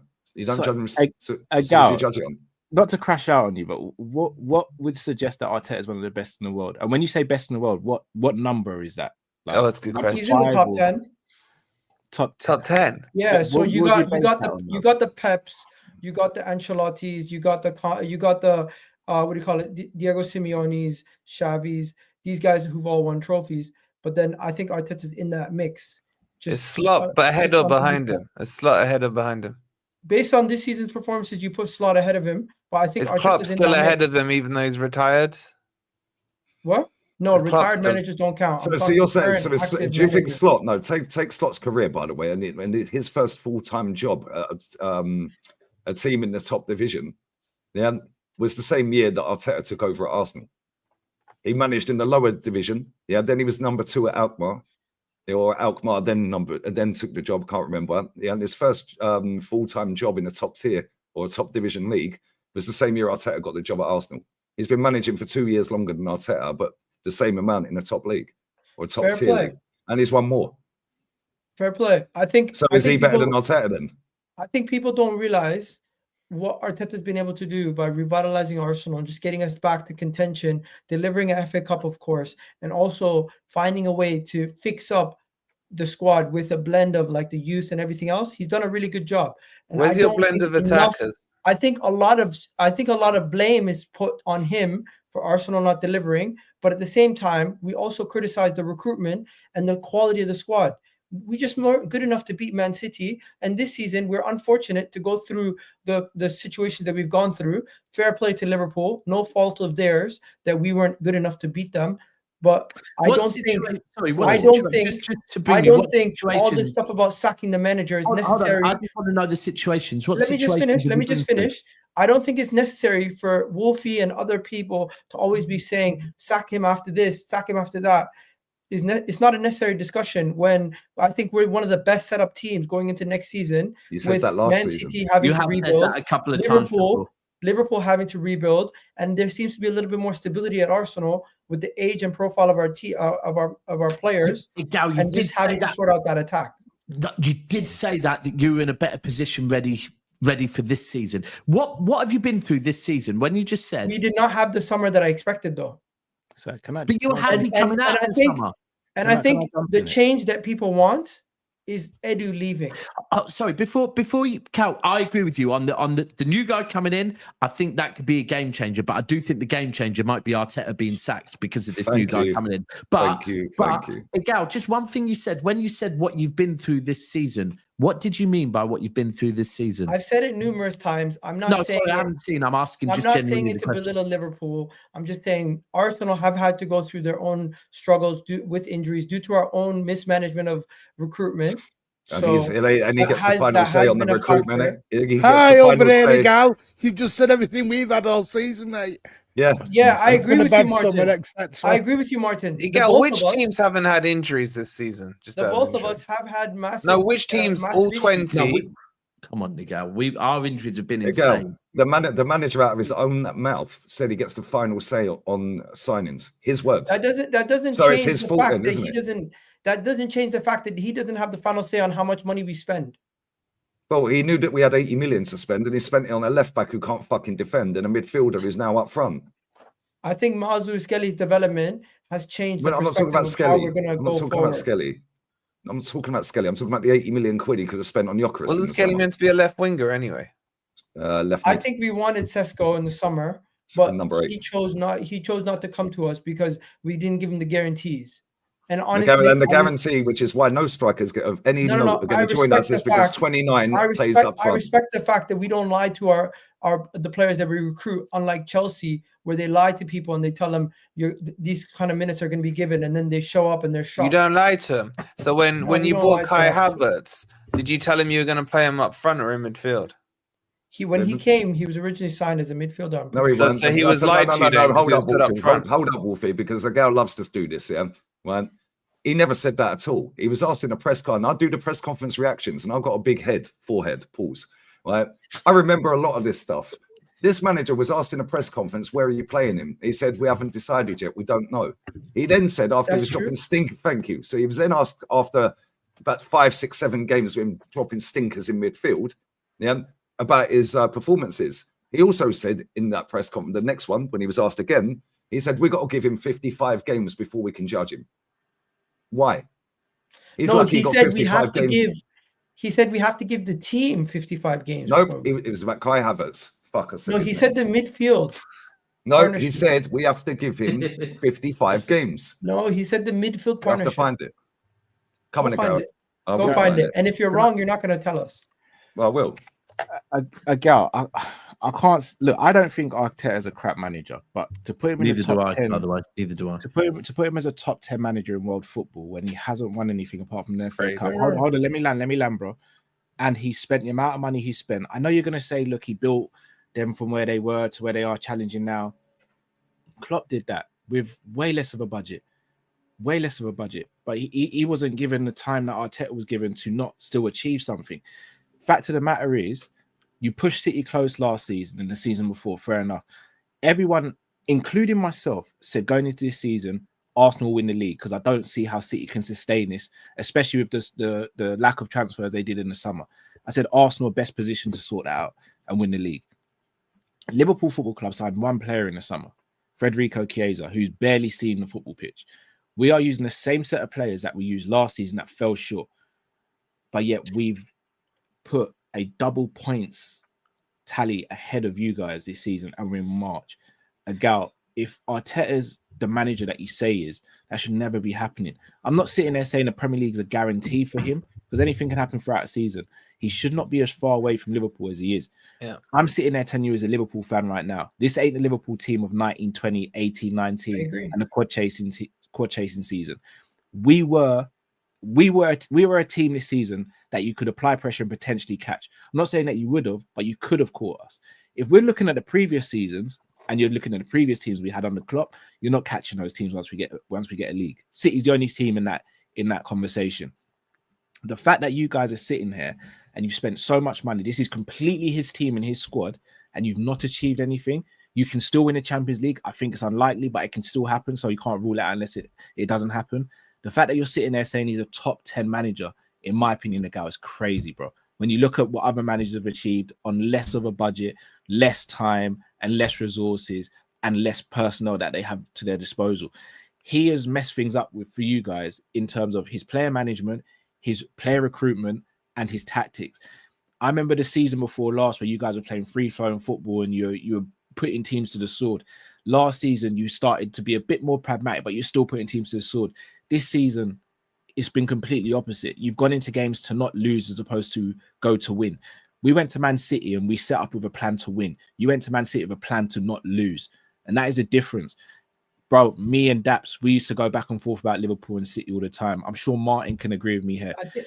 Hear me out. When it comes to games between Liverpool and Man City, when we're both chasing the league, it was you cannot lose away from home. But at home, you got to get the win, especially for Liverpool. City can get away with it because their consistency is absolutely phenomenal. Oh, but your context.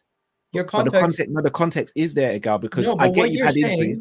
Now, hear me out, Egal. I get you've had injuries, but you should have enough in that squad to deal with it. I'm not even going there. He's when going you to go tell you we back- beat him at home. What when can you do? go We back didn't win the to league when you again. go back to the winning at home, winning away, you guys didn't beat us at our ground. We didn't need to. We haven't played you at home yet. You did play us at our ground. No, that's why I said we haven't played you at our ground yet. No, the but game we is- beat Man City. We beat Man City and Liverpool at our ground last season. The And we issue didn't has win the never league. been the top 6 teams. The issue for us has actually been the other teams, like the West Hams, the Fulhams. Yeah, but that's a given, Igal. That doesn't even need to be said in a title Precisely, race. and that's down to the management and the management of the players ago. The Okay, mentality is not I right. think at all. I think Arteta's reputation amongst football fans is different to amongst experts That's and because- people who actually work in football. What is No, his no, no, no, no. reputation? I'll tell you what. I'll tell you why. Mel.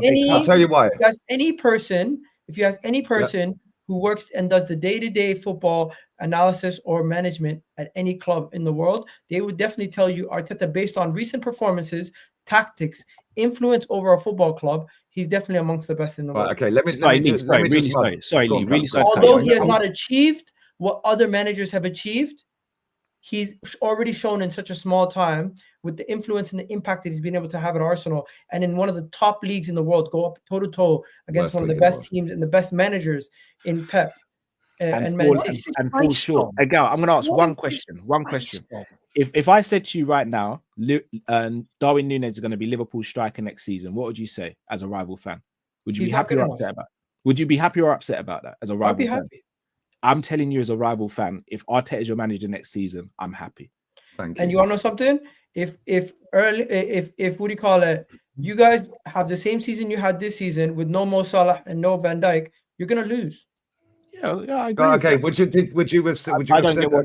Would you have said that? We First love and that foremost, this conversation for some First reason. and foremost, I was right on what I said about 55 games. His words were, I once said that he will need 55 games so as he can understand the system and style of play so we can get the best out of him. His words. Thank you very much. But anyway, Wait. when PSG had Mbappe, Neymar, and Messi, and Neymar, yeah, would you say that they were a better team than they are now? Who? PSG, when they had Mbappe, Neymar. No, and they're Messi. a better team now. Well, okay, so cool. They're a better team now, but they had Messi, Neymar, and Mbappe in their team. Yeah, so this is exactly the same with what we're doing at Arsenal. Get rid of the manager who you deem unbelievably good. So let's say he is unbelievably good. Go and give it to somebody like Eddie Howe. We have more chance of fucking winning. Because I don't care what it looks like. Yeah, win me something. I am bored, mate. Yeah, honestly, Okay, I am bored. I found Yeah, your quote. You actually misquoted Arteta once again. He said, Well, that's on Just Arsenal's when website they play 55 times together, it will be a better, and it will flow better, and they will understand each other better, and we will You shouldn't need 55 be able games to ago. dominate. Okay, more. so after that 55 games thing, because that was on Just Arsenal website that I read that That's a from. So if season it's and a wrong, it's half. wrong. Well, if that's 55 games, yeah, right, in all competitions, let's say that's a season, yeah. How did that work out then, and how's it worked out since? Because that was in No, January. I'm, he said I'm that. just saying you got it wrong. 20, He wasn't 24. talking about one player. Well, Just Arsenal website, I've got it wrong then. I'm just Okay, reading it fair. off of their website, so it's what it is. How's that worked out since then? Because how many games has he played for Arsenal now? I don't think How Havertz many is a games have they problem played? like everyone. I don't think Havertz is a problem as much as everyone says he is. We're not How going comes to have Ethan him as a didn't main. need 55 We're not, games? if we do what we're supposed to do in the summer, we're not going to have him as a week in, week out starter. Okay, We're gonna be fantastic. signing a How new comes striker. Timber didn't need 55 games? No, because Timber, we already know what Timber is capable of. Timber is one How of the comes? best. Yeah, okay, how comes Ethan didn't need 55 games then? Ethan's he a came through the youngster, he's academy. still getting embedded in. Lewis but Skelly did need 55. Lewis Skelly ain't needed 55 games, and I guarantee you're shoehorning him into a combined 11 against Madrid. Yeah, exactly. Can I say something? Hang on, Lee. Can I say something? Right? Sorry, I was listening to half of that while I was making some food. Gal, whenever I watch the debates, like with you and Lee and you and other people, the thing that screams to mind is I love how passionate you are about the manager and about the club. I think that's brilliant, right? I'm not knocking that, but a lot of it seems like copium because of the failure. And what I mean by that is when you say things like you want to put Arteta in that conversation as the best managers in the world, and he's up there, blah blah blah. It's not based on any factual evidence. He's done well. As I said before, I think he's done well to steady the ship at Arsenal, to get you going up to second. But the fact is now, this is 3 years in a row you're going to finish second if you do this year. You're not as good as you were 3 years ago. You're not as good as you were last year. You've actually dipped in both years in terms of performance. In the transfer market, it seems like this guy doesn't want a striker. I don't understand, and this isn't my fault. This isn't about me being Spurs. It's just me being a football fan. I don't understand how you can watch 5.5 years of this guy and still praise the way you do. Either your standards are in the gutter, yeah, or you're seeing something with Arteta that the rest of the football world are not seeing. And last point I'll make, when you said there about if you speak to professionals from football clubs, that is not true in any way, shape or form. I've got friends that work for multiple football clubs across this country, yeah? And when you speak to them about football, they don't speak in glowing terms the way you do about Arteta. Arteta, Callum was 100% right. For 2, 3, 4 years, yeah, where you've been behind City, I've been the one person, whether I'm right or wrong, Lee might tell me I'm wrong, Wolfie might, and Never Foul might. They'll tell you what, I have said this though. I always said Arsenal shouldn't be winning the league because City are that damn good. I've always said that. You shouldn't be winning the league. So when people like Lee go, no, it's failure, I'm going, no, you shouldn't be winning it. But this year, City have fallen off an absolute cliff. Sorry, City have fallen off an absolute cliff, right? And you guys should have been that team in pole position to take that title away from them. But a Liverpool team that have signed I'm not even going to count Chiesa. I can't remember seeing him play a game, right? Liverpool team that signed no one with the same squad as last year are pissing all over you. Like, surely you see, well, we're not that good and the manager's not that great and it is time for him to move on. I honestly look at it the opposite. I think Arteta has done an outstanding job, and this has probably been his best season as a manager because he's had to deal with so much adversity. He's had to deal with so much adversity. And in order, wait, let him finish. You guys are laughing. But, check the rear view mirrors, the girl, bro. Check the rear view mirrors. It's easier for you to manage. It's easier for you to manage 2023 when there's no expectations and you don't have as many injuries. It's easier for you to manage when majority of your team is fit and you now do have the expectations, but you are still able to turn out results because you have your best 11 available. This season, what he's had to do without having his best players available, without having his best 11 available, without having his best midfield, best attack, best defense at certain parts of the season, and to still get us third in the Champions League. We still have a I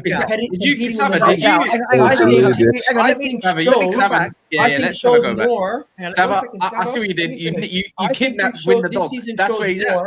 About Arteta's ability to problem solve and find more. Here's the problem.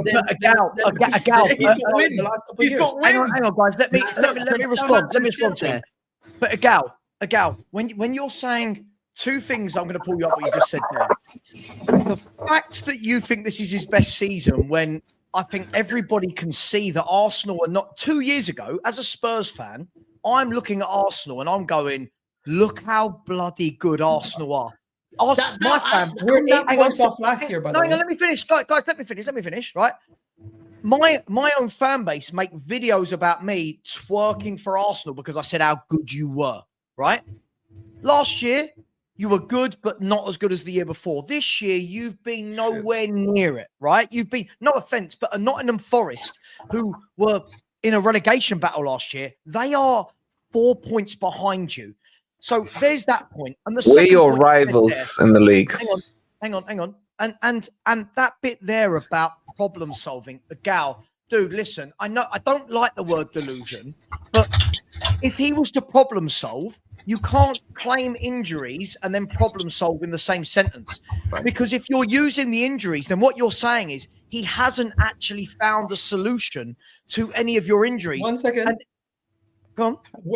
Were Man City not also going through injury problems? Did Pep find solutions? No, he didn't. Who's got more chance of winning the Champions League? Who's got more chance of winning the Champions League season, Man City or Arsenal? Who's got more chance? The Champions League, right? Hold on, I just want to talk on the Champions League. Hold on. When you say you finished third in the Champions League, Gal, yes. When you talk about the Champions League and say you came third in the Champions League, but did you really have? No, hold on. But before the Champions League group stages was finished, did you really have many of these problems, or these problems come after you qualified? Was Havertz not in? Sorry, one injury. Fuck me, big problems. But Jesus was injured. You used a very interesting stat there to talk about. Was injured. All right, so so that's what I'm saying. You've Also, basically gone and said, hold on, you said that he's done an amazing job to overcome all of these injuries and get you third in the Champions League, when actually most of the injuries came after that point. It's a very, very clever twist. But what they've done, is they've got gassed up because we don't get battered in the top 6 games. Yeah, and we're a little bit higher up the table every year now. That's it. That's exactly why they're in their feelings. They make up this guy got us promoted. The reason why saved us from relegation and got us up there. They think this guy's generational. I see Owen Hargreaves here. So when you're talking about pundits and all of this loving off Arteta, Owen Hargreaves is trying to keep himself on fucking TV, mate. Yeah, that guy played for Man United and Bayern Munich, and that was prime teams, both of them in their primes, prime managers. He sat there and said, I've seen enough after 200 games, because that table of Arteta after 200, he's in with Hall of Famers. So I've seen enough to know he's going to be a Hall of Famer. Get out, your opinion's rubbish. Sorry, it's rubbish. What has Owen Hargreaves seen? What are you seeing? I agree with you. I don't say all your opinions are rubbish. No, but guess what? It's 1,688 days without a trophy ago. Do you know how deep that is? And you're happy with this? 1 second. Nobody's saying I'm happy with it. I get it. We haven't won the trophy. So don't you think if we go and get another manager then, if we get another manager and he finishes 5th, what would you say then? But he wins the cup. I don't want another manager in. I believe Arteta's so if he close. Out the door today, bro, I'm so close to busting my nut in fucking Jennifer Lopez. It ain't happening yet, is it? There's nothing you guys can tell me. There's nothing you guys can tell me to deceive what I see on a week-to-week basis. Answer me this question then. I watch my team on a week-to-week basis. I read about it. I know what's going on behind the scenes. You need Nobody at the club has lost faith in the manager. You guys all think I know they have. Have you not seen the stadium? And the reason why Arsenal are not winning. Seen the stadium? I can tell you that Arteta's the reason in why Saliba's not looking at going to move to Real Madrid right now. Okay, clip that. Arteta's the reason why a lot of these players, like the Zubamendis and the Isaks, are even considering joining Arsenal. How do you know that? How do you know that? Arsenal, because David Ornstein's told him. Arsenal, the situation they're in right now, and are one of the most stable clubs they've been in a long time. What's this got to do with winning? It's down to the manager being able to build something solid. How long does it take to build? We're in a We are in a rebuild. We are in a rebuild. No, we're not. Rebuild. Yes, we are are in a rebuild. And can I just ask you one question? I'll shut up. We're not in a rebuild. If he walks out the club today, okay, whatever, cool. If he walks out the club today, who do you want to replace him? I don't want him gone. I'm not replacing him. That's not what I asked. If he walks out the club and says, I can't do this anymore, who do you want? I don't believe in. Because last time when we was on Pulse's channel, you said Ancelotti. I don't want to sack him. You said Ancelotti before. Sorry, I don't want to sack him at this moment in time. I didn't sack him. I said if he walks out and says I quit, who do you want? If he quits, that means we didn't sign a striker, we didn't sign a left winger. That's not. I don't care why. If he walks out, yeah, you sound like my missus. Yeah, you're diverting all around the house. Just give me the fucking answer. Yeah, if he walks out the door today and says, I quit, who do you want? I don't want nobody right now. So you just have you're managerless. Win the dog and be taking charge. Like, flip it, you know, mate. Wait, I'm not going to answer a question about something that I don't believe is going to happen. Can I ask you? You sound like the I'm going to make a cup. I'm going to get a beer. Get this guy a beer. You want to know something, Sabo? I don't think Ange is the problem. I think the institution's the problem at Tottenham. That's how I know everything you've said so far has been 100% wrong. Let me ask you a question, Agal. I don't think the institution is the issue. The fact you've just said Ange isn't the problem, right? Have you seen how Spurs set up a game? And you don't think those tactics... Ange is part of the problem, but the biggest problem at Tottenham is the institution. You don't have the ambition to get a winning team. No. I just want to be there. Agal, I'm going to do what Lee just did to you. You've not answered my question, right? We're not talking, Agal, let me finish. We're not talking about, this is everything with 2025 football fans. I ask a question and it turns into, but winning. I'm not talking about winning anything. I'm talking about Let's just look at Tottenham Hotspur and the way we play football. Wide open, no defence, no midfield, inverted fullback so everyone gets in behind us. How is that not on Ange Postecoglou? He sets the team up. Does he not? Let me tell you, your recruitment has been poor. And That's it doesn't not what I matter. asked. And the reason why you're in the situation. Try answering the question I'm asking you. You're not answering the question I'm asking Ange you. Postecoglou sets you up bad to start games, which puts you behind early. That is his fault. Ange Postecoglou's tactics defensively, that is his fault. Ange Postecoglou's playing style, I agree, that is his fault. If you change the manager, you definitely will be higher up the table than you currently are. I agree with you there. My thing is, Tottenham, even if you were in the top 4, that is your ceiling because your club and your ambitions are not higher than just being in the mix. But that wasn't my. But again, Agal, it's almost like I'm asking a question. The answer I'm getting is to a different question. I agree with you about Ange. Right. But my issue at Tottenham is I don't think they have the ambition to ever go and compete for the league. Agal, you're preaching to the converted. I've been Levy and Enoch out since October 2007, right? So I'm not bringing that into disrepute. Yes, the owners are bloody dreadful. But should Tottenham Hotspur, with the squad we've got, be 14th in the Premier League with only 4 teams have less points than us and 15 defeats in 29 games? No, they're not. Right. So that's my point. That's why when I said you sound like the Ange fans, because all of your argument that you are giving for Arsenal is all on hope. Every year I watch you, I thought Ange was going to get sacked by now. Every year I watch, I like you, Agal. I think you're great for YouTube. I think you're brilliant, right? And everyone who knows you says you're a really nice guy. So I've got no problem with that. But every year you say we're on the verge of doing something good. Next year's going to be it. If we have that this summer, the problem is your guy has spent 800 million. I'm just guessing. Right, sure, but catch up money, Sava. Catch up. No, money. 1 second, but Sava, you have to spend money in order to get your team competitive. I'm not saying you don't, but the fact is, you've spent 800 million, right? Chelsea spent double that. Hang on, let me finish. Let me finish, Agal, right? Because you get annoyed when Lee does it to you. So let me finish, right? The difference between Arteta spending money and Chelsea spending money is Chelsea changed their manager like I changed my pants. So no manager there gets the consistency to build and drill a team and grow a team. Your manager's had 800 odd million. Somebody will correct me if it's not 750. Right? 750.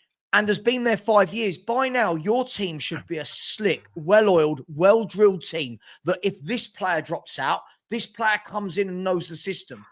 But you're not. You're still sitting here 5.5 years later going, but in the summer, if we do this. And you know the problem with fans, Agal, that have your mentality? We could be sitting here on the 18th of March, 2026. Arsenal could be 2nd or 3rd again. That many points off the top, and you will still say, but injuries, but this, but he's got the backing, but pundits say this, but if we do this in the summer, where is your... I'm going to ask you a direct question to end this, and I bet I don't get a direct answer. Nope. What is your cutoff for saying enough is enough, Arteta's had long enough, now he must go? What's the cutoff? He did give one a year ago, I believe, but it changed. Okay, but I'm asking now, what's the cutoff right now? My cutoff right now is to see how we address this window. If we address this window poorly, then my cutoff is literally the window. Because if I feel like we're not good enough coming out of this upcoming window, I don't think the manager. It doesn't matter how much I rate Arteta. I feel like the board are letting him down. And at that point, it's always someone else's fault. No. But again, not the board. I'm asking about Mikel. This is really simple question. I don't think Arteta. Example, let me tell you, my cutoff with Ange Postecoglou was 18 months ago. I've not changed my mind since. He's shit. I want him out. Right? No, but what is your cutoff for Arteta? This is such an easy question. Sava, it's one of those things you just know. I don't have a specific date. I don't have a specific. I don't have a specific metric. I don't have a specific metric. I'm being honest. I don't have a specific metric. It's more of a thing where when I get there, I'll know. It's not a thing where it's like these objectives have to be meet for me to be wanting to. If he gets Isak, Nico Williams, who's a scrub, Yeah, but let's say all you Arsenal fans love him. So Nico Williams, Isak, Zubamendi. Whoa. Oh, him. I thought you meant my Nico Williams. Sorry. No. Let's say we get them 3 players, yeah, Wolfie's and we get another defender, and let's say we get another defender, yeah, right. We obviously need another goalkeeper because this one's on loan, but obviously only got Raya. And then he still doesn't win the league. Then what? And he still don't win nothing. Then what? Because then you can't say he ain't been backed. Yeah, you can't say he ain't had the players. Why is everything painted as a negative? Because we haven't won a trophy for 5.5 years. Do you know how long that is? I've been on this stream for 20 minutes. You want to know something? There's more possibility for Arsenal competing again next season and maybe getting over the line than everything falling apart like you guys are wishing. Based on what? Based on the fact that we look around in the landscape, Man City have to rebuild their whole midfield and their defense. Yeah, their owners are doing it. Uncertainty over Van Dijk and Salah. Their manager can win. You did do this last season, though, Egal. But you said this last year. The difference is last season, Van Dijk and Salah There's always a difference. So there is always a difference. Egal, I just want hold on. I just want to give Egal. I just want to dig. Hold on, Egal. I just want to dig a bit. Hold on, Egal. Hold on. I just want to dig a bit deeper. Hold on, because you're talking about unknowns on our clubs, and it brings me to what I thought I heard from you was knowns on your clubs, and genuinely, I'm asking you, bro. The way you said. Because you were talking about knowing things at your club and knowing that Arteta is the reason that Saliba is not considering Real Madrid. Let me finish. You also then said knowing that Isak is considering your club. And there was another one. But are these all things? Because whereas you're saying they're unknowns on our club, are you saying these are known facts? All 3 of those are known facts to you, that Saliba apparently is staying at your club, 100% doesn't want to consider Real Madrid. Are you saying that Isak really is considering Arsenal? And are you saying that Zubamendi is also really... Are they all definites for you, but then with us, they're unknowns? Imagine trying to rebuild the Royal Sociedad midfield. I don't think there's anything he's a good enough manager for Sociedad. Having to rebuild their defense and their midfield. I agree with that one. I don't think there's anything unknown. Hold on. So you do? Do you know as a fact? I don't think there's anything unknown about Van Dijk and Salah and Trent's future at Liverpool being. No, they are. No, but hold on, Egal. Don't just address. You see what I'm going for? No, Egal. Hold on. Don't just address one thing. They are unknowns. I'm addressing all they 3 are unknowns. Right. So firstly, although I have an opinion on Trent, Van Dijk, and Salah, they are unknowns, yeah? Factually, all 3 are unknowns, right?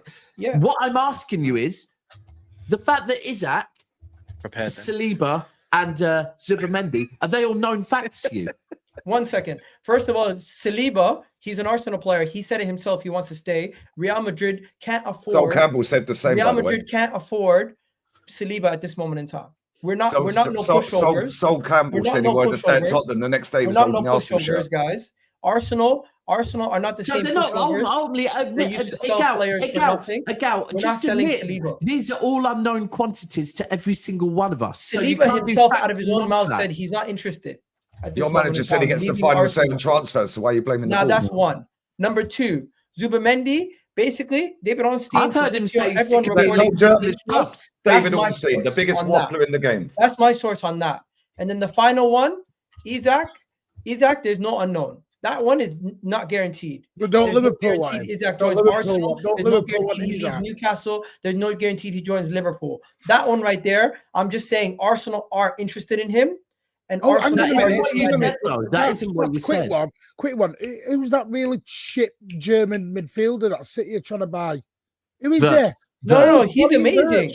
Florian Wirtz is amazing. And if you get Florian Wirtz, and he might be the case. And if you get all your players, but then that's to be in the mix. No, but I don't expect everything to kick, and you guys all to be ready for next season. Egal, that is my point. That I think Liverpool and Man City need to buy way more players than Arsenal. Egal. Yeah, but Pep Guardiola's a way better manager than Arteta. And we have know-how. And we have know-how. And we have know-how doing this. But Egal, my whole point... If Pep was so great, why didn't he fix his team since January? You spent 200 million. Can I it's what you call loyalty. It was blind loyalty and sentiment because he just won 4 in a row. The way you've lost 4 and 5 in a row. Fair enough. You guys have kept winning. You kept winning, and then eventually your team decayed to a point where Can I ask you? One sec. Go on. Who's got more chance of winning a trophy this season, Man City or Arsenal? Man City, because they're still in the FA Cup. Thank you very much. So everything you've just said for the last 10 minutes is complete waffle. It's not waffle. Well, it is. They can win the FA Cup. We ain't winning the Champions League. Man City, after what they've done this last 8 or 9 years. Can you see what I'm going forward, Sava? Man City are having a terrible Millions season. like Of course this you in our can fan think base. they get them. It's But for you're me, not even for me, it was just a case of that when you're listing things in your defense, it's all facts. But then everything else with everyone else is an opinion. It's not all facts. No, but you went through it, and even when I gave you my logic. All right, but you can give your logic, but when you're first listing it off, you're listing it factually, right? But then you're not willing to do the same with any other club. Yeah, but because Ornstein's told him. Ornstein's told him. Ornstein's told him. We've only been speaking about Arsenal here and Tottenham. Because the whole thing is, Martin, when you're saying City going to take a lot longer, they're not going to get the players, Martin could literally now list I the never players. said that. Hold on. I said you have to rebuild your midfield and defense. I never said you're not going to get them. Okay, but Martin could sit there and list 10 of the best players in the world and go, we're going to get them all, right? It doesn't mean That's it's a game fact. changer. But it doesn't mean it's a fact, but you list it as an argument like it's really going to happen. Whereas if we're doing that, last summer, I heard everything come out of your mouth about why you were going to win the league. None of it came true. Because of unprecedented circumstances. Fair Unprecedented circumstances. Anyways, well, guys, you mean no, you don't bring going nowhere. No. I gotta go pick up my son. No. Combined 11. Combined 11 real quick. Combined 11. Because we've done ours. Can I say one more thing though? No, don't do the combined 11. We've done ours. Do that. He's got to get his son, to be fair. Callum, you're my boy. Congratulations. Liverpool going to win the league, but you do realize this might be the end of the road with Van Dijk and Salah. All right, can you do your command 11 quickly? Yeah, I forgot Arsenal in a better position than Liverpool. Callum, do you agree? Oh, Gal, honestly, bro, I'm just looking forward to May to celebrating the parade, my bro. Honestly, you do realise we're going to have to give them the second guard of honor, by the way, under this manager. Hey, they might bottle a couple more games, and next thing you know, no guard of honor. Yeah, the next thing you know, we'll bottle it to Fulham on April Fool's Day, and you'll look the fool. I'm not saying that we're going to win the league. I'm just saying they might not secure the league until like the second last game. You never know. Yeah, maybe not. But this one's quickly addressed. Quickly do your combined 11. This is addressed to you by Robert Tino. Gal, why you can't Champions League titles? Run the combined 11 again. Big up the Delulu Bottle FC fans. Shouted Toronto Maple Leafs. We've done our combined 11 for the game, by the way. I did my combined 11. Is this at this moment in time? Yeah. At this moment in time, the only Arsenal players that get in are one of the defenders, probably Gabriel this season, based on his performances. We agreed. Timber. We agreed. Declan Rice. No, we agreed. Oh, and that's it. No. But Saka's injured, so Saka would be in if he wasn't injured. So who are you putting Declan Rice in very quickly over? What, Camavinga or Tchouameni, you pick. Are you mad? Over Camavinga. I love a gal. He's got to be trolling. He's got to be trolling. Rice is a better player, and you guys then Camavinga. Camavinga because he plays for Real Madrid and he does all this stuff. No, I'm not. You know how high I rate this is a Rice. once in a lifetime biblical stinker. I rate Declan Rice better than every Madrid defensive midfielder in the team. Big up. Do you know what, Lee? You're a good man. Gal, I love you, bro. Wow. Keep doing what you're doing, man. Yeah, love it, Gal. I'm not gonna lie, Gal. As a rival fan, I need you to be one of the voices in the Arsenal community. No, why are you dissing? Why you sneak dissing? I need us. It's not really sneaky. It's not really sneaky. Yeah, no, this is crazy the work. way you said that sounded like you're dissing me on the low. No, I'm not dissing you, but I'm saying I need you to be in the community because he's not dissing you. He's dissing your opinion because you are not seeing past your Arsenal bias, bro. How are you picking Declan Rice? Listen, no, very quickly. You guys about your clubs, I think you might agree with me. It's just when it comes to Arsenal, you probably all disagree. You said Declan Rice over Tony Kroos last year, by the way. If you were to do a Liverpool and Madrid combined 11, how many Liverpool players get in? Mo Salah, Van Dijk, Trent. Trent over who? Mo Salah, Van Dijk, Trent. Trent over Valverde. Mo Salah, Van Dijk, Trent. I said it. I stand by it. The midfield is all Real Madrid. The rest of the players pretty much all Real Madrid, except for I don't really rate Real Madrid's left back, but Robertson's been poor. So Alisson, yeah, has Alisson probably got a chance three. over I know Probably it's a tough three one. players just like us. Far this season, probably, to be fair. So who do you rate higher then, McAllister or Rice? I rate Rice better. Wow. Okay. 1 second. One more thing. Liverpool have good players. The only great players they have is Trent, Van Dijk, and what do you call it? And do Arsenal have any great players? then? Arsenal have good players. The only great players they have is that are all in Lima. contract negotiations. So they've only got one great player more than us. Then that's what you just made said. Saka a great You player. just Can I you pick just out? you just you just said. Saka's consistently at the best. No, One of the best. no, performers one second. He just said Liverpool. Sava, 1 sec. He just said Liverpool have got 3 great players and Arsenal got 2. So their manager is, so their manager has got the best out of a shit squad. Then you want to know something? We will find out how good Arne Slot is next season. Yeah, when because Salah I knew Van Dijk- that's where you were going. You name them 3. So if them 3 go, you then go. Liverpool have no top players next season. And then when they still finish above us, when Mo Salah leaves, guys, Mo Salah leaves. That is their goals and their output. Wait, Gal, what if he stays? What if he stays? That is their creativity. When said Van Dijk same thing for Harry leaves, Kane. that is the rock at the back. They are finished with those 3 guys gone. Wait, Gal, what if they stay? What if they stay? What will happen Wow. next year with your crystal ball? What would happen? Right now, Liverpool keep Van Dijk and keep Mo Salah. They can stay competitive. They just need to find more creativity. in the Gal, summer. where did you Would you still win the league though? Would Arsenal win the league next season? If Liverpool and Man City do not get their act together yes this or no? summer, Arsenal walk the league. So if so now it'll be Man City. So now it'll be Man City did 350 million. It'll be Man City done 350. If we They sign done a striker and 200 a in left the winger, Gal.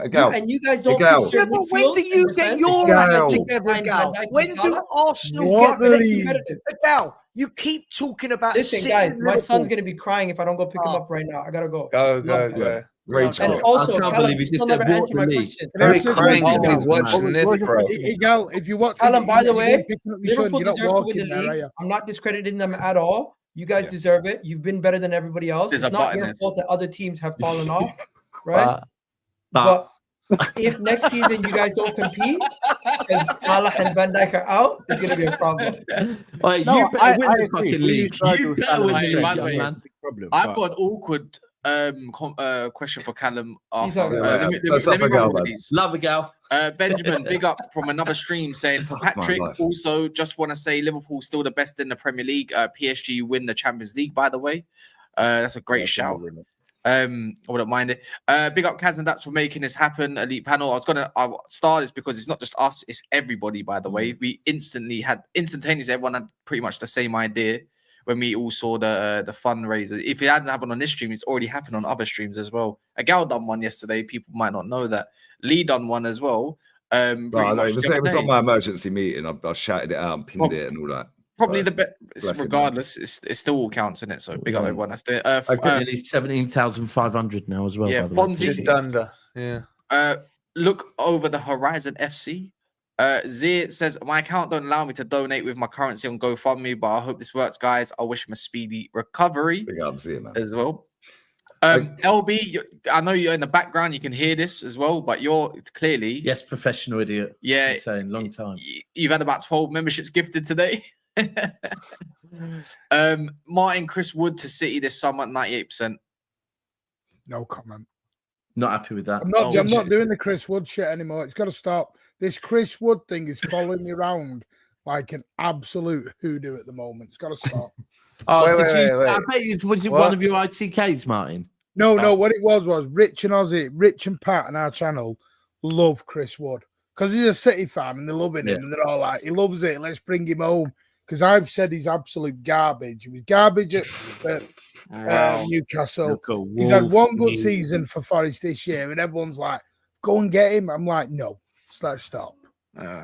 City's more likely to win the league next season, says Nadir, and Arjun says Rice better than Camavinga. Stop smoking a gal. Do you know what he'll do very quickly, Cass? Do you know what he'll do? And that's why he bounced because he knew I was going to wrap him up, and tie him up. Pause. right? And he knew he couldn't get out of what I was going to say because he was going, oh, yeah, if they get their act together in the summer, these two teams, yeah, then blah, blah, blah.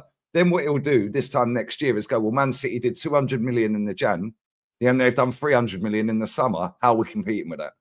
Because that's exactly what he'll do. And he said, like, Northside clips him up all the time.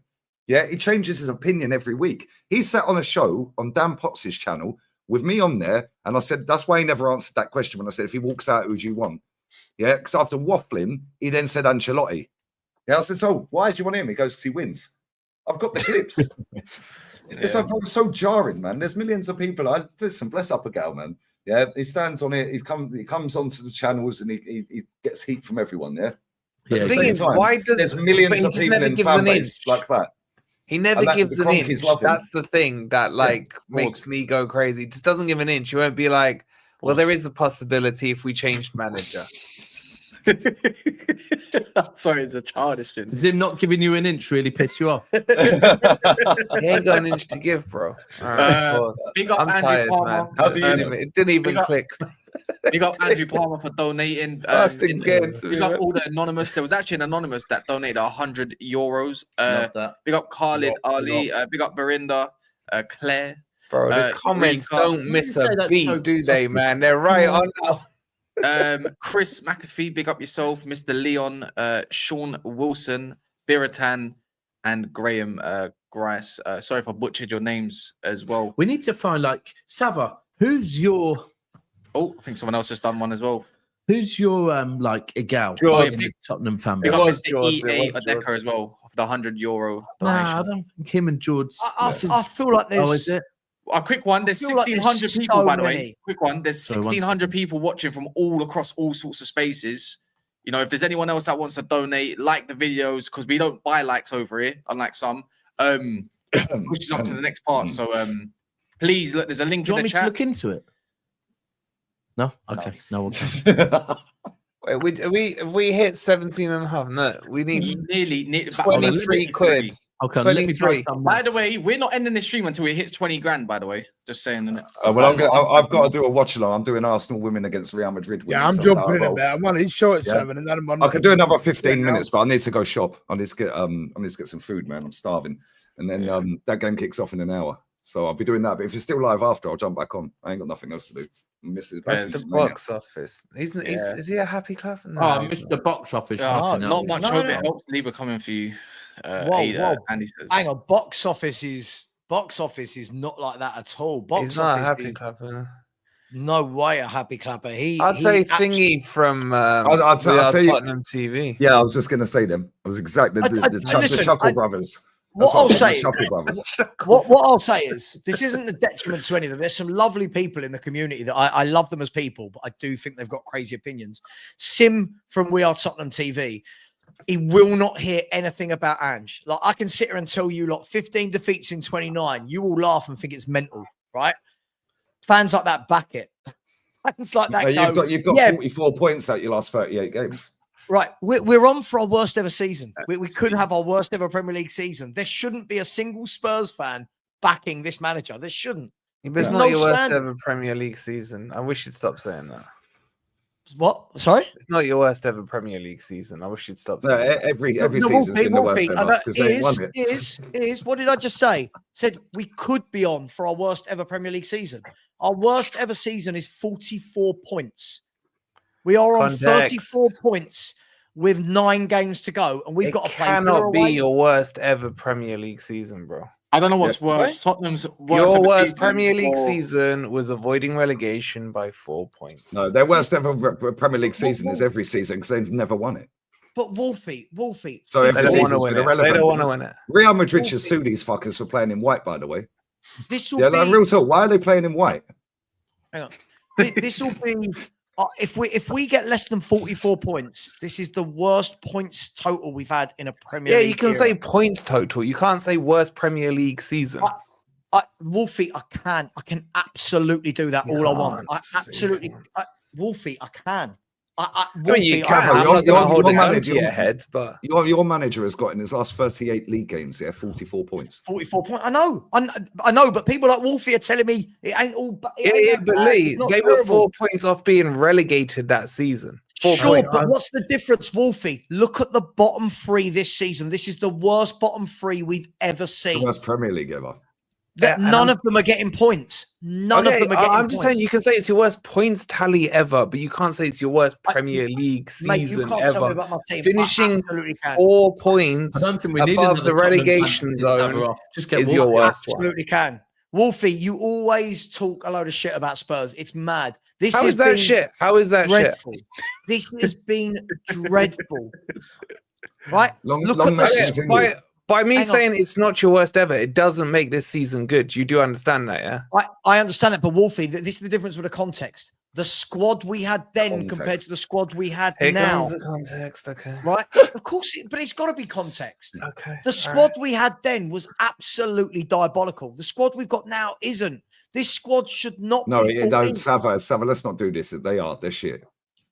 No, but it shouldn't be 14. You got Werner. No, you're right. They shouldn't be 14th. But again, yeah, the standard of football in England is an all-time low, bro. Yeah, we're of a similar age. Yeah, we've seen proper football in this country. Yeah, right? This league is shit.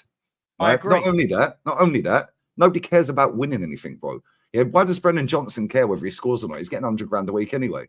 Lee, I agree on that, but that wasn't the point. This is the thing. This squad we've got should not be 14th in the Premier League. Well, I don't care what anyone says. This is not.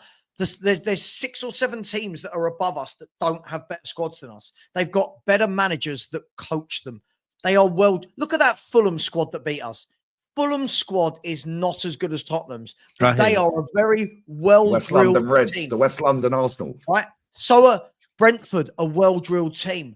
Bournemouth, a well-drilled. I'm looking at mediocre teams now and wishing I had their managers because of how shit our manager is, Lee. I'm not even going for Slot or Pep. I'm looking at these mid-table clubs going, I am jealous of your manager because ours is that bad.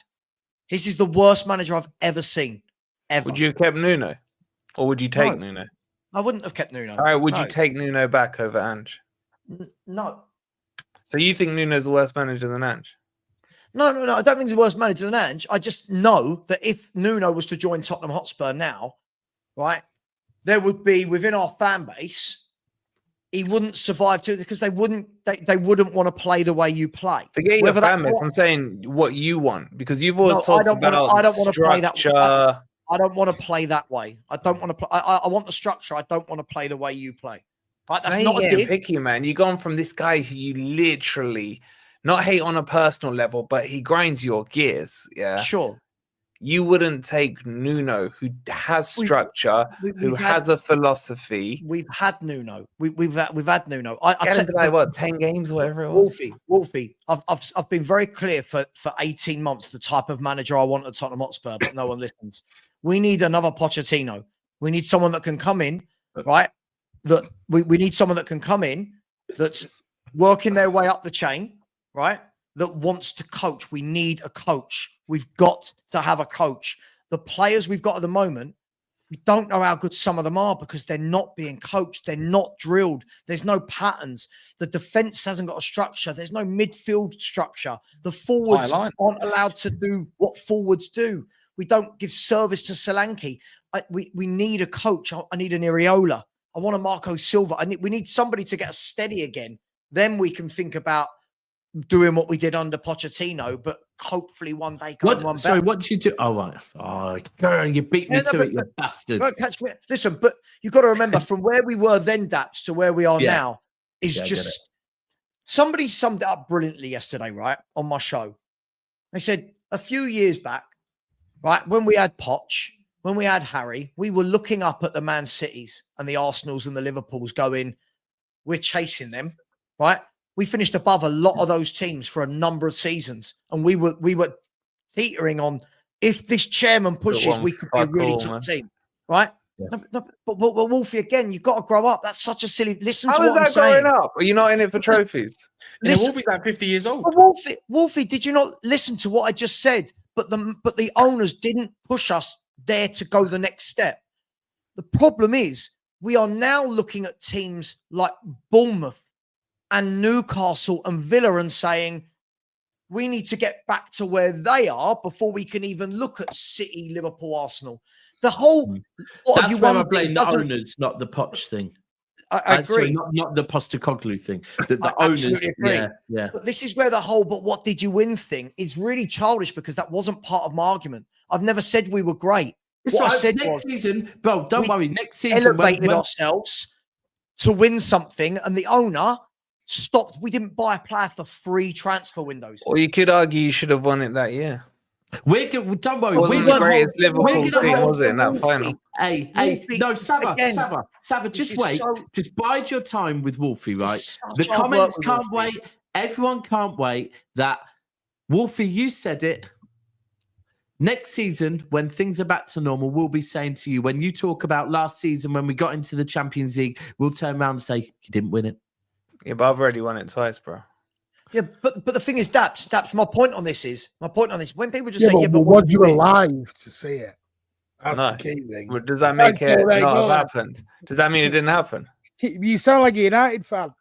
Can I just say, just because other teams were established for 2008, right? There is going to be history in other teams that was before. You clearly don't know Irish, mate.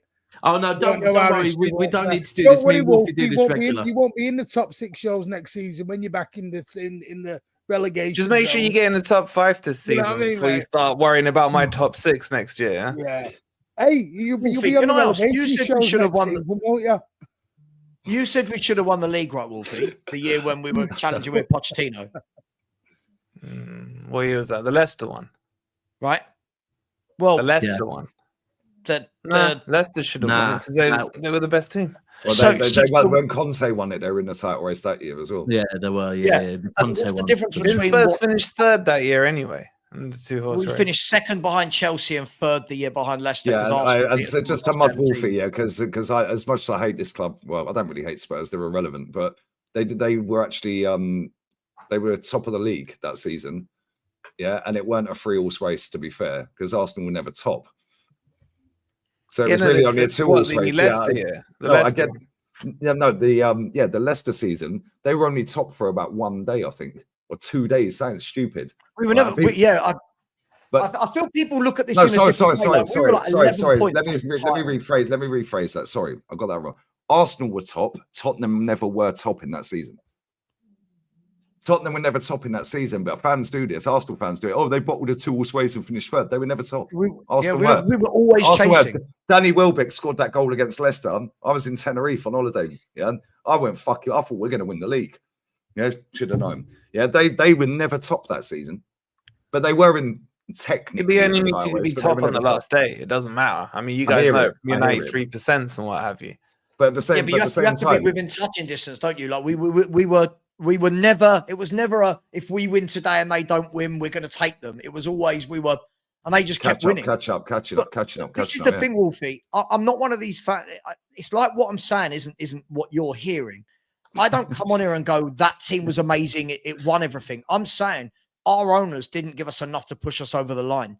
What Pochettino did with that, he had like 14 players he used. What he did was brilliant, but we didn't give him the tools to get us over the line. We're playing Chelsea in FA Cup semi-finals. They're bringing on people like Matic and Hazard at half time. We're bringing on people like Tom Carroll.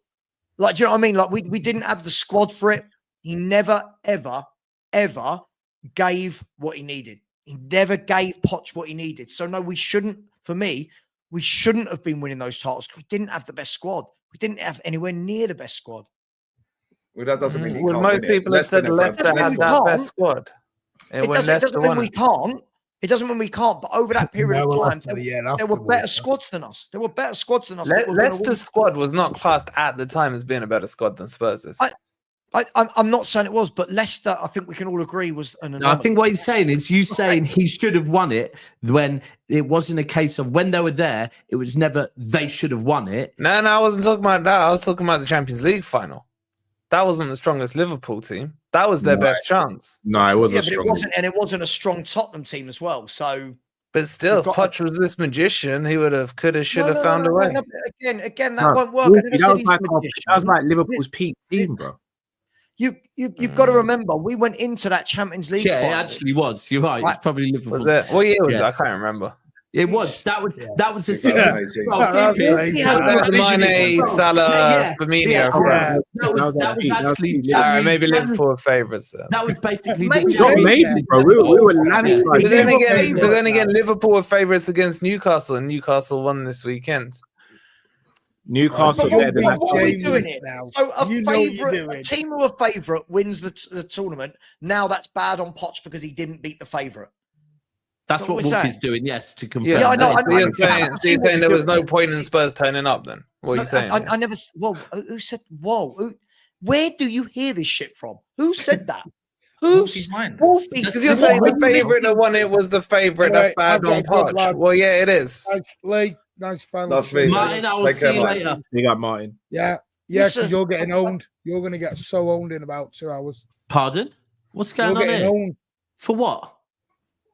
Because you said you were going to call me out on this week's show, and I've got a rebuttal for you. You'll find I out. don't fucking remember what I was going to call you out. In-house fighting. In-house fighting. They've lost the dressing room, lads. They've lost the dressing room. Hey, our fan base. Actually, you're not meant now. Hold on a second. Tell you that. I've got one thing, Mr. Fucking Cocky, that we were going to beat Brighton. Did we lose? Did we lose? No, you were cocky. I think we win that one. I said, yes, How cocky were you? You all wanted basketball, football. Sideways football's boring. Let's go for the Wild West basketball. Right, you happy, Clapper. I'll see you at 7. See you in a bit.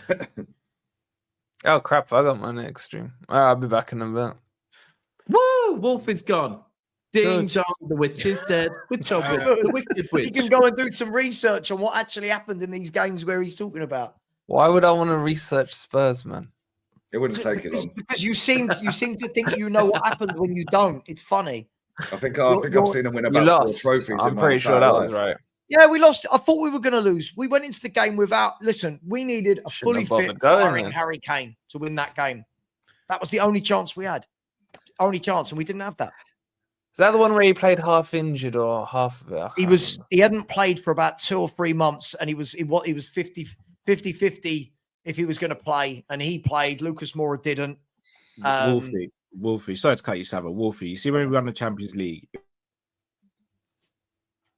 it was either City or Man. It was either Man City or Liverpool's team in the world at that point to clear it up. Yeah.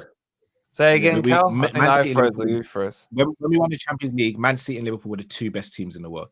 Literally, Tottenham weren't beating. Yeah, no, I'm not arguing that one. But they didn't help themselves, though, did they? Giving you a penalty after 2 minutes. Again, yeah. Again, Sava, I'm not even saying this to be disrespectful. Unless it was a miracle, Tottenham weren't winning that game. I didn't think we were winning, mate. No. But Callum, Wolfie doesn't like people that are level-headed about their club. He wants to take it to that extreme. It's silly. Why are you putting words in my mouth? I've never said that. He's exactly right, though. Is he lying? Is he lying, Wolfie? No, Is he I'm not lying? excited about my club. Gigi, big up Lee. Heard about the stream from you. Gigi saying, Nadir says, so happy we got Marmush. Baller City ain't really that far away from competing. If we beat by 4 players and use the uncles for the cups, we can compete again. I agree. Forest Lion says toilet paper should sue Spurs, not Real Madrid. Oh. And then Kat says, Cal, as a City fan, I've been watching with fingers crossed. I'm happy you're only leaving 1 title next year. We go again. Well done, though. Big up, Cat. And then also, back in an hourish, boys. Yeah. Big up Ashley Adams as well for the donation. Cal, I need to clarify something because I got sent a little clip in it. And it's actually about someone else. You said that Hooks is different. This is on the title ratio. I was just trying to clarify. Do you think he's different off stream to when he's on stream, or Who Hooks? Yeah, that's the No, way that Hooks, was. no, Hooks is a troll on screen and off screen. Oh, really? You say he's changed? I was just trying to clarify. No, he's always been like that with me. Oh, he's always been like that. Yeah, I'll be honest. I give it back as well. So I again being transparent. I called Hooks on his birthday when Arsenal lost, and I was gonna get my kids to sing down the phone and laugh at him. Like, he didn't answer, so I did it by myself. So this is what I'm saying. I can't hide when Liverpool lose because I give out smoke all the time. So when it happens to me, I gotta hold it. Okay. My phone was going off on Sunday. It was I rough. bet it was. Yeah, I heard KG was calling all of you lot. Yeah, KG, Saeed. I got a little WhatsApp message from someone on this panel as well. I won't mention any names though, will I, bro? Who? You, bro. I was thinking, I didn't fucking message. Oh my days. Oh, by the way, big ups Saeed. I think it's actual Saeed Hussein. That's his actual name, isn't it? So oh well, cheers for that. $100 euro, yeah. But Anyone else's governments you want to give out? Here he is, look. Yes, Saeed. No, but it's already out there. Speaking of the devil. Oh. Yeah, speaking of the devil. But I thought it was needed, Cal, because I don't, you know what? As much as I love Monster's reactions to meltdowns and everything, the next one I go to pretty much, I'm straight on Coppish. I'm waiting. Drifty, who basically Drifty is the Drifty needs to he's be the held gal of the accountable he's the far gal of more. the Liverpool fan base. He rates absolute meaty ballers, yeah, insane, yeah. Always got something positive to say until it all collapses. Drifty gets away with a lot, you know. Murder. It's because he doesn't go on enough other streams. And He the thing literally is, Drifty, gatekeeps this is himself not to recent. Coppish. Drifty's been getting away with a lot for a long time, right? Because do you know what, Cal? Actually, yeah, because you see the way you talk. You see the way you talk on Monts and how you have to face a lot from what Mont says. Yeah, you have to face far more, I reckon, from what Drifty says. Look, I'm just here to be the political spokesman. I'm never gonna. Drifty is wild with his takes. I've just got to be supportive of my brothers, in it. Drifty, How Matt, many world-class players do you think you've got? Me personally, yeah, I think Alisson's world class. Yeah, Virgil. Yeah, Trent and Salah. Right, so I'd say 3 or 4. Drifty would say at least 12. No, he wouldn't. I don't think he would. Drifty would say he'd have at least 3 that we'd be looking at thinking, what? I think he would. All right, so apart from that list, I think he would say Konate, McAllister, Gravenberch. I don't think you say Gravenberch. I think he would. Graven shit. He would definitely say he'd definitely see Konate. What does Mons call him? What's Mons call him? He calls him Gravy. I reckon he's even up with Sabozo, you know. No. He wouldn't wait in Royal class. Tropical Andy Carroll, Cody Gakpo. Nah, Harvey I'd be shocked if he rated any of them world class. I'd have to have a chat with him behind the scenes if he did that. Obviously, I would say 3. We got to United. Yeah, I think we've got 4. I do think. I don't think Trent for me doesn't come into that conversation. I don't think he does enough. I understand why you guys say that. So Drifty doesn't rate Bernardo Silva suspicious.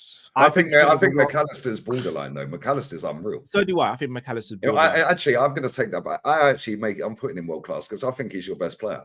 I think McAllister. I think one of them. Yeah, he's world again. class. Maybe I'm a bit pedantic with these stuff, but the reason why I don't say McAllister's world class, I needed to see him do it. I need to see a player do it 2 years in a row in the Champions League and the league for me to call them world class. He's done it 1 season so far, and you could arguably say in the last few games he's not been on pace. So I need to see consistency over 2 years. Yeah, I think that whole midfield. I think world class gets thrown about a lot. It's like Gravenberch has been excellent this season. I can't call Gravenberch world class after 1 season. It's crazy to me.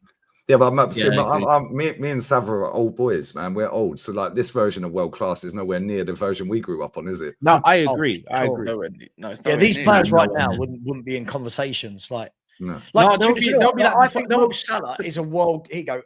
Controversial take, maybe. I think Mo Salah is a world. He's a world class with his output as a footballer, i.e., with his footwork, his passing. I don't watch him and go, "Wow!" But I can't argue with his output. So, can we have a little chat about this, then, boys? Sure. All right. So this is where we got time. Danny Welbeck's better, isn't it? This is where I say I'm going to get a beer. This is why I say Lee's 15 minutes lasted about 4 hours. But this is why I say never seen that happen before. I think stats have to be contextualized and the eye test is subjective. So when you say you look at him and he doesn't wow you, that's fine. But I might look at a player and say, wow. Like for me, Xabi Alonso, when I used to watch Xabi Alonso, I'd say wow. When the way he passed the ball, the way he controlled the ball, I'd say wow. But Others might look at Tabby Alonso and go, oh, he just got a good long pass. The reason why it frustrates me about the Salah stuff is we all sit there and we laud players from past years like your Henrys, Shearers, and Andy Coles and all that, and rightly so. Salah is hitting similar to better numbers than all those people, in my opinion, in a harder league overall, and doing it on a consistent basis for a team that's not winning. Based on what? Sorry, Callum. Hear me out, Sava. Sorry. So yesteryear, I think you had two teams going into the season who were guaranteed to battle for the league. And usually in my era, it was Man United and Arsenal. The bottom 10 teams, you would never worry about if you're Man U and Arsenal. I disagree with that, by the way. No, sorry, land your point. Well. I think the level now is that the best teams in the league are at the same level as those teams were, but the teams below those teams are way better than those teams. So you see 8th, 7th, 6th, 5th, they're way better than your yesteryear's 8th, 7th, 6th, and 5th. Can I come back? Hear me out. We can say no and all that, but remember, there were seasons where Arsenal, Man United were winning the league with 8 points. I knew you were going to say that. And I know what you're going to say. That means the league's more competitive. Out of your mouth. I say the league's more competitive now, but you've just got to be better than what you were before. For example, Brentford have got players like Wissa and Mbeumo. That will be a big problem. I don't think you had that in yesteryear. Well, but you did. You did. This again. This is look at that Bolton team, JJ Okocha and all them, man. Like, come on. Yeah, Norwich had Huckabee, Letitia at Southampton. Letitia at Southampton. That's one player. That's one player. No, I hear you. If we went through, but if you went through all these teams, by the way, sorry, Sam. NVR. Again, I knew you were going to say me mentioning Henry. I mentioned Henry, Shearer, Andy Cole, Cass. All jokes aside, all banter aside, you've never once heard me say that Salah's better than Henry, have you? No. But every single team back then, never said it. Had a striker. By the way, he might not have. Kevin Phillips at Southampton was doing business. Davis at Bolton. JJ Okocha teams back then as well. Kevin Doyle, King Clancy, Darren Huckabee. There were players everywhere. There were players one player from each team, though. The Kubu. But you could say that about. No, but look at the Portsmouth. Look at the Portsmouth team back then. Portsmouth. Paul Warhurst. Some of these teams back then were crazy good, and the reason the league, let me land this quickly, something I'll sharp. Yeah, the reason the points tally is more now is because the quality of the player in the league now is worse. So now these teams just bend over. Hence, the 3 teams that are bottom can't be asked. Hence, the 3 that came up last year finished bottom again and went back down. And Luton are about to go down again. Yeah, look at the 78 points and all of that. I hear totally valid point. I hear it. But now the gap between the top and the bottom is so big, yeah, compared to back then, because the quality is so shit with the rest of them. Yes, you've got Brightons and Bournemouths and stuff like Nottingham Forest are doing their thing, yeah. Back then, bro, that 99 season, yeah, that was a 3-way title race. Chelsea, that was pre-Abramovich. Yeah, we're in a title race right till the end with Arsenal and Man United. They had Zola in that team, by the way. The reason why I disagree. Hang on. I want to retort to your. Go for it. Right? I want to retort to that point. I watched a podcast the other day of Rio Ferdinand and Robbie Keane, right? And Rio Ferdinand and Robbie Keane were talking about where have all the strikers gone?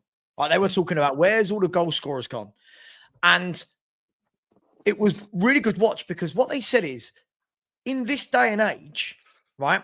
You look who I'm not knocking Salah. I said he's world class finishing. I think finishing wise he is. I don't think as a footballer wise he isn't. When you look at these players now, who are they up against week in, week out, defender wise? Like in the Premier League, you can go, Gabriel's a top centre half, Virgil van Dijk's a top centre half. When you start going after that, really, what are we talking about centre halves, right? Those players back then, the ones that we said that stood out, they were doing it against the Tony Adamses every week, the Sol Campbells, right? They were doing it against Martin Keown's, against John Terry's, Carvalho's, Ledley apart King. Apart from those teams, so the 3 big teams, which were Chelsea, Man U, and Arsenal, apart from those big teams, name me other top quality centre backs then. Because I just named you. I think Spurs had some. We weren't a top team. Leeds had Rio Ferdinand. No, but he went to Man United though. Yeah, but he's still at Leeds. Leeds are the stacked team. The Leeds Rio Ferdinand wasn't the Man United Rio Ferdinand. No, but that's Callum, we had Ledley King and Jonathan Woodgate, and we were nowhere near a top 14 as well. Right, the centre halves in those days were judged by how good they are defensively.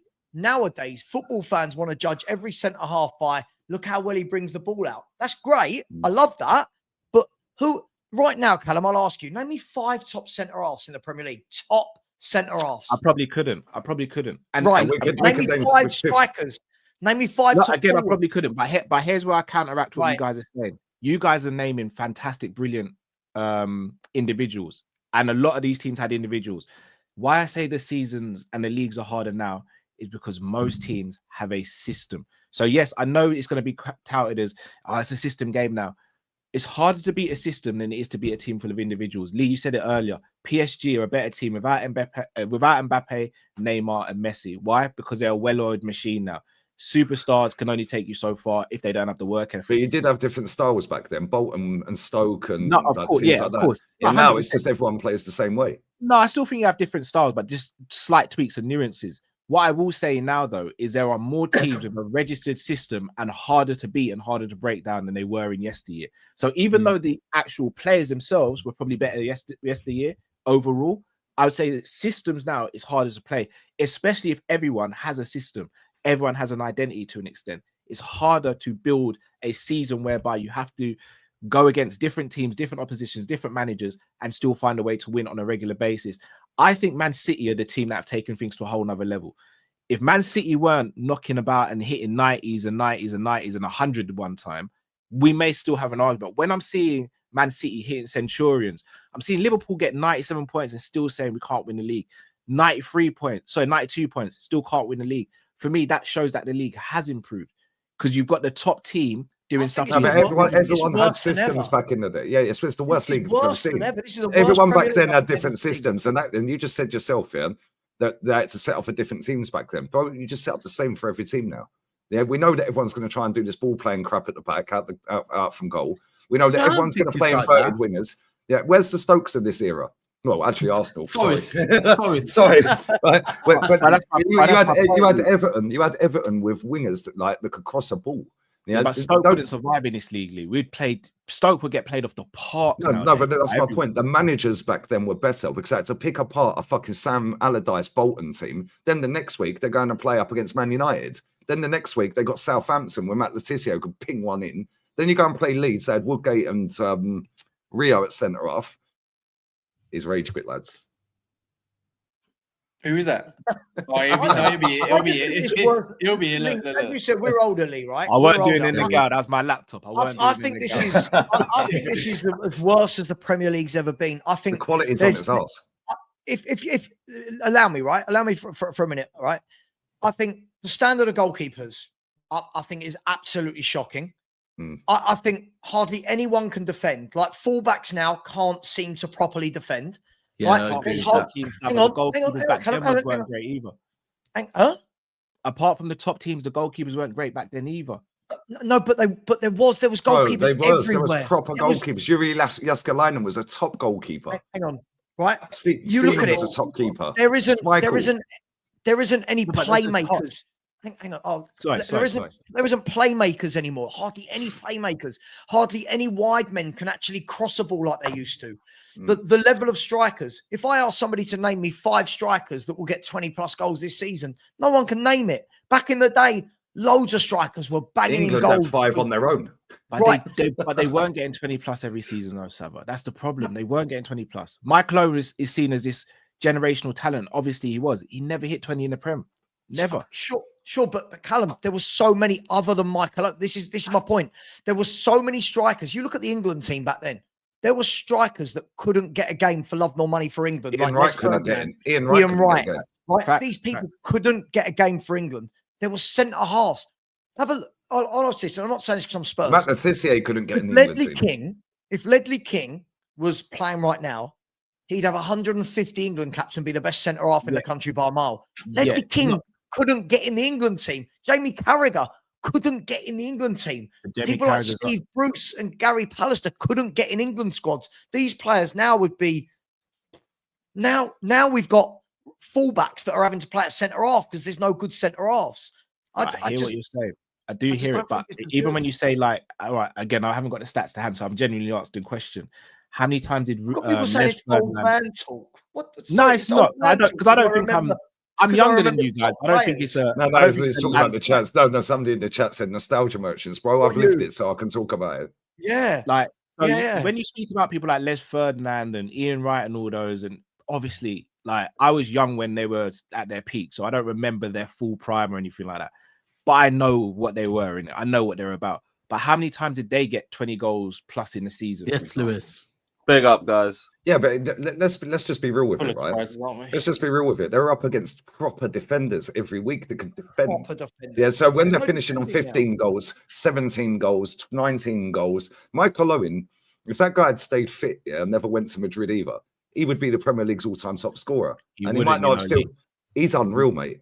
Yeah, no, but he was falling off when we sold him. He was starting. No, fair enough. I hear all of that. Yeah, right. But at the same time, I agree, whatever. Yeah. The point is, so many players just for England. Teddy Sheringham was a bench player for England. Yeah, baller. Baller. He'd be one of the best players in the Prem now at forward positions. Yeah, and then you're going up against proper defenders week in, week out. Nobody can defend.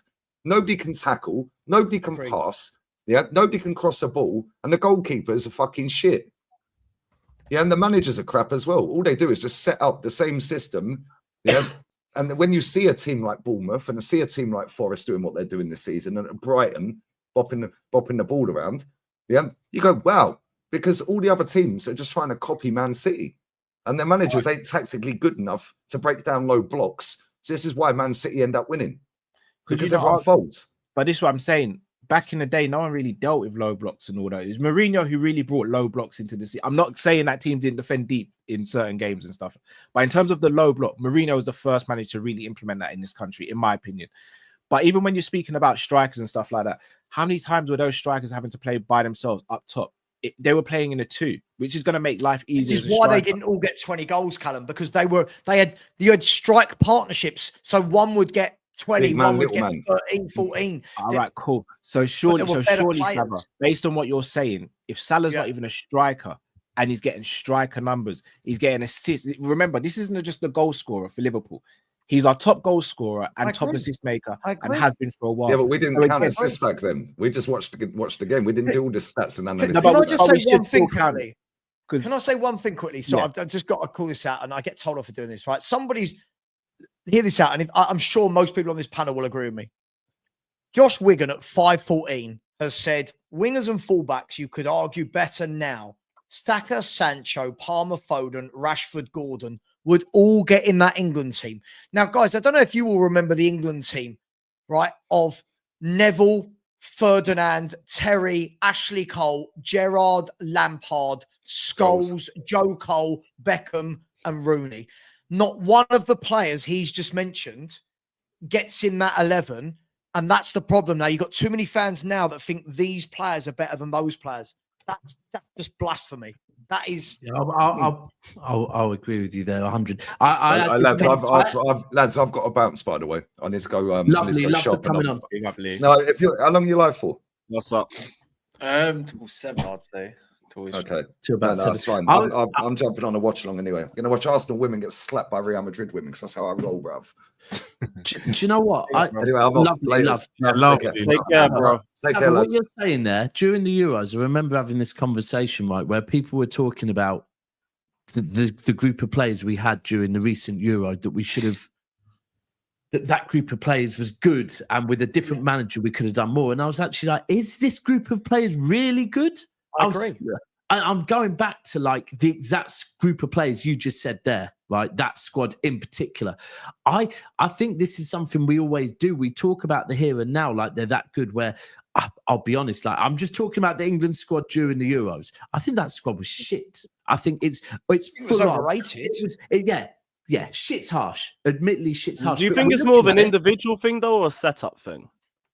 Because I remember the complaints being that they were trying to like fit Foden, Bellingham, and Kane into the same lineup, and it just wasn't working. If we were looking at the group of players, I think the issue we have at the moment, is that whereas I felt like before with players, we'd give them a bit of time, right, before we really start judging them. Whereas now, the prime example is but like Lewis Skelly, Yeah. Great players so far, look good, right? But when I'm hearing cemented in, someone saying he's cemented in the England squad. How is any 18-year-old cemented in the fucking England team? Yeah, right. But that is it's just the way we are now. Like, and I'll say the same with we see. What have you done for me lately, Tax Staps? What have you done for me lately?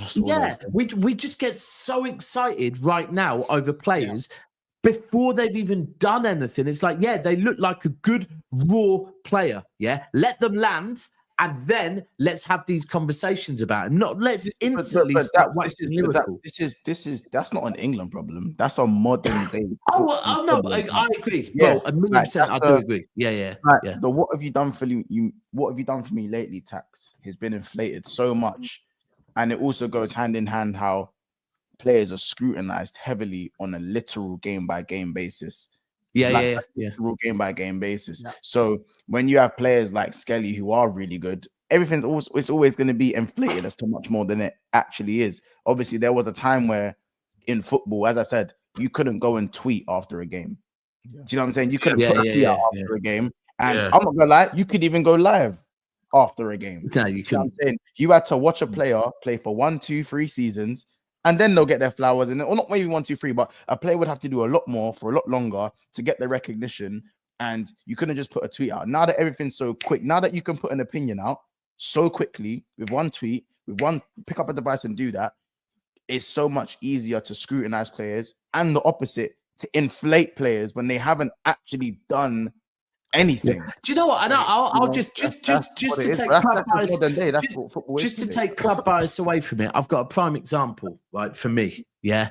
And I think he's gonna be a good player. And it's unfortunate that he got injured this season and we didn't get to see him. But the return of Oscar Bob is like the second coming of God at the moment, right? He's not done anything. Like, he's good, but he's not done. Come on, man. But I'll be real, I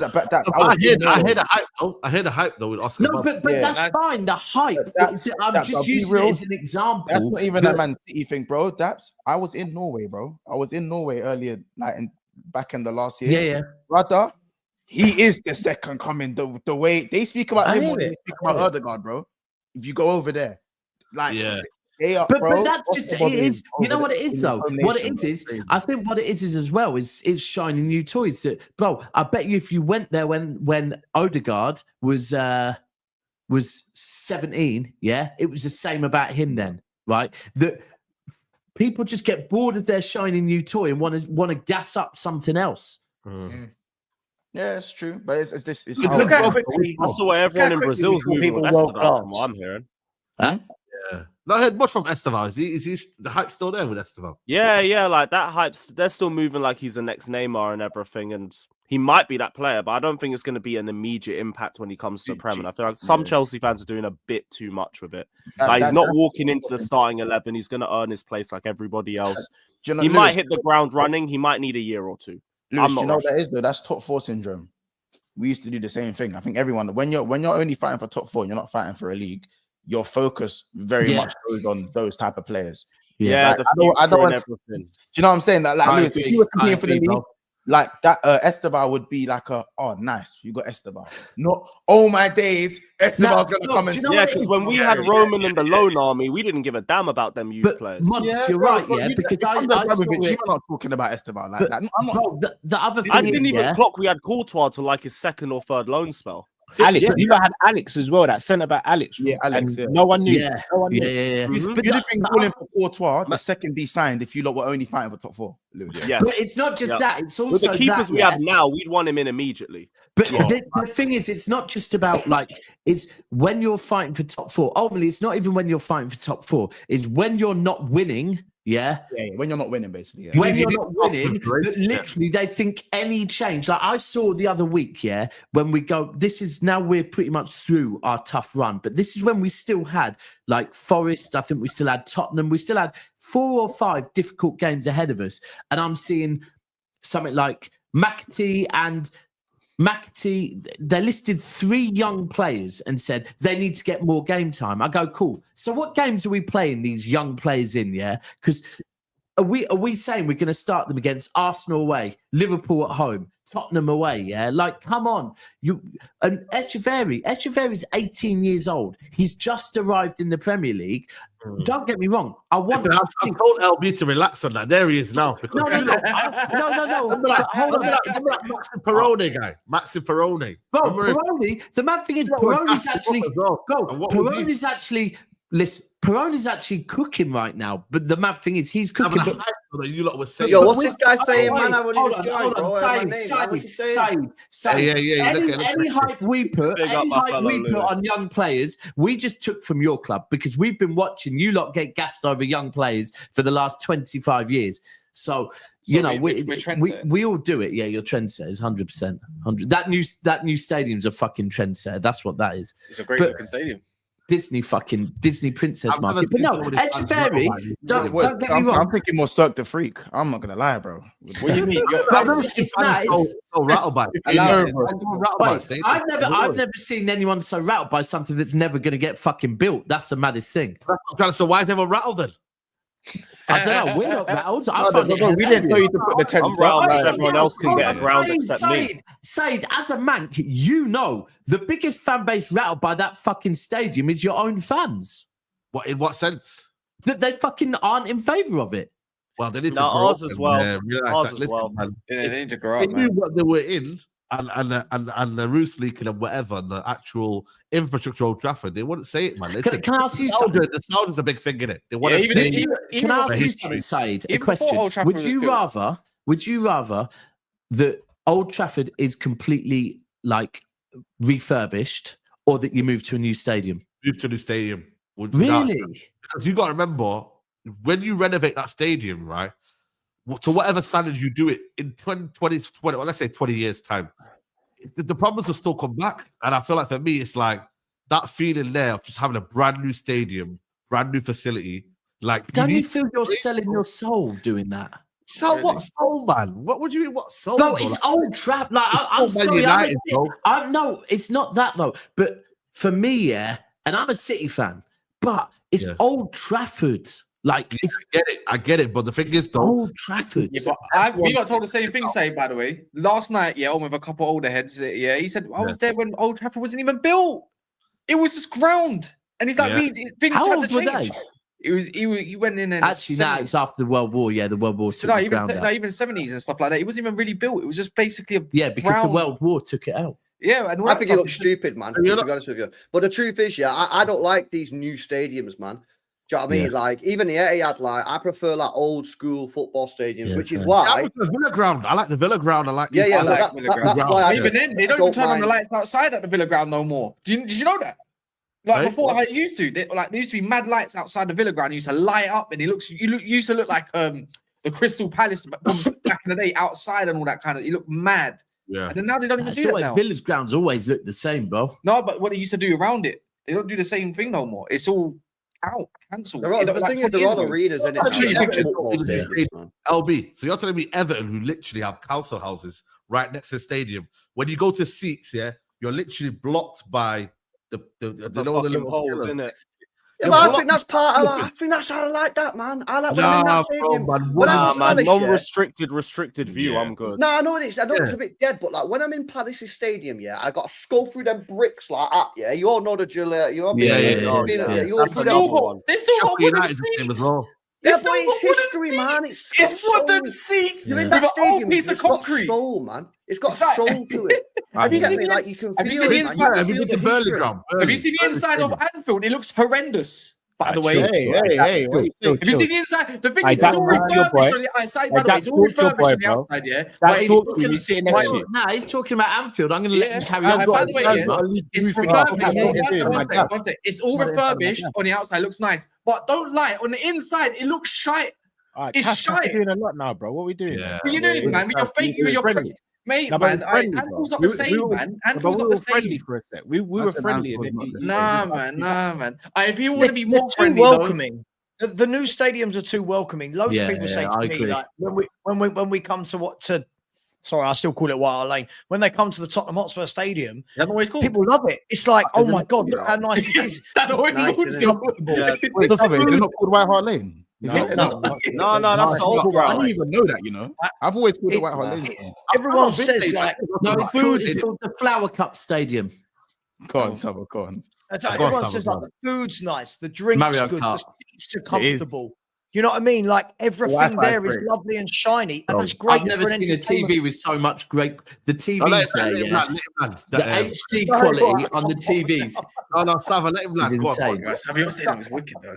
The You're right, TV you're right. quality at their stadium is absolutely fucking insane. Like real HD talk. in I it hear what for you're By the way, saying. the Oh, Wi-Fi in the mad. Tottenham Hotspur Stadium is brilliant as well. The Wi-Fi is And Arsenal. Oh, yeah, you they just both proved got good Sava's point, Wi-Fi. then, isn't it? Comfortable, isn't it? bro. That I'll get a stadium. vlog out in 30 minutes there, light one. You know, yeah, you know who needs a new stadium, man? It's quite embarrassing, yeah, that a lot of grounds have more attendance than the Chelsea ground. Chelsea needs a new stadium. God. The fact Yeah, that Chelsea they- have 40,000, I think that's embarrassing, bro. Yeah. Yeah, but I know. Yeah, but Lewis, like, you our probably know- situation's Yeah, so they- complicated. Yeah, I they know won't that- feel But very shouldn't the stadiums be more hostile though? They're like, Yeah, King was- they should. Yeah.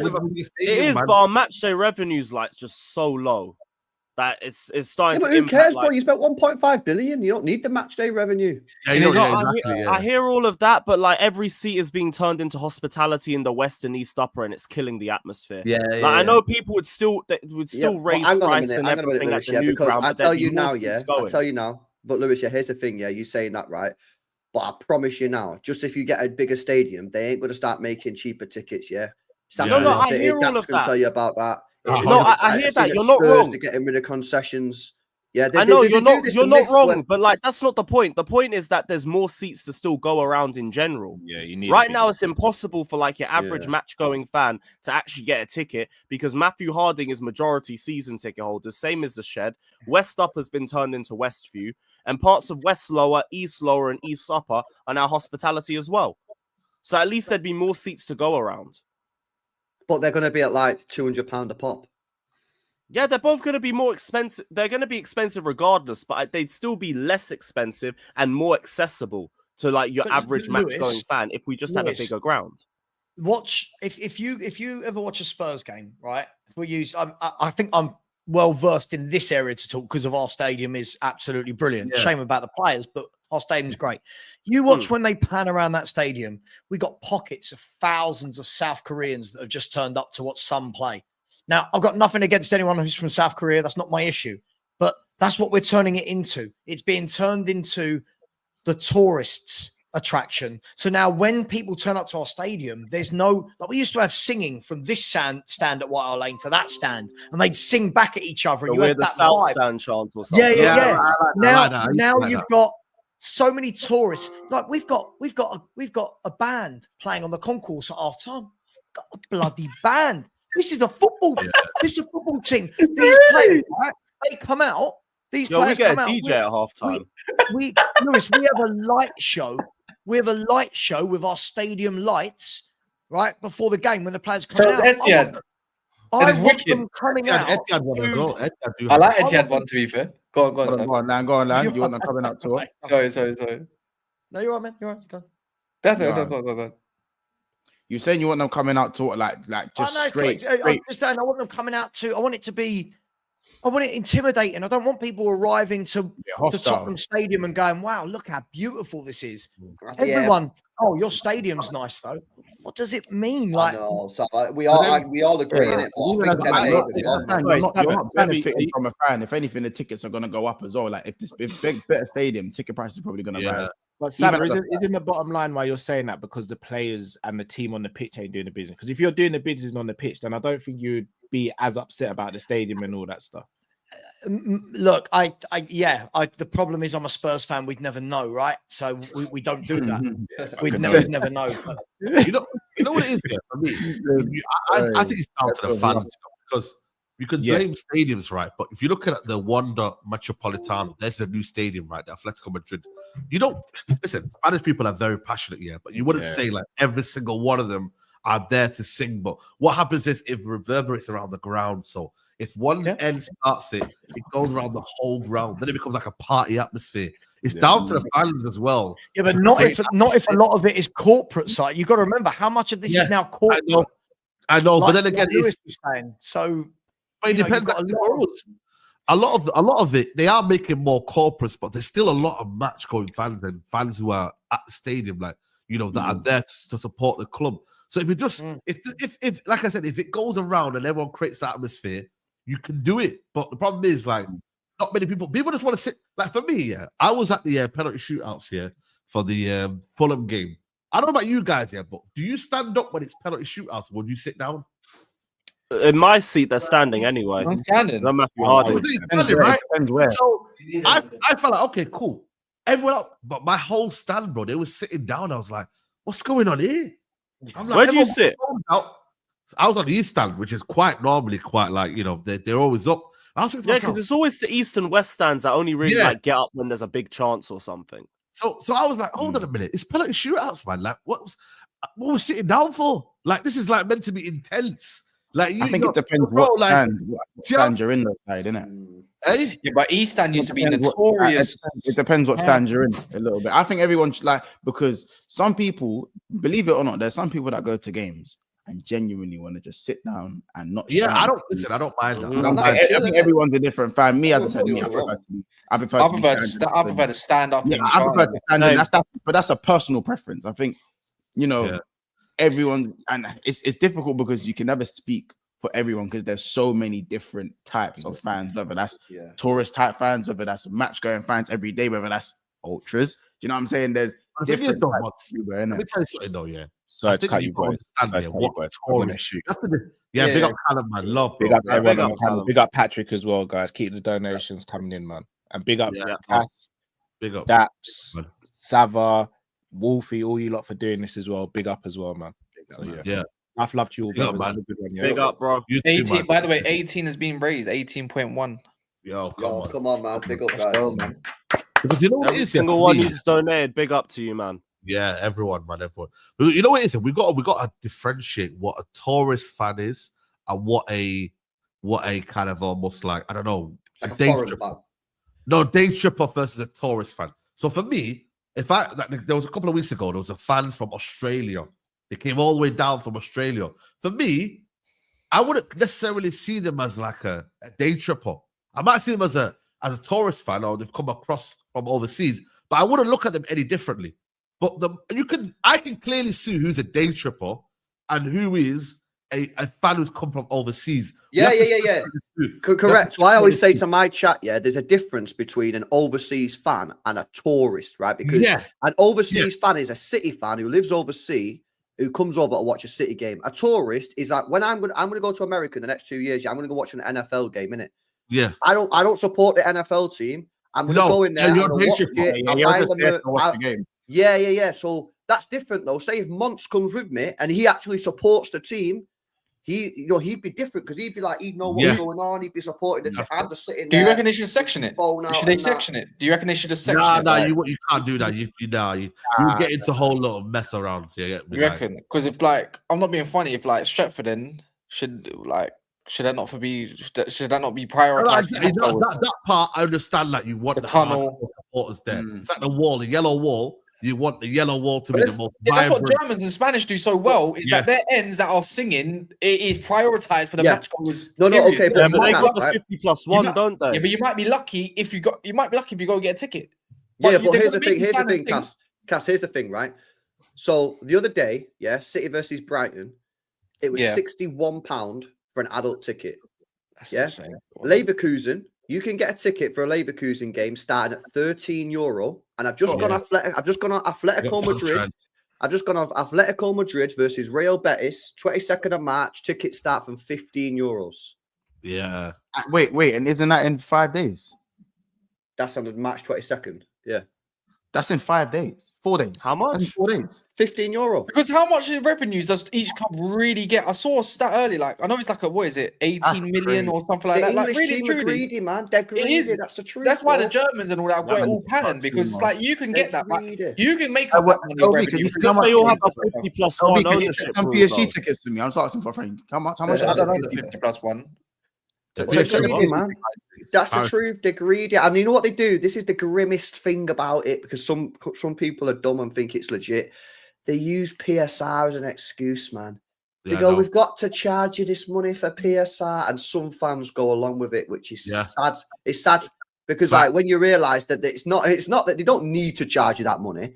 Yeah, they can go like my owner. Yeah, he could ring up someone in Abu Dhabi, with a business and say, "Yo, sponsor us £2 million a year." Bang, done. That's the ticket money that he's just raised for everybody. Yeah, that's what I was saying. Fundraisers, all of that, you can do it's greed, man. They do it out of greed. That's just the truth. But not all of them is like 61 quid. I got a 40. I still get United ticket. You know, United side. I can still get a ticket right now, and I did my last one for 43 quid. Yeah. Do you get it? So I'm still, and I was in a great seat. What's that team that basically is trialing out basically having everyone come to the game for free? There's a team that I see. This guy in the chat said Dusseldorf. Is it Dusseldorf? This guy in the chat says Dusseldorf are planning on making tickets for free. I've not heard of this. Yo, that would be insane, bro. I don't know how they would kind of make that like possible, because obviously then you got who do you prioritize, who do you give it to? Is it a raffle kind of system? You know what I mean? But nah, that apply, wouldn't you? You should have apparently they have a 50k stadium as well. 50k stadium. You just apply for the tickets, wouldn't you? You get them for free. Yeah. But no, it's gonna listen. We can say like our tickets have only gone up by £2.50, but over the next 3 years, it'll go up by 15%. Then it'll go 20%. Like, it's clever where they say, it's all clever. And you know what, Saeed? I was onto this, back in the day, right? 10, 15 years ago, right? And City would win the league in 2012. They put the ticket price up by 20, 30 quid, right? And I was on the forums moaning. This was before YouTube and that. On the forums moaning. You know what I mean? It's ridiculous. And then people would just go, it's only 20 quid. And you go, yeah, but listen, next year it'll be 30 quid. And before you know it, a decade goes by and you're paying treble the amount for your ticket. People need to think long term. Instead of thinking only short term, your people need to be thinking long term. The facts are these clubs are greedy. They don't need the money. They use PSR as an excuse. How about you make some better financial decisions with your transfers? Buying my club bought Matthias Nunes for 50 million quid. Imagine if we didn't buy him. That's 50 million quid you could have saved on tickets. And all your clubs have signed, crap players as well that have wasted money. Why is it always the fans that have to pay for it, man? It's always the fans, You've seen United wrote a letter to the fans saying, if you've got any ways that you can help us raise money, it's like, how about you just make better decisions, man? Yeah, now when Gary Neville point up to him saying, "Yo, that £40,000 you could have gave to them to the players that were obviously in the 80s and the 70s," it's like, oh, I didn't think about that idea. They're so out of touch, though. That's the thing, though. They're so out of touch. They're out of touch. Like, I can't believe, honestly, I can't believe. I get it. The London wages are more than in obviously in north of Manchester. In the north, right? But to be paid over £1,000 for a season ticket, you know how crazy that is, guys. Like mine is, I think, 821. That's my season ticket. Mine's like 810 now. We've had our first raise, bro, season ticket because Roman freezed everything for like 13 years straight. And it's not even that though. Like even a train ticket now, you know how much a train ticket from here to London Houston return is? It's 120 quid. Hey, Saeed, hey, you got a rail card? Rail card, bro. I'm 31. Rail card or no rail card? I got a rail card. If you go above 31, I'm 31 now. I was chilling. 26 to 30, I was chilling. My dad was on the railway. I get 25%. Because it's like 70 quid to me, max. Even with the rail card, by 26 to 31, it's still a bit chunky. I can't lie. But Saeed, have you not heard that website? Where if you book it like 3 weeks in advance, it's 20 quid there, 20 quid there, 20 quid back. Yeah, it's called Super Advanced. It's well hidden. No one knows about it, man. I didn't even know that. Super Advanced. I'm gonna need that. It's called type it on Google. Like I think Ron was telling me about that.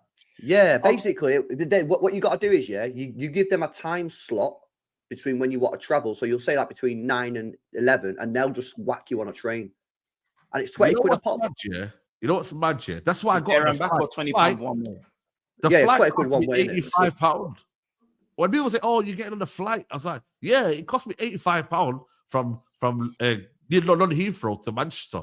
£83. If I'd have got a train, it would have been 150 plus." Yeah, so this is a crazy. It's like you take a flight. The guy took a flight, man. Day. Yeah. Wait, and there's no security. There's no check-in. You literally go in and you get out, and you're in. You're in Manny in 30 minutes, bro. Yeah, I threw it down one time. I did it. And is it there and back for £80? There and back to Manny to London. No, that was just because I was going. Remember, I was going back here because on the Sunday they said there was train strikes, so I had literally no option but to get the airplane. And I was like, right, let me just check the planes. And I pre-booked it night before, £85. I've done Manchester. Hey, that's last minute. Imagine if you did that in advance, like you probably would have been. That's what I'm saying. I would have been going for cheaper. So it's not really. It's not like, listen. It's not about being like, yo. It's just literally, bro. Like it's 30 minutes, and bro, the trains now. Like I looked at it the other day. I was like, if you didn't book it yet, like say now you didn't really thinking about it, and you just said, you know what, I'm going this weekend. You could be paying as much as £350 for train tickets. Yeah, £350. I'm like, I just looked at the sorry, to change the tack, the Dusseldorf situation, and what they're looking to do is they're looking to get their sponsors to cover the ticket prices for 5 years. That's their plan to cover it for 5 years, so that the stadium is entirely full. And it doesn't say this in the article, but I'm guessing that the business logic behind that is that if you've got a full stadium and everybody's buying food, everybody's buying drink, what these clubs are doing is kind of what Spurs are doing. It's what Man City are probably doing. It by building these super duper new stadiums, they're going down the American model of they want you there longer before the game. They want you longer after the game. Because I remember going to White Hart Lane, the bars were shut. The minute the game finished, you exited and you went to a pub. Now you go to, I'm guessing most of you have been to the Spurs Stadium. You come out of the stadium, you've got the Beavertown Lounge. You've got the longest bar in Europe. Like you've got thousands and thousands of people that haven't left the game. They're just there, drink. £20 fish and chips, £10 burgers. That's what they're trying to do now. It's not about. You know what, Favo? You know what the sponsor thing is. You know what you're speaking about then, right? I know they don't do it anymore because they got rid of all like the cards, because that was another way that they could control fans, because that's what it's all about. It's about control, right? But when we used to have season tickets on as a card, right? I always thought, why didn't they just get some sponsor to put their sponsor on the back of the season ticket? Yeah. So 30,000, 40,000 fans would have the card with the sponsor on the back. You know what I mean? And that, just even if it's not to give it free, even if it's just to subsidize the ticket. But obviously, then they got rid of the cards. Yeah, they probably said it was due to COVID or something like that, use some sort of excuse. But that's just so they can make it more difficult for you to transfer your tickets to people, isn't it? So and City fans are now struggling to transfer tickets to people and all that kind of stuff. You could just give your card to your mate, couldn't you? Back when it was, I don't know if any clubs now still have cards. It's all phones, isn't it? And now you got to transfer. I think they're moving to digital in the next season or two. Oh, have you still got cards then? Yeah. Doing it with certain where's this on the phone, man? It's such a ball ache, man. Yeah, it's annoying. I like the cards. You have to go into the app, innit? It's jarring. And it's constantly. Do your grounds have metal detectors? Nah. No, I got them. Do you have to go through like the military style? Yeah, I'll be real. Like searches at Chelsea are like dangerously light. Like it's like that Tottenham meme where they just did the whole. No, when he's like, yeah, it's funny enough. Funny enough, the heaviest I've had at it is at Spurs. Yeah, like an airport. When I went to Spurs, because even in the away ends, I go through those metal detectors. In case anyone's going to chuck a spanner at Postecoglou or something, like just it feels like you're going through two barriers when you go to the Spurs Stadium, bro. It's mad, bro. It's like you're trying to break through a military fucking set of like soldiers, isn't it? Like I'll go through the first line and then it's basically border patrol, innit? It's border. It's madness, man. It's mental. It's mental. There's always one guy though who doesn't have a ticket who tries to break through, and you're like, "Go on, lad." And you just know the amount of away fans I know that jib Tottenham is insane. Yeah, it's just weirdly easy. They just jump behind someone else, pause, and just get through. See them fans at Liverpool Stadium. The amount of people, bro.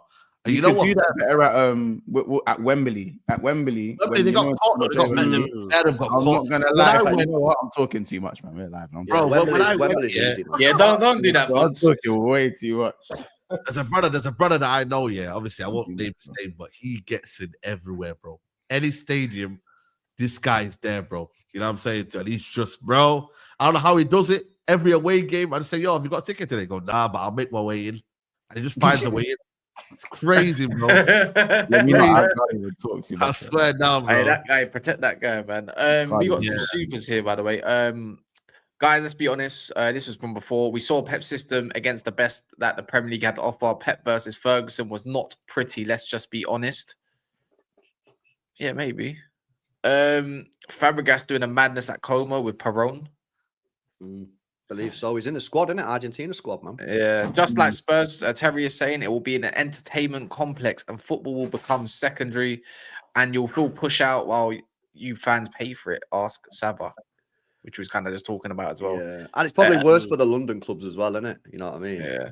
LB says when you said £60 for a God. ticket earlier, LB, I was thinking, oh my God, some Spurs tickets are like 90 to £100. I know he's on about too. To watch Brennan Johnson. Like, do you know what I mean? Like, it's like, yeah, that's crazy, man. What's your on about, Lewis? They have there was some advertising thing they did last season where they just had a couple just watching the Chelsea game from a bed. It was like just by the corner of Matthew Harding upright. I think it was a Dreams ad or something. I think I remember seeing that. You know. Yeah, it was during one of the FA Cup games. Everyone was losing their head because we were in mid-table. I didn't care too much. I just thought it was funny. What annoyed me is wheeling out a DJ when we're losing in a London derby. That pissed me off. That's crazy. And then you got a bunch of like fans in the background just doing some weird dance with the flags behind them and shit. Like, get the fuck back to your seats. We need to fucking turn this around. We're losing to West Ham. And man are doing fucking DJ house sets. Lewis, it's where you people really want to hear that. You know when Chelsea are winning like 1-0 and they're banging the side, they're banging the wall. You can hear it. Even if you're not in the stadium, you can hear the fans banging the sides of the wall. It's mad, bro. It's mad. Yeah. We're so close for Patrick. Every little helps. Yeah, we're like 1,800 away from the target at least. So can we get, if we get that final push, big up to everyone. It's in the pinned or in the chat. You'll see it as well. There's a lot of new donators. So big up to yourself. Kizart, Jack, David Cowley, Theodore, big up yourselves. Josh Rayner, Miles Robinson, Gurav, Nathan, and many others as well. Kumar, big up. Eric, Alexander, Bobby Schneider. Love for that, man. Anyways, sorry, continue. So my bad. Yeah, no, it's crazy. It's different, man. Saeed be catching flights, innit? He catches flights from UK to UK, bro. It's a bit different for Saeed. Oh, listen, bro, lend me a fiver, innit? Like at the end, like, lend me a fiver. Scott messaged me. He's like, "Yo, why do you just do this?" It's like, bro, what do you mean just go and get a flight? It's like, I've never done that before. I was like, bro, it's easy, man. You don't check in, you just go through, bang it out. Yeah. I got home literally within 45 minutes to an hour. Whereas if I went on a train, it would have been 2 hours and 45 minutes, bro. Because on a Sunday, you got to remember the trains are slower, innit? They're like 3 hours.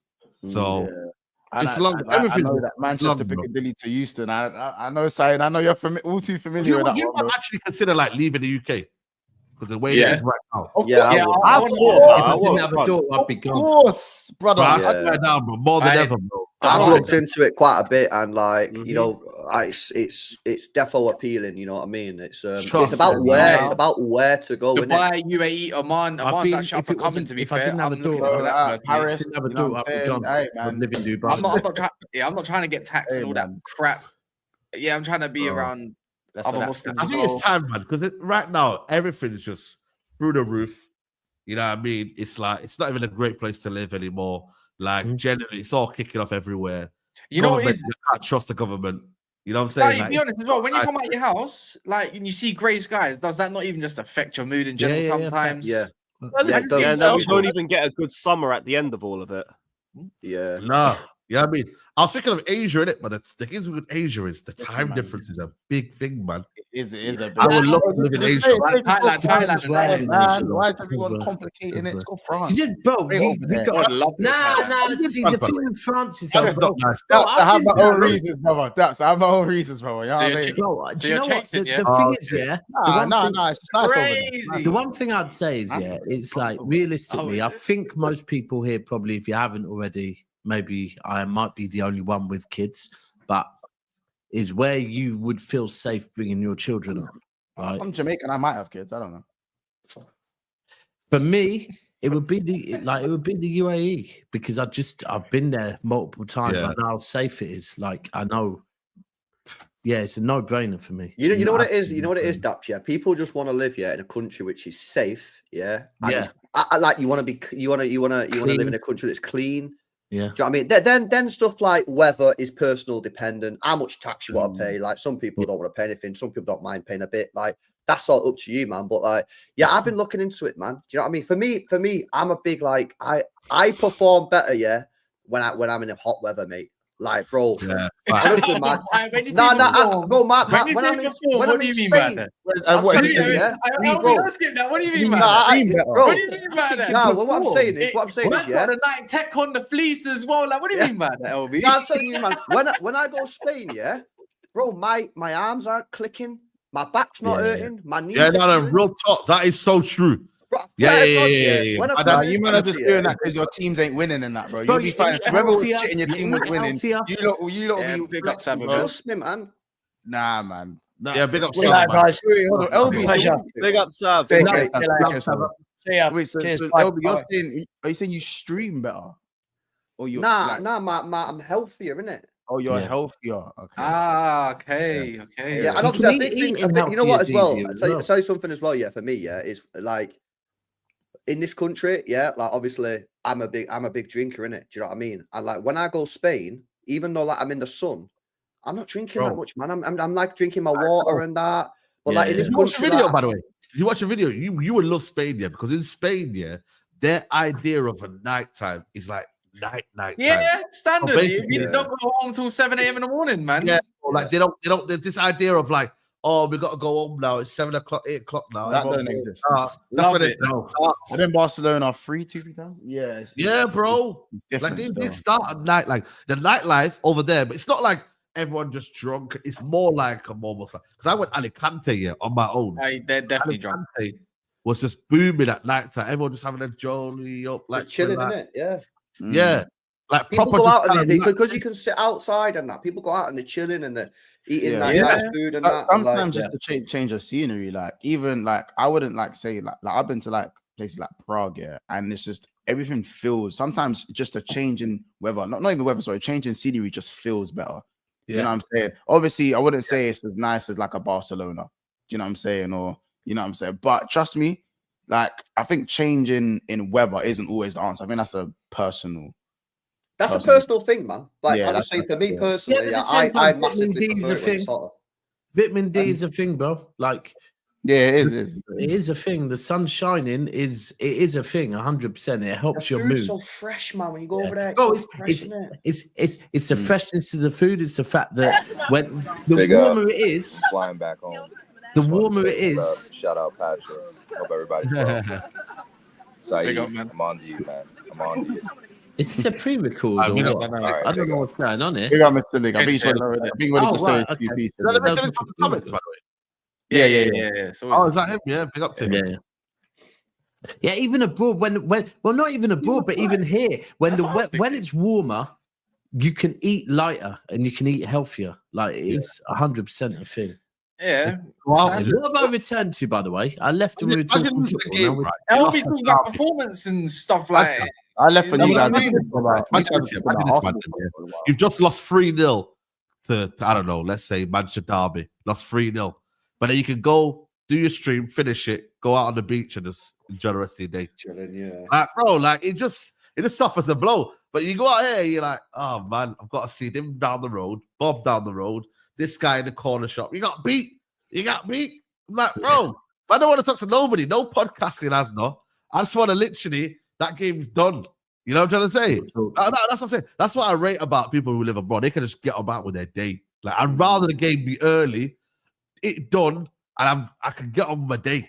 Whereas if the game's late, bro, you're finished, mate. You're finished. No, then, you know, as well, like, I watch a lot of these like travel vloggers, yeah, and like, bro, some of these countries in like the Middle East, man, like, bro, they just seem like a really good place to live. Like, I seen some one guy, yeah, he's a teacher, and he lives in Abu Dhabi, and it's just a chill life. Like everything's like, you know, not everything's cheap, but like a lot of the stuff is cheaper. Like just he said, like stuff like insurance is cheaper, all the fuel's well cheaper, and that, and you know, it's probably a good place to raise your kids, isn't it? You know what I mean? Well, but it's different. I'm going to be over in Ras Al Khaimah in where's that? Where's that? So you got Abu Dhabi, Dubai, Ras Al Khaimah. They're all part of the UAE. I've never been. Bro, different, just different world, isn't it? Completely different world. completely different world, man. Do you know? There was one girl. I know, she went Thailand, yeah, and she went to like 4 or 5 different islands over there, yeah. And you see the scenery, like just to the peace of mind, like that, yeah. It's mad. Like I feel like countries like that. I feel like that's what's healthy. That, like, you know, when you guys are health, that feels like health. Yeah. But bro, so my real dad moved to Thailand, and depends. Like if you're at one of the islands and them type of places, yeah. The cities there though, bro. The cities there are just as built up as over. Well, more built up than over here. Yeah. Air quality, man, is probably bad, isn't it? Islands and like she was in Islands like are different islands and like the nature and stuff. It's really nice over there. But obviously, we talk about all this abroad stuff, but you still gotta be safe, man. Like it's like when people talk about going to Australia, going to Sydney compared to going to Outback. You know what I'm saying? Yeah. Like the conversation we're having, bro. Yeah, bro. Like, bro, it's not even like even Jamaica, bro. Like even in the Caribbean, like 100%. You know what I'm saying? Especially if you know what you do as well. That stat from you, was it this morning you gave that weird stat, or was it yesterday? What's that? About fucking kangaroos in Uruguay. There's like so basically there's like 43 million kangaroos, yeah, in Australia. Compared to Uruguay, there's a population of something like 4 million. Yeah, nearly 3 million. Yeah, and they said if kangaroos decide to invade Uruguay, they have to fight like 12 kangaroos at once. Yeah, we got 1 to 12. 1 to 12. 1 in 14. You got to punch them up and kill that them, is bro. crazy, though, man. Leaving your gap and see some kangaroos. Oh, no, you know what's mad about that? Kangaroos when they stand up, they're wow. They're wow. You know this, right? Yeah, I went to Scotland with the missus, yeah, last year, and we went on one of the like lakes, like the locks, whatever. I can't remember what it's called. Yeah. And one of the little islands in the lock has kangaroos on it. Yeah. Because apparently, like 100 years ago, some woman come back over from Australia on a boat. She brought kangaroos over, yeah, and then she just let them off on this island. And now this random island, in a little lake in Scotland is just full of kangaroos, mate. They got Scottish accents. I'll be real. They should write a horror movie. They should write a horror movie on that. About a tourist couple that just wants to go see a place in Scotland, and they just find themselves on an island. Kangaroo, Jack. Oh, those kangaroos are wild, you know. Kangaroos gone wild. But they're wild. Have you seen when they stand up and they flex? Bro, they snap, bro. Hey, it's mad. It's mad, bro. It's mad. Lewis, what you said about your club, man? Like, are you gonna score any goals anytime soon? Well, we've got all 3 of our forwards coming back after the break, so I expect things to improve. What, Cole Palmer as well? Palmer, Nonny, Jackson, all 3 of them are back. So, and we got Tottenham next, which is basically like a 3 points. Okay, so you're not worried for like Champions League football or nothing, no? I won't pretend I'm not a bit concerned, but like if with those players coming back, I'd expect the performances to improve. So, top 5 should still be aim. Maybe Newcastle will be too drunk.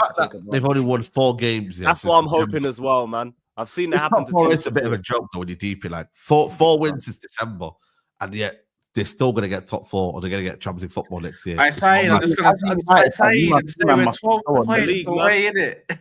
Hey? How can you have 4 wins in September? Since when? Since we've got more points than them since I think we've got more points than Chelsea in. Is it? I don't know. I swear I'll see some graphics about this year.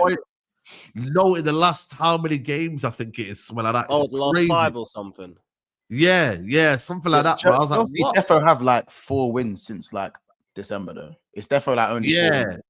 Like it's crazy. Beat Brentford. Between then, I think it was. It's about 5, Brentford, 6. Leicester and Southampton, and there's one other win in there. Wolves and West Ham. Yeah, but your fixtures are disgusting. It's a way that's not been good.